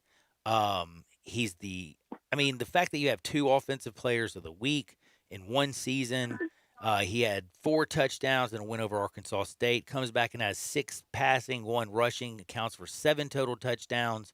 I don't even know what to say about him. Did you see this originally with Brady White? Because I feel like when he got here, he was pretty maligned because he didn't have the big body of a Paxton Lynch, and he didn't have the rifle. Basically, I mean, Riley had a rifle. So, and Brady White's more of a heady guy. He doesn't wow you with his athleticism, but man, he gets the deadgum job done, doesn't he? You know what? Brady White don't have the biggest arm. Brady White has football IQ. He knows exactly how that offense operates, and then he knows when to call the play and what play to call. And, you can have the big arm, but if you don't have that football IQ or know how to use it and use the finesse, because Brady, he can throw an 80-yard bomb on a regular basis because he did that in prior season. But he's more efficient when he's just, doing what he's doing, give what the defense take him and just killing them softly. Man, it just kind of trips me out though, because again, when you think about big armed quarterbacks with Riley Ferguson, he wasn't a big dude, but he could sling that sucker a mile. It kind of reminded me of Jeff George, had a rubber armed and just was like wham, dude. And the thing came out of his hand so quick. He also was tatted up. He had a walk, you know what I'm saying? And then again, Paxton Lynch was a first round draft pick. And Brady White, to me, when he got here, I'm not going to lie, I hate to say this because he's just a normal-looking dude. I thought he was Piano Man 2.0. He has proved me so wrong. Should Tiger fans, like myself, because I have to admit, I know I'm in the media, but I went to the university. My parents went to the university. I love the university. Do you think he will ever, how do I say this, will he ever earn the love and the adoration of the other quarterbacks from the past, like that had that big arm and everything? One thing about football fans, they love you more when you're gone than when you're here. When you sit back and look at the numbers, Brady has just thrown 72 touchdown passes. He's number 2 on the list. He's thrown over 8,300 yards passing. Don't look like it, but he just accumulate those numbers. He could easily have 10,000 yards passing if he was a stat down. He don't care about that. Only thing Brady White cares about winning. And ultimately what Memphis care about is winning. When you look at it, Brady White is the one who took you to the Cotton Bowl. Brady White might be the one to take you to the Peach Bowl. And, we take it for granted, but it ain't like Memphis was always on the radar to go into those type of games. They're going to those type of games because unlike that Tennessee up east in Knoxville that don't have a quarterback, they would love to have him on this team right now. I think no, you're exactly right, and it just kind of shocks me again, like you said, when I thought about it, and I think about the years with Paxton and Brian, Fuente, and how they started things out, and it was the big quarterback who it felt like took them to that next level, was throwing the ball down the field like 20-yard outs that blew your mind. Right now, though, he's just getting the ball out of his hands. He's reading defense. He's getting it to his playmakers. I mean, Calvin Austin had a heck of a game. He got it to Watkins. He got it to everybody. He was spreading the love, and they did not need the man who left the team. And now I got to move on from Brady White love to why the heck did Coxie leave? You know what? We really don't know yet because people keep asking Silverfield about what it is. But until he announces something or he puts something on paper, they can't comment on it. There's a bunch of rumors of what's going on. But, I know he's had some tragedies in his family and some close friends of his have died. But, this has caught a lot of people off guard. No one sometimes you can see the inclination coming up that he might be leaving, but this just came out of the blue. This was a shock to a lot of people, including some of his teammates.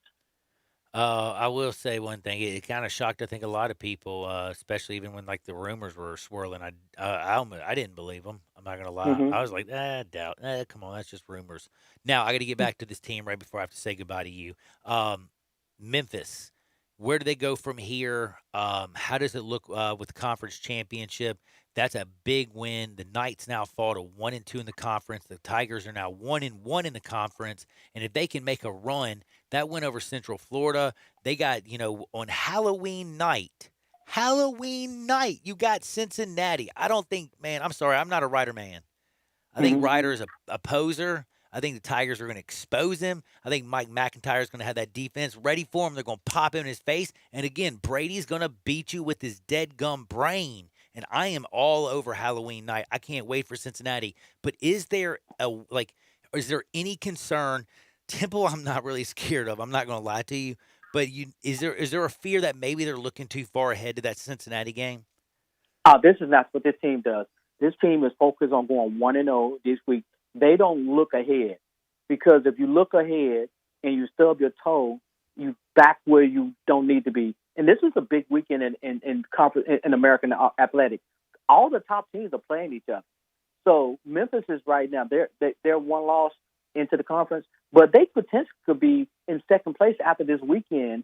You consider how some things could shake out. This is a really big weekend, because Cincinnati plays SMU this weekend, and it's going to be a lot of shakeup. So if Memphis don't overlook Temple, they're going to be like number 1 and number 2 in the standings after this weekend.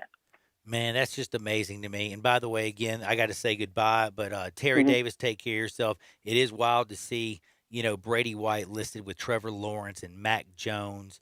Heck, Dylan Gabriel's in there too with the Davey O'Brien, Grade 8 award. Seen him also for the Manning Award Stars of the Week. The fact that he's in there with, again, Mac Jones, Trevor Lawrence, Brady White, Zach Wilson, who had a crazy game with BYU. He's up there. He's balling. He's shot calling, and you got to give him a lot of credit. And he's got a lot of moxie. It looks like they have a clear path if they can just go on the road in 2 weeks, man, and just beat Cincinnati on Halloween. That would be so big. I know they got Temple in between them on the 24th. It's an 11 a.m. game here at home, and you just feel like there's no way they're looking ahead. They're going to have Temple. They're going to be locked and loaded, and they're going to be ready to go. Yeah, ready to go, because they don't look ahead. Because if you lose to Temple, you back where you started at. You beat Temple, then you set up the big game in 2 weeks against Cincinnati. God, if they knock off Cincinnati, I'll be dancing in the street. Terry, I want you to be good out there. Take care of yourself. Everybody follow him at Terry D515. Read his work at the Tri-State Defender. You be safe, and I'll talk to you down the road, my friend. I'll talk to you next time, my brother. That's my brother, Terry Davis. I'll be back in 2 shakes. Never forget MemphisFarmers.com and my very good friend Chad Gatlin on Sports 56. And don't forget, we're coming back and talking real talk. We're talking like linemen, backs, Tiger football with Gabe Kuhn, 98.5, 96.1 FM. Start your day the right way with Peter Edmiston and Anthony Sane on Sports 56 Mornings. Weekdays from 7 to 10 on Sports 56, 98.5 FM and 96.1 FM. Brian Elder's Roofing Solutions. Chris Price here for Brian Elder Roofing. The storms we've had over the past several months have been devastating to our communities. The rainy season is ahead. You may have not even noticed the dripping in your attic, water stains throughout your home, or even worse, mold and mildew. Please call Brian Elder Roofing and we will send out our project managers to assess any damage. We will not try to sell you a roof if all you need is a repair. We will measure your roof from outer space. 0% for 60 months, even no payments till 2022 are available with approved credit. If you've noticed missing shingles, water stains, leaks in your roof, call us before you call your insurance company at 867-0303. That's 867-0303, and we will provide a free, thorough inspection of your roof's condition. Call 867-0303. Brian Elder's Roofing Solutions. Hey, everybody? I'm out here at Olive Branch looking at all these new Silverados at All Star Chevrolet. And guess what? It's Trucktober. And nobody has more new Silverado trucks than right here at All Star Chevrolet. And I'm seeing them right now. Look at this. You can get the Trucktober thousands in cash off price. Up to $5,000 in cash back. Holidays are coming. In fact, they're already here. All Star Chevy has all these new 2020 Chevy SUVs and trucks with cash back deals in the thousands. New 3-row Traverse, new Equinox, Impala, or Malibu all come with thousands in Chevy cash back for you. Remember, it's not Mount Moriah, not Covington Pike, not Collierville or South Haven. It's got to be Olive Branch, people. And the certified pre-owned lot is full. Impalas, Malibus, Tahoes, and Suburbans. And everyone at All Star Chevy has one job, just one job, to make sure you have more fun, get the best deal, and in record time. So find new roads to All Star Chevy on Kraft Goodman Road or online at allstarautogroup.com. Beat any dealer's ad price any day at All Star Chevrolet. Best financing for everyone. It's back, the Carhartt Crazy Sale at Frontier Western Store in Olive Branch. Visit Frontier this month for huge markdowns on clearance Carhartt items. The latest fall line just launched, and Frontier is fully stocked. We've got jeans, shirts, bib overalls, jackets, coats, gloves, belts, boots, and more. And to make room for the new items, we've discounted a number of short sleeve plaids and t-shirts. Save up to 50%. All Carhartt jeans are now $5 off. This is the last jean sale of the year, so stock up now for yourself or someone else for the upcoming holidays. Christmas will be here before you know it, so you might as well save some cash now on what you know you'll need. All this month, we are including a buy one, get one half price sale on all novelty t-shirts by Simply Southern, Girly Girl, Live Oak, and more. It's the Carhartt Crazy Sale and more. Frontier Western Store, 5880 Goodman Road in Olive Branch. On the web at frontierwesternstore.com. Family owned and operated since 1967. Do you know one of the best things you can do for your employees or family's health? Provide Arctic Clear bottled water. Arctic Clear bottled water is your locally owned and operated bottled water provider. Arctic Clear is 100% natural spring water with free delivery and setup, dependable service, and no long-term contracts. What an easy choice. Call Jeff Manus today, 901-382-2363, or visit arctic-clear.com. Arctic Clear bottled water. Call now, 382-2363. That's 382-2363. Hey Tiger fans, this is John Stacy of the Wolf Chase Honda Blue and Gray Show. You can hear Drew Barrett and I talk Tigers with Tigers every Sunday night at 5 right here on Sports 56, 96.1 and 87.7. You never know which Tigers great we'll have in the studio with us either. We'll get them to call in too. We are your go-to show for Memphis Tigers football. That's the Wolf Chase Honda Blue and Gray Show right here on Sports 56, 96.1 and 87.7. You get to choose that Gossett Kia on the Pike. Right now, take your pick from 2021 Kia Forte or 2020 Kia Soul. $149 a month lease, 36 months. Plus the all-new 2021 Kia K5 with more passenger cargo headroom and legroom volume than Toyota Camry. Plus a warranty that blows Toyota away with a 10-year, 100,000-mile powertrain limited warranty. Now $189 a month lease, 36 months. And get 2020 K900, $10,000 off MSRP. So get your Kia on at Gossett Kia 1900 Covington Pike or shop 24/7 KiaCovingtonPike.com. Ask for Bobby J and he'll put you in a new Kia today. Leases $31.49 due at signing. Zero security deposit excludes ACQ fee $10,000 per year. 20 cents excess mileage. $650 acquisition fee. Forte ME $275,992 MSRP $20,510. Soul L706 $3372 MSRP $21,885. K5 MG 003199 MSRP $25,725. K900 MSRP $65,610. L60 $26,907. L60 $21,220. Includes all rebates and incentives. PF $695 excludes tax, final license with approved credit. See dealer for complete details. Offer valid through 11/1/2020. Dealer stock only. Warranty is a limited powertrain warranty. See Kia.com or retailer for details. Welcome back to Sports 56 Happy Hour with Johnny Radio. This hour is brought to you by MemphisFarmers.com. Insurance coverage backed by a local agent and a brand trusted nationwide. We are farmers. MemphisFarmers.com. Show me the way to the next whiskey bar. Oh, don't ask why. Oh, don't ask why. Show me the way to the next whiskey bar. Yo, yo, give me to that whiskey bar. That was Saturday night after the unbelievable, I'm still shocked, Central Florida got dropped, kicked in the face in the fourth quarter by the Memphis Tigers. Welcome back to Sports 86 Happy Hour with your good friend Johnny Radio. Give me a follow at Johnny Radio on Twitter. Don't forget my good friend Gabe Kuhn. Give him a follow at G_KUHN71. Now, big Gabe Kuhn, you know he played at the University of Memphis not too long ago. I do forget that he's young sometimes because he's probably more mature than I am. But I want to talk to him about a little football and kind of ask him some questions. He's going to kind of bounce some stuff off me. We have been basking in the glory and the sun of this Tigers victory. But the hard question is yes, Brady White was awesome. But did Josh Heupel sitting on the football open up the window and give the Tigers an opportunity to win that football game? I want to say, first of all, this is Brady White's finest performance, I think, as a Memphis Tiger. And that's saying a lot considering what he's done.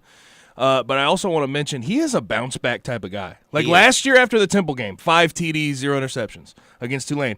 This year, after a game where he didn't play well, SMU, 3 turnovers, 6 TDs, 0 interceptions. He's now, after those 2 games, thrown for 844 yards, 11 TDs, 0 interceptions. So he is a bounce back guy. He's got moxie. He does not have 2 bad performances in a row, and he seems to try to turn it around after he has a bad one. But to answer your question about Josh Heupel, I understand his thought process.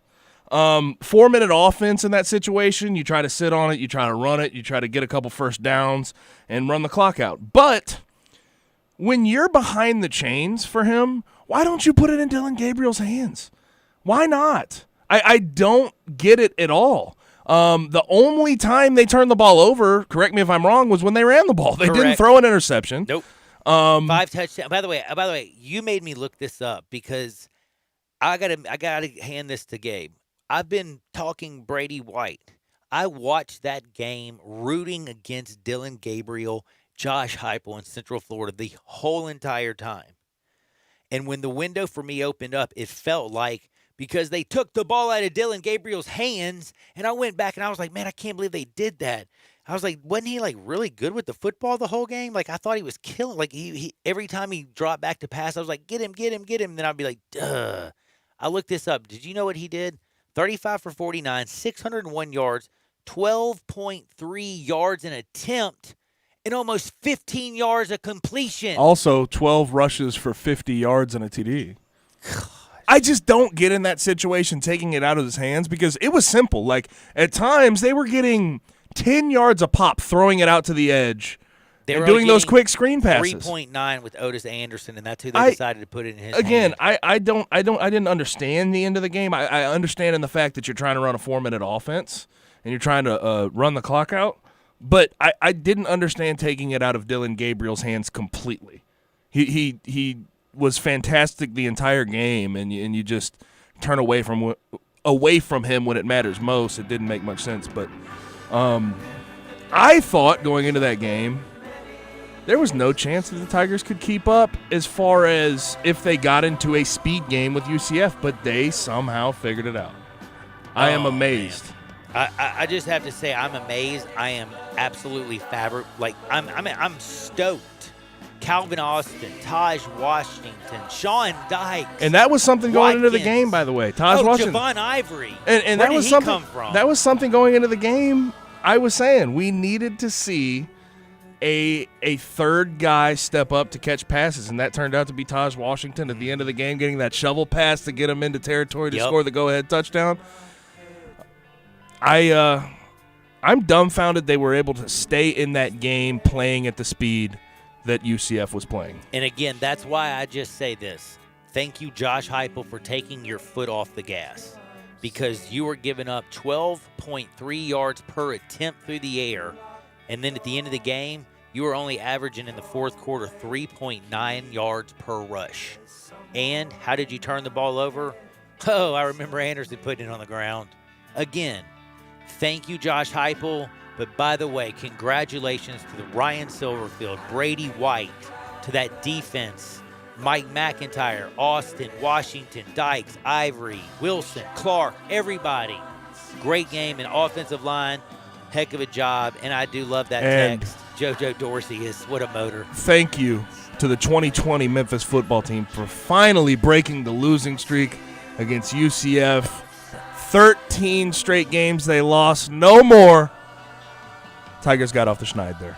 Now, we're going to come back and have a little bit of fun because I got a whole lot of losers to talk about. Got Hardwood, and we got some games to pick tonight, so don't you dare touch that dial. Never forget Chad Gatlin, MemphisFarmers.com, Sports 56, 98.5, 96.1 FM. Jay Farner here, CEO of Rocket Mortgage. Making the right financial decisions has never been more important. When you turn to Rocket Mortgage, we can help guide you to those right decisions now, when they matter most. Mortgage rates are near historic lows, so now is a great time to call 8338-ROCKET. And if you need some extra money, a cash-out refinance could give you that financial boost you're looking for. Call today at 8338-ROCKET or go to rocketmortgage.com to learn more. Call for cost information and conditions. Equal housing lender. Licensed in all 50 states and MLS number 3030. I want to do some bragging rights. Hey, I was just the other day overhearing a conversation with Big Mike, the manager of DeSoto Auto Sales. They've got people buying cars all over the country. North Carolina, South Carolina, Georgia, Alabama, Arkansas, Texas. People from all over the country buy cars at DeSoto Auto Sales in Olive Branch, Mississippi. Why? DeSoto Auto Sales has the most stringent car inspection in America. They get it right the first time. Quality and low mileage. Factory warranty on most vehicles. My favorite part is the people who work there. Big Mike, all the employees are professional, friendly, and go that extra mile. Expect as you walk in the door, you're treated like family. DeSoto Auto Sales understands your time matters. We can help you find your dream car and get all the paperwork finished in less than an hour. Come see us at DeSoto Auto Sales and be part of our family. Have a great buying experience every time. 662-890-7184. Water damage to your home or business can be an absolute nightmare. And the faster you remove the standing water, the faster you can prevent secondary damage. Landmark Construction and Emergency Services specializes in water extraction. They have been a trusted name in the Mid-South for over 20 years. They are a Memphis-based company ready to serve your needs with their 24-hour emergency response. They are always on call and will respond within an hour. They work with most insurance companies and are the official restoration contractor of the Memphis Tigers home team. Landmark Construction and Emergency Services can't prevent disasters in your home and at your business, but their water damage team will certainly respond quickly to minimize and restore the damage. Call 901-452-0390. That's 901-452-0390 or online at landmarkco.org. Election Day is November 3rd. If you plan to vote by mail, plan ahead at usps.com/votinginfo. There you will find helpful resources, such as guidance for successfully using the mail, links to find your state's rules and deadlines, information for military and overseas voters, and more. The U.S. Postal Service is ready to deliver for you. Make sure you're ready too. Start today at USPS.com/votinginfo. If you need glass replaced, there's only one name you need to know. Ben Swinger Glass, the largest full-service glass company in the U.S. They've been an industry leader for over 125 years. For all your residential, commercial, or auto glass needs, Ben Swinger Glass is the name you need to know. 24-hour emergency service for all commercial customers, plus a nationwide warranty on all professionally installed glass. 2 Memphis locations, one in Midtown, on Hollywood Street across from the Liberty Bowl, and one in Cordova, off Germantown Parkway next to the Fox and Hound. Visit their website, benswingerglass.com. Ben Swinger Glass. Hi, this is Rob Brown. Join Pete Cordelli and me for Sidelines Saturday mornings, 8 to 10 a.m. on Sports 56, 87.7, and 96.1 FM. We'll cover the Memphis Tigers, the SEC, recruiting. Hey, if they keep score, we're covering it. Check us out on the website at sports56whbq.com and sidelines.live. Sidelines is brought to you by Duncan Williams Asset Management. Saturday mornings, 8 to 10 a.m. Get up and give us a call. We are Sports 56 WHBQ Memphis, W253DF Memphis, WPGFLP Memphis, and WIVG Tunica Memphis, Flynn Broadcasting Stations. Now back to Johnny Radio's Happy Hour on Sports 56 and 87.7 FM.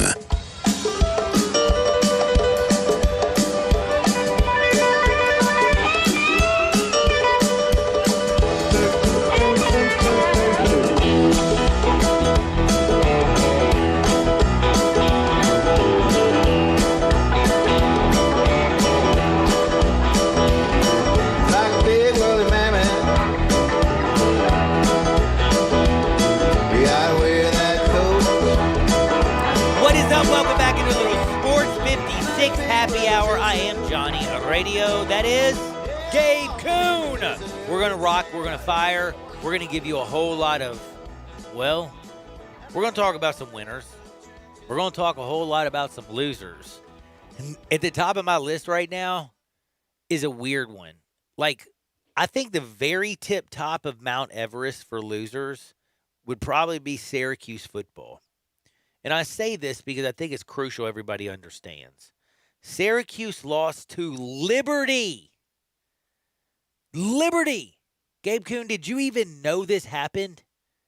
Like, I want. Of course I did. Okay, I'm going to ask you this. I want to know the truth. I feel that you should be stripped of your Power 5 ranking. Syracuse basketball needs to now go into the Big Ten. Quit playing football altogether. You are losers. Like, and by the way, Liberty, what a roller coaster.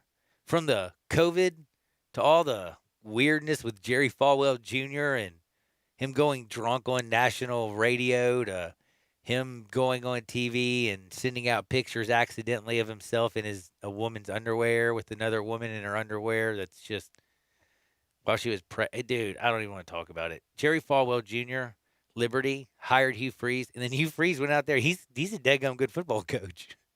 But they beat Syracuse. Is there anything worse if you're a Power 5 program? Or is there anything even worse for the Power 5's brand than losing to Liberty? Syracuse was the underdog. You're acting like they were supposed to win. I don't.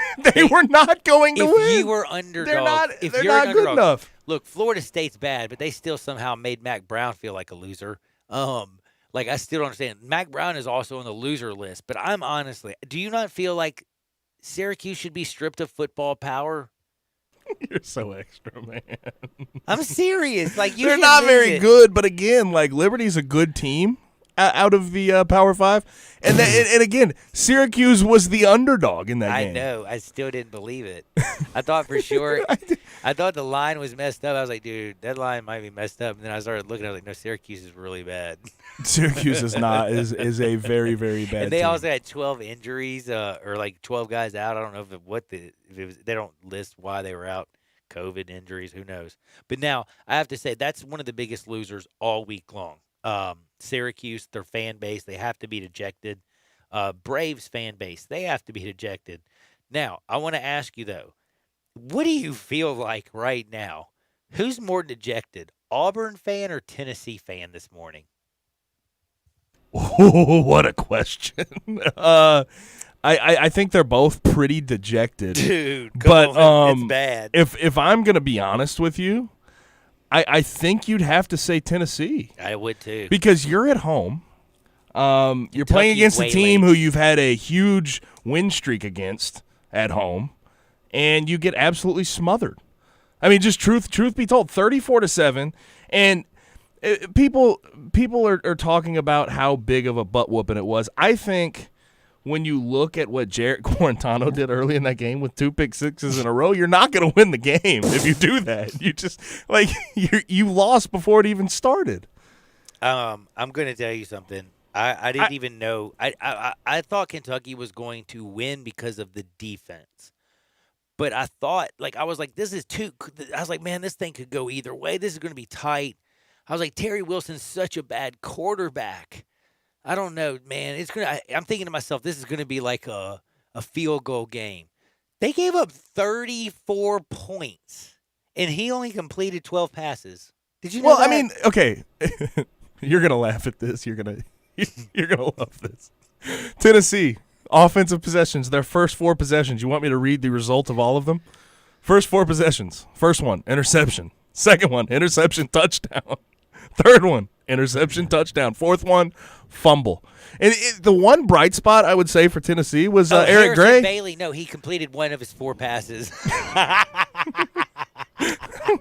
For 24 yards, though. Getting downfield, man. But Eric Gray, I would say, is their big star of the game, 24 for 128. But I agree. I don't know what to say, man. Like, Tennessee put themselves out of that game early and just was demoralized from it, is what it looked like. Because I don't think Kentucky's good enough offensively to put up that many points. No, me either. Thank you. Kentucky was 0-0 in the first quarter, probably the most boring football game of the day. And also, let's be real with it. You brought up Auburn. Like, Auburn is at a point right now with their football program where they realize that Bo Nix is not very good, and they realize that. Do they realize Gus is Gene and Gene is Gus? they realize that Gus and I can't even think, Chad Morris running that offense is probably not best for Bo Nix. Can I just tell y'all, I'm dead serious. I think Chad Morris has unequivocally cemented his career. He is either a poor man's Adam Gase or Napoleon Dynamite of football. Like, Chad Morris's career is over. Sam Pittman, have you seen what he's done with Arkansas? And Auburn's bad offense looks worse than any offense in the SEC, including a team in Arkansas that you used to coach that had lost 19 consecutive games, and now they took you out, and they should be 3-1. Career dead. Hey, man, but with my point with that is Auburn fans, they had to have seen this coming. They barely got away with that Arkansas win. They barely got away. And that was bad quarterback play. That was bad offense, right? You had to have seen this coming. I know a lot of people picked South Carolina to win or to at least cover that game. Not a lot of people have a lot of hope in Auburn right this second. The other thing I was going to say, Auburn does have one of the best pass-catching wide receivers in all of football. Hey, but Seth Williams, he got held down. I don't know if you saw that. He did. What I'm just also going to say is you don't have a guy who can throw him open. Do you know what I mean by that? Absolutely. This is Bo Nix. And if you ever throw the ball with Bo Nix 47 times, you're going to lose the damn football game. That's every single time. And I think that's part of Auburn's problem is their rushing attack. They don't have a rushing attack. No, they were okay, I think, against South Carolina. Do you like Bigsby? I mean, he's okay. Not particularly. I think they've lost O-line, though, in the past couple of years, and they're sort of decimated there. But I do – you brought up Seth Williams. J.C. Horn from South Carolina is a stud. Two interceptions in the game. Long. He's 6'1", 205. That'll be a – Dude, his wingspan is about 6'5", dude. He's long. I think he was obviously already being put in the conversation for NFL prospect, but he definitely made himself some more money this weekend. No question. He sure did. I agree with you on that one, but I do have to bring this out. I brought up the first question, 67129, and not the question about who wants the what's the best last name to have. Do you want to be Mr. Gates, Mr. Bezos, Mr. Bush, Mr. I want to be Harden. I want to be Mr. Harden. Bezos. I have a county. I don't think they pay me any taxes on this. Have you ever heard of Hardin County? No, I haven't. Is it Tennessee? No, it's in Tennessee. It should be mine, right? Is it IN or EN? It's an IN. Oh. Just like it is your county. It is my county. But anyway, back to what I have to do. Also bring up. I can't believe I'm about to do this, but 67129. Hey, Mississippi, how you feel today? Do you remember week 1 when the sexiest coach in all of football was this guy, Mike Leach, who had the cheat code for SEC defenses? Hey, man, we got the cheat code down in Starkville. Yeah, that's right. Up, up, down, down, left, right, BA, BA, select, start. Yeah, we're going to beat you. It's on now. His name, Mike Leach. Get ready for us to unleash the Bulldog. Well, I don't know about the Bulldog being unleashed. That offense stinks now, and the cheat code is gone, and LSU isn't any good. But then everybody jumped on that Lane train, and they were like, doosh, doosh, doosh, doosh, doosh, doosh, doosh, doosh, Lane Kiffin, dun, dun, dun, dun, dun, dun. And I was on the Lane train, brother. I was on the train. That offense was putting up points against Bama. That offense was balling. What the bleep was that? I'm gonna be honest, and you probably have some history, knowing a little bit of history in regards to quarterbacks with a lot of interceptions, but I don't know if I've seen an SEC quarterback with a 6 interception game ever. I don't think I've ever seen that. Can I tell you? I mean, at some point, take him out. Like, Lane, please stop this. Hey, Matt. Stop. You just so you know, you won't be on my number one list this week because I had you. Can't. Yeah. You Sorry can't. about that. You can't, dude. It's like, oh my god. After like the fourth interception, are you looking at him going, the quarterback coach, hey, put a towel on him? It's a day. Wait, so what did he have? Let me get this right. I want to make sure I'm right. He had 7 TDs through, what, 2 games? Yep. And he evened that out. He evened that out. He evened it out. Got He set. did. Now he has 7 interceptions. Oh, my goodness. I have never seen a 6 interception day. I really haven't. Have you? I'm trying to think, man. I feel like I did one time, and it was hilarious. Like it was one of those Hawaii But usually games. you get pulled out before 6 interceptions. I think it was a June Jones game, and it was like there was just interception after interception, and I believe they actually still somehow with 6 picks ended up winning that game by a field goal. They didn't cover, by the way, which so whatever. But how freaked out should Mike Leach be now with what these defenses, how the response has been? With all this film on them, What are you talking about? That cheat code? Remember what? That's what I'm trying to say. I have Like, a what? question How for you. scared are you? Like, it seems like I'm not Can we trying roll to the like. tape? Can we roll the tape? Do you remember us after the very first game? What was the first thing I even said it to you? You said now they have film. I said that's exactly. I said, you know, they've been watching Washington State film. They've been watching other film. Now that they're on film, let's see how good this cheat code is against some SEC defenses. Also, not even knowing LSU without Derek Steenley Jr. It stinks with him. Well, they really stink without him. You know what I mean? So Mississippi State, I'm sorry, I've never seen a team go from week 1 to where they are right now, and then Ole Miss. What can you? Will the real Ole Miss please stand up? And how in the bleep did that happen in Arkansas? Like, is Arkansas this real? I don't, because now I'm not going to lie to you. I'm so confused with football in the SEC. I'm spinning from Saturday. In the Only Memphis thing I'm game. not confused about. Oh, Alabama's still good. at the top. So that's the only thing that I still understand. But Mississippi State, I'll be the one to say I'm very concerned for Mike Leach in the SEC now. I mean, like we're 4 weeks in, and 3 of them have been absolutely terrible offensively, and that's the one thing bringing Mike Leach in was supposed to help was your offense. Yes.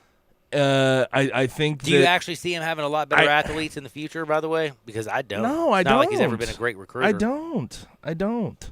And when you're talking about better athletes, he's not going to outclass the Bamas, the LSUs of the world That's athletically what I was ever. Getting. That's what I was getting at. I just should I don't know if I should say that yet. Go ahead. Well, I was going to ask you: is the Mike, entire I think- SEC a bunch of posers? No, I was going to say I think Mike Leach is going to lose his job here in the next couple of years. I do too. I'm sorry, like it just does not look very hopeful at all. I will say Will Rogers looked okay. The guy that he's been talking about there for a while from Brandon. I feel like Mississippi State belongs in the East, and the Bulldogs can play at least in the West. You might want to put LSU over in the East this year, even though they're coming off a national championship game. Is that an overreaction to think? No. To think Mike Leach might lose his job in the next couple of years? Because they've scored 74 points. Well, they scored all their. And I was getting ready to say they scored 44 of that in the first game. Thank you very much. You already knew. I was going to say on the season, do the math, 74 points. They scored 44 in the first game, 14 against Arkansas, 2 against Kentucky on a safety. And just watching them against A&M, it's like A&M's not. A&M's not good. No, they're fine, but like they're not a premier defensive team in the SEC. They're a Jimbo Fisher coached football team. But again, they're not a premier defensive team No. in the SEC, and you could only score 14 out of that. That's all you could muster up. Very sad. Very, very sad. It's just crazy how you win week 1, and everybody is crowning Mike Leach king, and then the next 3 weeks have just been a big old. Ugh, it's so sad. It's been bad. And then Tennessee fan, I feel bad for them because Tennessee fan was so high, the win streak, but really who was it against? And then they have come back to earth in a crashing, horrible nightmare style way. But the one thing I want to do, because I want to jump to the NFL for 2 seconds, but the last question I wanted to ask you is BYU this real? Are they real? is Zach Wilson real? Like, is BYU really dang good? So I'm going to bring this up because Zach Wilson, I heard this over the weekend, and someone called him, and you're going to laugh at this, but I don't think it makes any sense. They called him the Mormon Manziel. Oh, my Lord. And I go, oh, my Lord. Wait, hold up. He's 6'3". Like, how can he even be, how can we compare him? Because he's Johnny white? was like what? 5'10", but he had these monster, like, mitts. Remember But that? either way, what are we, how are we? He reminds me more of Jim McMahon, actually. How are we calling him Manziel? Like, he's 6'3". He's a big dude. He's 6'3", 210. How do you feel about him as far as better throwing as far as the than NFL running. draft goes? I like him, actually. I do too, man. 6'3", like you already mentioned that. He's got 12 touchdowns, only 1 interception. And the thing about him is, I like he's got that moxie. He's got a very big arm, and he's got a quick dead gum release. And he's got some escapability. Like, he can get out of the pocket. I was going to say, play. I think the best part about him is he feels it. He doesn't actually escape. Like, there's a lot of times this weekend in the National Football League, a couple quarterbacks I thought left the pocket too soon, where they could have stepped up and made a nice throw down the field. You saw it a lot on Saturdays. And that's the thing about Zach Wilson. He does have the athleticism. But you'll watch more times than not, he will actually step up in the pocket, let those defensive ends run right behind him, and then he'll make a deadgum strike right over the middle or throw a deep post or something. And you're like, no, that is what an NFL quarterback you want to see do. Ball placement, too. Very good That's ball placement. He always does. He it is ain't coming. like he's got the fastest receivers in the world either. The one interesting part is he did have a season-ending injury last year. I don't know how much that plays into the account when you're talking about his NFL sort of draft status, but he looked good, man, especially against Houston. He looked fantastic. Man, he really did. Now, I got to get to this real fast. NFL, because tomorrow we break down a whole lot. We're going to have me and Gabe as our top 5 teams in the National Football League, but I got to bring this up because tonight we have Chiefs at the Bills. Cardinals are at the Cowboys. First game's at 4, second game's at 7:15. First is Chiefs and Bills, second is Cards Cowboys. Now, I got to start off with this since we started with losers. Did the Browns not get punked this week and proven to be a bunch of posers? And how do you feel about that, Cowboy fan? Because you got punched in the mouth by them. The game went about exactly how I thought it would go. Yep. Steelers have been there, done that. Do you know what the Browns remind me of? A bully. If you're little and you're smaller than them, they will push you around. Yes. They'll punish you. Soon as but they if you punch them in the mouth, they go running, crying home to mama. And your point is proven so well this year. I mean, like, so well. They beat the Bengals, the football team, the Cowboys, and the Colts, who are all very middling teams at the moment. And then you lose to the Ravens and the Steelers. You lose 38-7 to the Steelers, 38-6 to the Ravens. You never had a chance. They punked you. I'm sorry, Browns. Baker, get off the television. I watched 25 commercials with you, and they all are annoying. Especially although the one where the the storm's coming in and he's talking about covering up all the Now seats in the state. That's kind of funny. That one he is said, "Let's kinda work funny. top to bottom. It'll be quicker if we both do it." Come on, if we both do it, meet me in the middle. No, I'll admit that one is kind of funny. And the Hulu one. Heisman, I don't like the Heisman one. I don't like him because there's so many great Heisman. I don't need more. The one where he Baker. has the list of the chips, and he's like the sour cream and onion chips. and like and Charles Woodson's Woodson's like, "Let's go, come man, on, come on." I'm not really. Into I that do one. like the Hulu one too, with his face on the little guy's body. Do you know that it took me like a month to figure out that was Baker Oh, shut Mayfield? up! I just thought that was some loser with Saquon Barkley. I was like, I don't understand. Well, they put their heads on the little bodies. Little bodies, but I thought that was Baker's body. Haven't you seen him without his shirt? Like, have you ever seen him next to a pro athlete? He looks like the guy who's the trainer. I'm like, hey, look at the trainer with all these athletes. Baker's got dad bod on. Peyton has a better bod than Baker Mayfield. I didn't know Peyton had the six-pack. I didn't You showed either. me that last week. It freaked me out. In fact, actually, somebody texted me that. Thank you for the Peyton six-pack. You're very welcome. But anyway, last but not least, Derrick Henry, a couple NFL notes. This man came out of Alabama. I was listening to Gaston talking about him. First year, wasn't very successful. Second year, wasn't very successful. Comes out and goes out and has a pretty decent third year, gets 1,000 yards for his first time in his career. Last year, they put him with Ryan Tannehill. They got wide receivers in A.J. Brown. They got, right now, that tight end that I love so much, Jonnu Smith, he gets open. They got guys all over the place. They're getting the ball out. And guess what? Ryan Tannehill's playing MVP-esque football. And when you can do that and you don't have 11 dudes just playing downhill in the box, king on Derrick Henry, the dude's got some of the most straight line speed you've ever seen. Look at that run. Dude goes 90-some-odd yards because he's faster than everybody. He's also 6'4", 250 pounds, has one of the best stiff arms. And the only way to tackle him is by tackling his feet. So I was trying to have a conversation, and I found this very interesting because you look at Ryan Tannehill, and just like his style of quarterback, what would you call it? They are made for each other is what I would say. What would you call his style of quarterbacking, though? Is he somewhat of a manager that makes plays, though, at this point? Because since he took over in Week 7, he leads the league in touchdown passes. He leads the league in yards per attempt. He makes plays I'm consistently down the field. Because of Derrick Henry, because of how physical that offensive line is, because A.J. Brown is a damn stud, because Jonnu Smith is a deadgum stud, because Humphreys is a great possession receiver, they got weapons. And I got to give credit. Arthur Smith is one of the best offensive coordinators in football, period. Did you see the way he called that winning drive? And even to win the game, Derrick Henry plowing in the end zone. I'm just saying, Arthur Smith, a lot of guys don't have the guts to do that. They always put in the air. Real quick, though, in that situation with the Texans, how they were stopping the run, like Arthur Smith's job's like, all right, just hand it to 22. I hear what you're saying. That's true. But it's a lot of people, we saw how cute he got with other people. It didn't work for, the Eagles. We saw the Texans get cute. Anyway, point is, Derrick Henry's bad. I think Arthur Smith calls a great game. And if you need Ryan Tannehill to make a big throw down the field, he's got a cannon. He can make the throw. Look how wide open these wide receivers. But what I'm trying to say is, did you see the interception he threw? The safety was not in the middle of the field. He had the whole left side of the field, and he threw, instead of his wide receiver open and used the open part of the field and threw it more on a BB, he throws it deep and behind his receiver, led to a turnover. Ryan Tannehill is close to elite.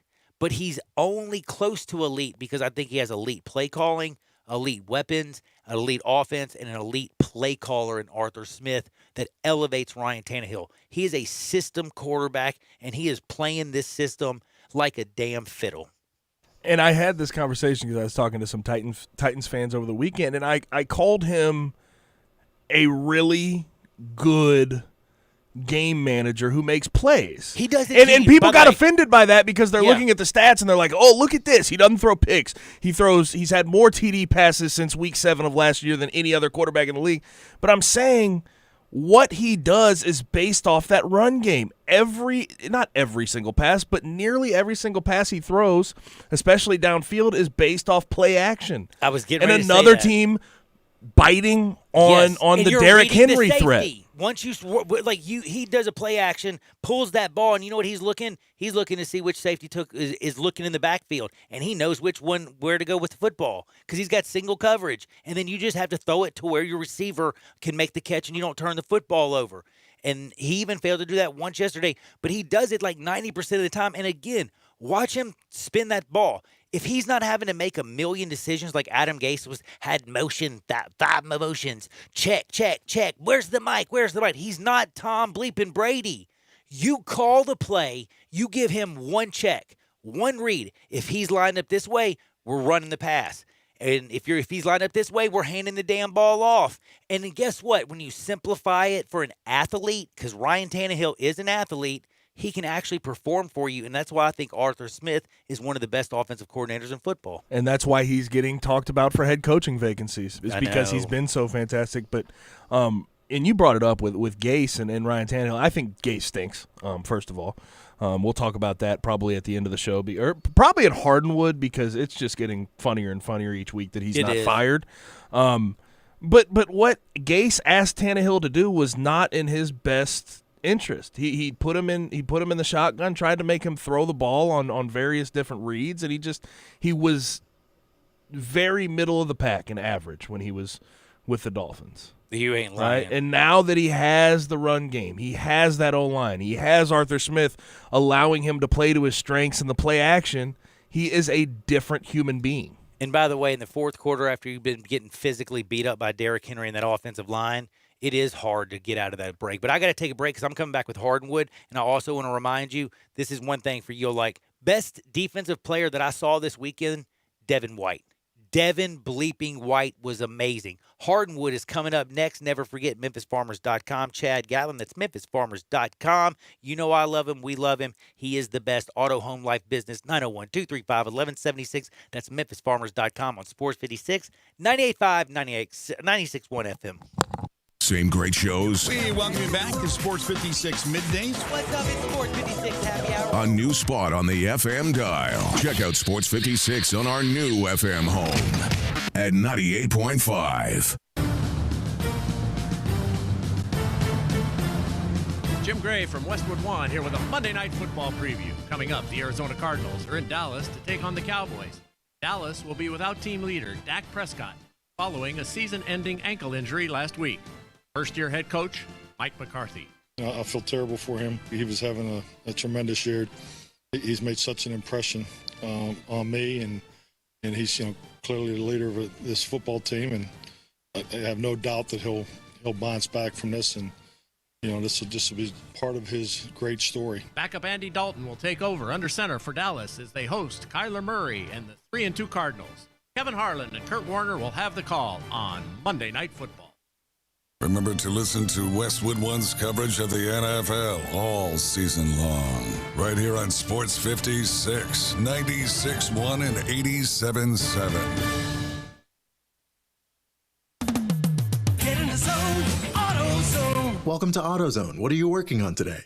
So, you ready to replace those headlights and wipers? It's a great time to do it, especially with longer nights ahead. We always recommend replacing in pairs so you won't have uneven visibility. We've got the brands you can trust to see the road clear in rougher weather as the seasons change. And you can get it all fast your way with our free next-day delivery or free same-day store pickup. Getting the job done just got easier. Free next-day delivery on eligible orders. Restrictions at AutoZone.com. Get in the zone, AutoZone.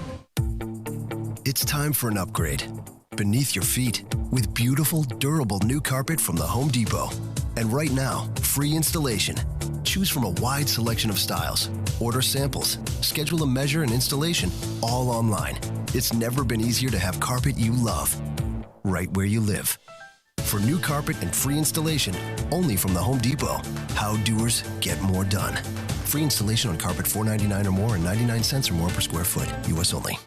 Hi, this is Troy Fiveash, owner of Fiveash Roof Services. You've heard me talk about how we offer the best products, the best warranties, and the best services for years. Now let's talk about pricing. Pricing should never be the only reason you hire a contractor, but in today's world, pricing is always a consideration. So we suggest you get 2 or 3 estimates for your roof replacement from a reputable, licensed, and insured company, and then give us a call. If we can't beat your best price for a comparable roof system by more than $100, we'll give you $100. It's that simple. We are so sure we can offer you the best price, beating all other qualified companies. We will hand you $100 if we can't, and thank you for the opportunity. So give us a call. What's the worst thing that's going to happen? Make $100? Fiveash Roof Services, a proud supporter of Tiger Athletics and the official roofer of the Tigers home team. Fiveash Roof Services, fair, honest, and ethical. 367-0050 or MemphisRoofer.com. Fiveash Roofing, it's what we do. We're here for you.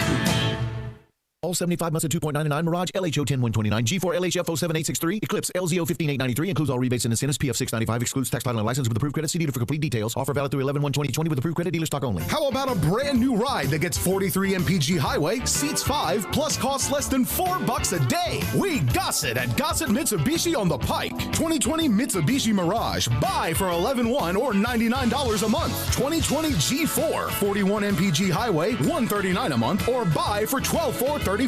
And 2020 Mitsubishi Eclipse Cross, $19,107 or $229 a month. Plus confidence today, tomorrow, and long into the future with a 10-year, 100,000-mile powertrain warranty. Mirage, $99 a month. Mirage G4, $139 a month. And Eclipse Cross, $229 a month. Get to Gossett Mitsubishi today, 1870 Covington Pike, or shop online at MemphisMitsubishi.com. If you want it, we got it at Gossett Motor Cars.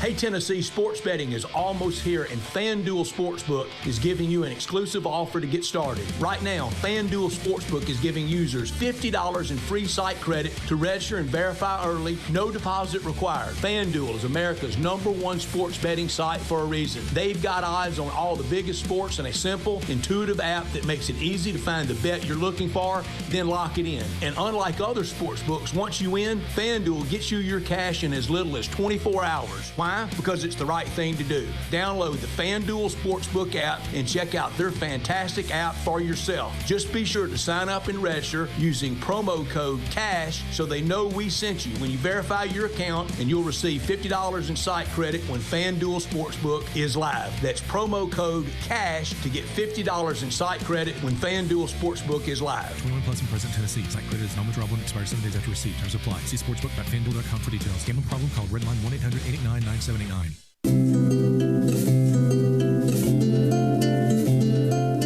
I'm a big fan of Town Village, and there is always something to do year-round. Nestled in the heart of East Memphis, located corner of Park and Cherry, is a beautiful residential neighborhood. Looking for a great place to retire, but you still have a very active lifestyle? Then visit Town Village. Only requirements that you're 55 plus. Prices per month starting at $24.50. The Gourmet Chef welcomes you to visit our restaurant and bistro. Package includes 3 complimentary meals per day, maid service, free local transportation, monthly coffee club, themed dinner parties, lots of fun. Visit us and call Daniel or Bo at Town Village Audubon Park at 901-374-7342. There's no place like home. Town Village Audubon Park. All 75 months at 2.99, Mirage LHO 10129, G4 LHF 07863, Eclipse LZO 15893, includes all rebates and incentives, PF 695, excludes tax title and license with approved credit. See dealer for complete details. Offer valid through 11/1/2020 with approved credit, dealer stock only. How about a brand new ride that gets 43 mpg highway, seats 5, plus costs less than $4 a day? We Gossett at Gossett Mitsubishi on the Pike. 2020 Mitsubishi Mirage, buy for $11,100 or $99 a month. 2020 G4, 41 mpg highway, $139 a month, or buy for $12,435. And 2020 Mitsubishi Eclipse Cross, $19,107 or $229 a month. Plus, confidence today, tomorrow, and long into the future with a 10-year, 100,000-mile powertrain warranty. Mirage, $99 a month. Mirage G4, $139 a month. And Eclipse Cross, $229 a month. Get to Gossett Mitsubishi today, 1870 Covington Pike, or shop online at memphismitsubishi.com. If you want it, we got it at Gossett Motor Cars. Now back to Johnny Radio's Happy Hour Kick it over here. Kick it. on Sports 56 and 87.7 FM. Here's your host, John Harden. Gold and shackles, ball and chain. Listen to the whistle of the evening train. You know you about to wind up dead. Don't head back to Tennessee, Jed. What is up? Welcome back in a little Sports 56 Happy Hour. Your good buddy, Johnny Radio. Gabe Coons in the hizzy. And we're about to do a little bit of hardwood. But before I go there and make you feel so dead gum good, you know what makes me feel good?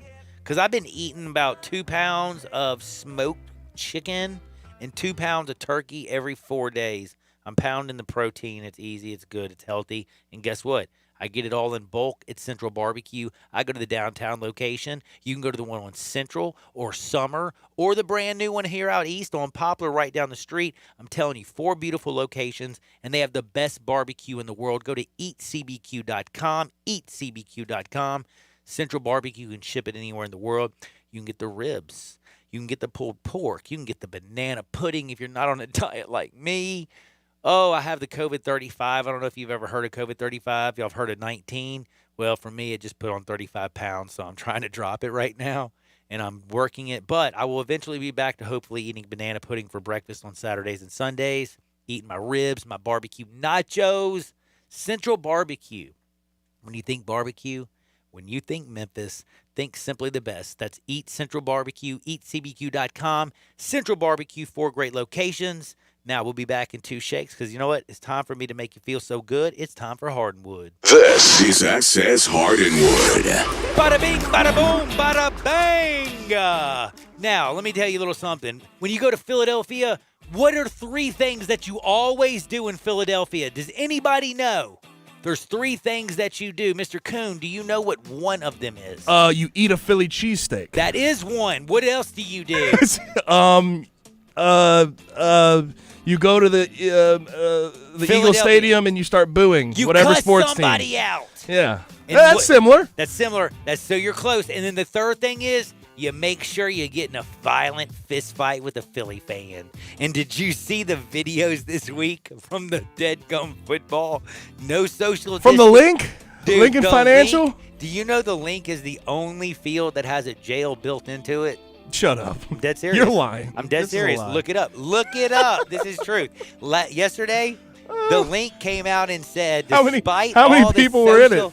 Despite all the social distancing problems and all that other stuff, there were 3, they called them massive brawls in the stand at Lincoln Financial. And a massive brawl consists of a scrum with at least 10 participants. Or, as one person said, it was at least 10 rows involved. What do you think they were arguing about? How Carson Wentz can't stop screwing up, and then he came back, and they But didn't isn't even get that to see something it they could all agree 'cause They on? were all in the jail. But you know, one of them was like, Carson, boo! And another one's like, support your team! And the next thing you know, cheesesteaks are flying everywhere, bro. It's awesome, dude. I just had to say, I had so much funny, but the best part about it was not one police horse was punched. Where did I get that? There was a Philly police officer and said, it seems like even during a pandemic, Philly fan can't help but fight. And he said, but let's be happy, no police horses were punched in the face this time. Do you know what I'm talking about? Wait, what? This time? Okay, so the last time there was a game at the Link, there was a massive brawl, and one guy, he got assault for punching a police officer because he punched the horse, the cop horse, and he kind of hurt him. So that's how come I brought this up. You don't hit horses. By the way, do you know he literally is charged with major assault of a police officer too for that? So yeah, guy's not going to be feeling too good. But And why you got to hit the horse? What the horse do, man? But can I ask you a question? If the pandemic can't stop Philly fan from fighting, is there really anything? Is jail going to even come close? They fight in good times and bad times, Dude, man. Nothing stops the Philly fans imagine- from fighting. Could you imagine a Christmas party? By the way, do you know what Philly fan reminds me of? Have you seen the Sam Adams Boston Lager? And it's your cousin Sam from Boston. Yeah. Yo, you're smoking hot, dude. That's Philly fan. All right. I also have to bring this up. This is really sad. I don't even know how to bring this up. In fact, I'll bring this one up because it's a lot more fun. Did you hear about that car, the fastest car in the world now? No. Would you go 316.11 miles per hour? I know. I'd be too scared, man. Dude, I don't know, man. That would be fun. Would if you it? watch the video, it's dope. Do I need to tweet that bad boy out? You haven't seen it? The world's It's weirdly shaped. Dude, it's going 300 and it's got to be weirdly shaped. It's got to be aerodynamic. And what is a tutara? I thought that was something that a girl wore. Tutu? Oh, that's a tutu. That's a tutu. It's what it look. Tutara. What's a tutara? That doesn't sound like a car. It needs a better name. So you would want to ride in this car? Oh, I would love to go that fast. Let's do it. Ricky Bobby? Well, they're on one of those flat. Oh yeah, dude. Hey, if you ain't first, if you ain't first, you're last. That's right. I love Ricky Bobby. I thought that was it. But dude, that's fast. Would you ever go? Would you do anything that fast? That was the wrong way. What I'm saying is, would I want to be in the car going that fast? Yes, No. Me personally, no. Would you want to get in a jet or a plane even going that fast? Is what I kind of meant.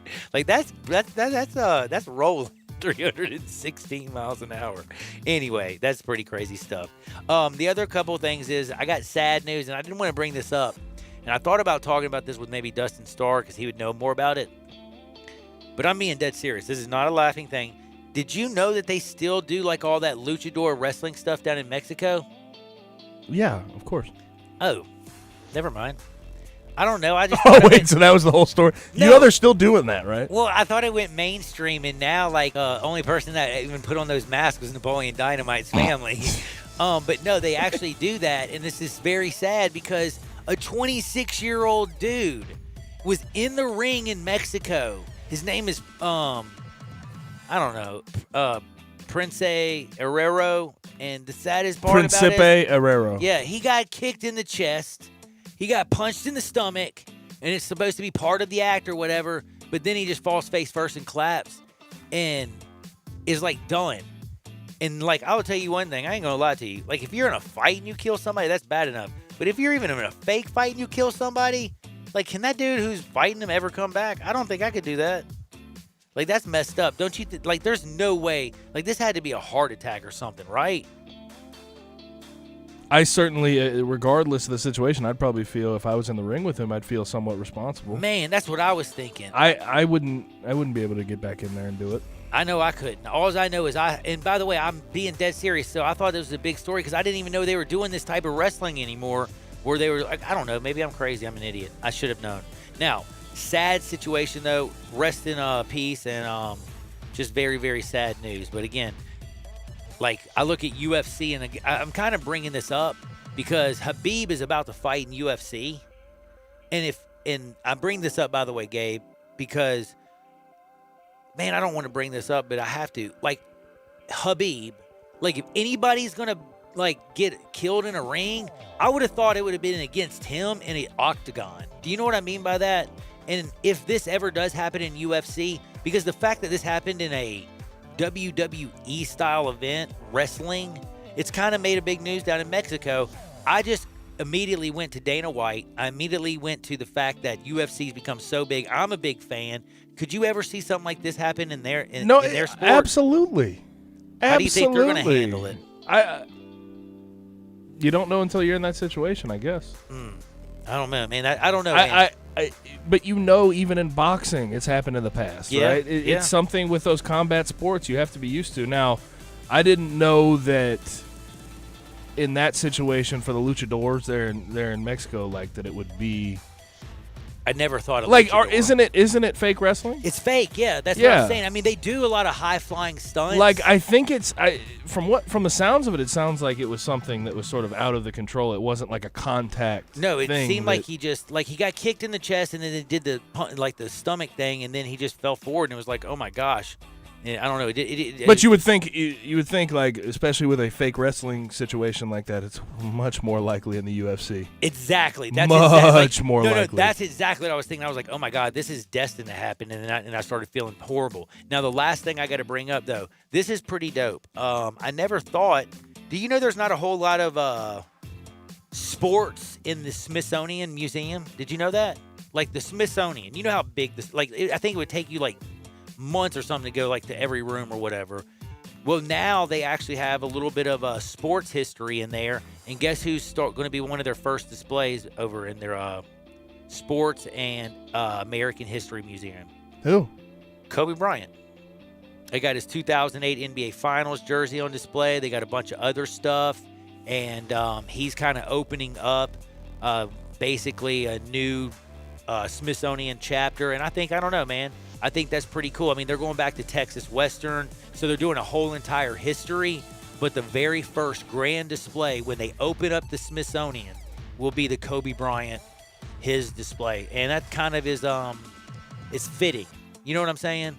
Like, if you're going to open up some sports history in this country, I can't see a better person to be, Anyway, rest in peace, Kobe. Especially given the year and the time. And the year and the time. And I thought it was a really good job by the Smithsonian. And the fact that they're doing a sports thing, I don't know, man.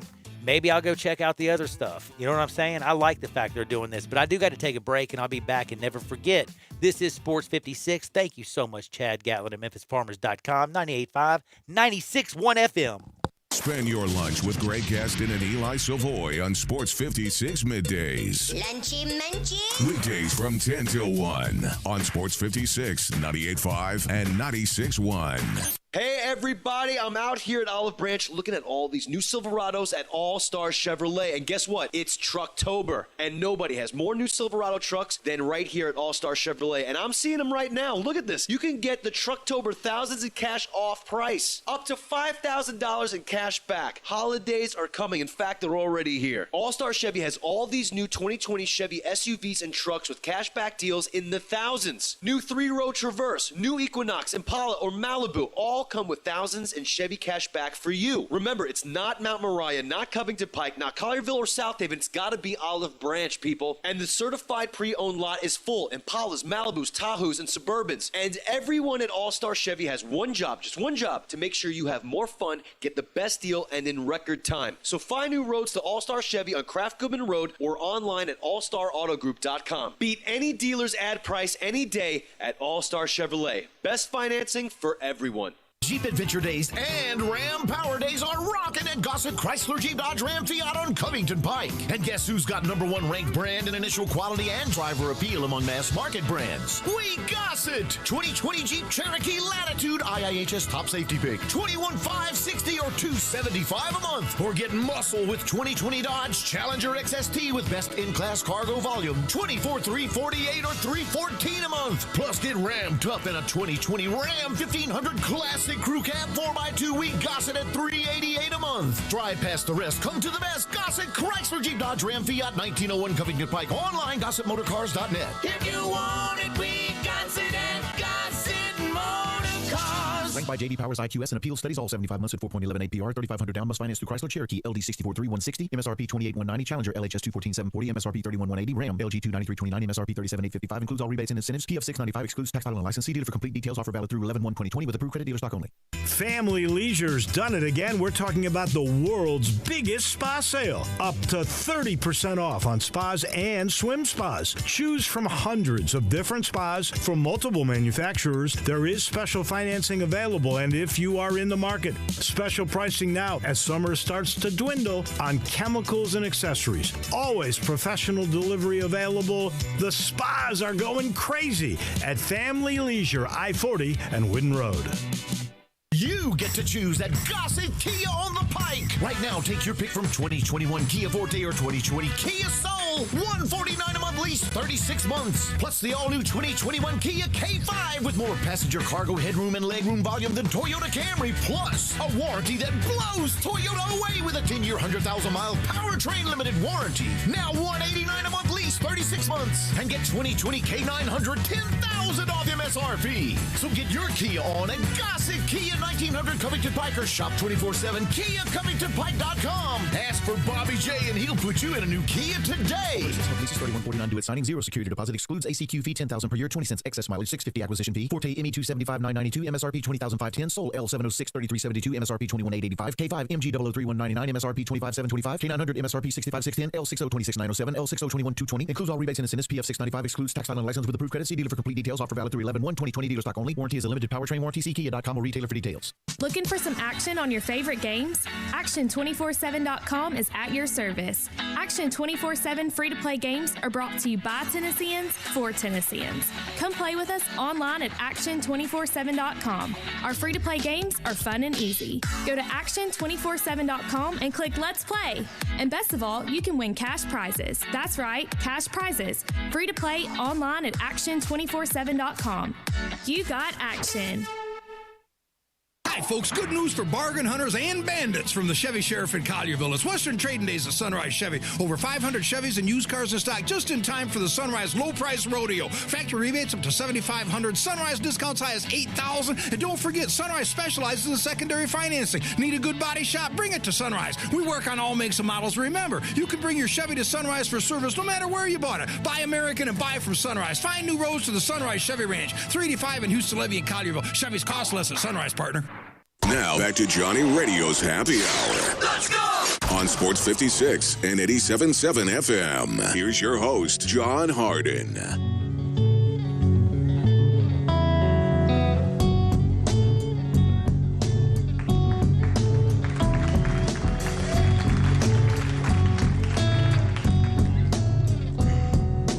Many a hand has scaled the grand old face of the plateau. Some belong to strangers and some to folks you know. Holy Ghost and talk show hosts are planted in the sand to beautify the foothills, shake the many hands. There's nothing on the top but a bucket and a mop and an illustrated book about birds. You see a lot up there, but don't be scared. Who needs Jackson when you got words? Welcome back into a little Johnny Radio's Happy Hour. It's the last segment of the day. I'm going to pass the baton off to Wolo and Stats. They're going to drive you home from 3 to 6. They're going to take good care of you. Trust me. But don't forget, we got football galore. Me and Gabe are about to give you our picks. But I have to say one thing. I always do this because I love the real deal. Holyfield. And y'all have heard me say it 1,000 times. I've even had somebody come up to me and like, is that the real deal? Like the real deal Holyfield? Like, yes, I love that. So happy birthday. Did you know Evander Holyfield is 58 years old today? 58? Do you think for a 58-year-old, he's got probably the least amount of ear? 50. I mean, how many people had that much ear nibble? I wouldn't say he has the least. I bet there's someone out there who's got less. Fighter because he gets it knocked. Like, dude, they got that. Like, what is they that? They got cauliflower ear. They that have more ear. out. That's more ear, though. Yeah, that's more ear. I don't like that.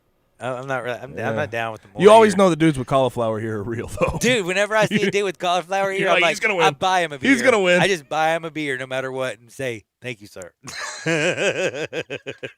That's a smart. By the way, that's a very smart way to live your life. You see a dude with cauliflower ear, just buy him an ear and say, "Thank you, sir." Now, thank you for what? Hold on, dude, for not beating the tar out of me. Okay, that's all I say. Thank you for not killing me. Have a good day. Anyway, I'm an idiot. I know it, and I'm having a lot of fun. But I do have to say this is very, very important. Gabe, we're going to give our picks, and I need to know this very much. It's not only Evander Holyfield's birthday, but it's a birthday for football fans because at 4 o'clock, we're getting the Chiefs and the Bills. This game for me looks so easy. But the easy ones scare me more than any other game. Both teams coming off a loss. The Bills lost to the Titans. What the bleep did the Chiefs do last week? I still don't even know how that happened. They basically lost to the Raiders. And it doesn't look so bad given John Gruden all that money and Mike Mayock and all those stupid decisions. And heck, they didn't even get Antonio Brown and they still beat the Chiefs? Like, I feel like I was in La La Land last week, but are we going to see a bounce-back Chiefs and they're going to be normal Chiefs? Or are we going to see a bounce-back Bills? What saith Gabe? I think we see the overhit. Ooh, 55? I like that one. I think we see the over. But as far as that goes, I think Buffalo coming off a short week, KC coming off a week where they lost, and they had another day of rest. I think Andy Reid comes out with a game plan and comes at the Bills, tries to expose them. I'm kind of nervous because 5.5 seems like a little much. I think the Bills can keep it close, but I'm going to lean Chiefs here. I wouldn't play it, though. What do you think about does Bell do anything?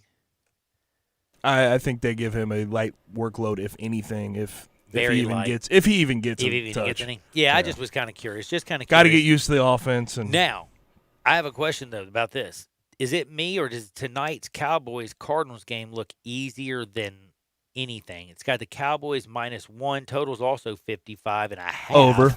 Over again. But I'm going to say I look at this one. I think Kyler Murray tap dances all over that defense. I think DeAndre Hopkins. I think you're going to see Fitzgerald. I think the Cardinals, man, they score so much. I think Kenyon Drake. I think they score at will. Like, the Cowboys can't stop them. Will Andy Dalton do some good things with the offense? Absolutely. But if you give up 70, it's hard to win. Who do you And like? correct me if I'm wrong. This is a pick 'em at the moment. It's a right now. Can you believe Dallas is -1? To be honest with you, I have no idea who wins this game tonight. I think both teams are going to have their way offensively. Again, I think this is an over game.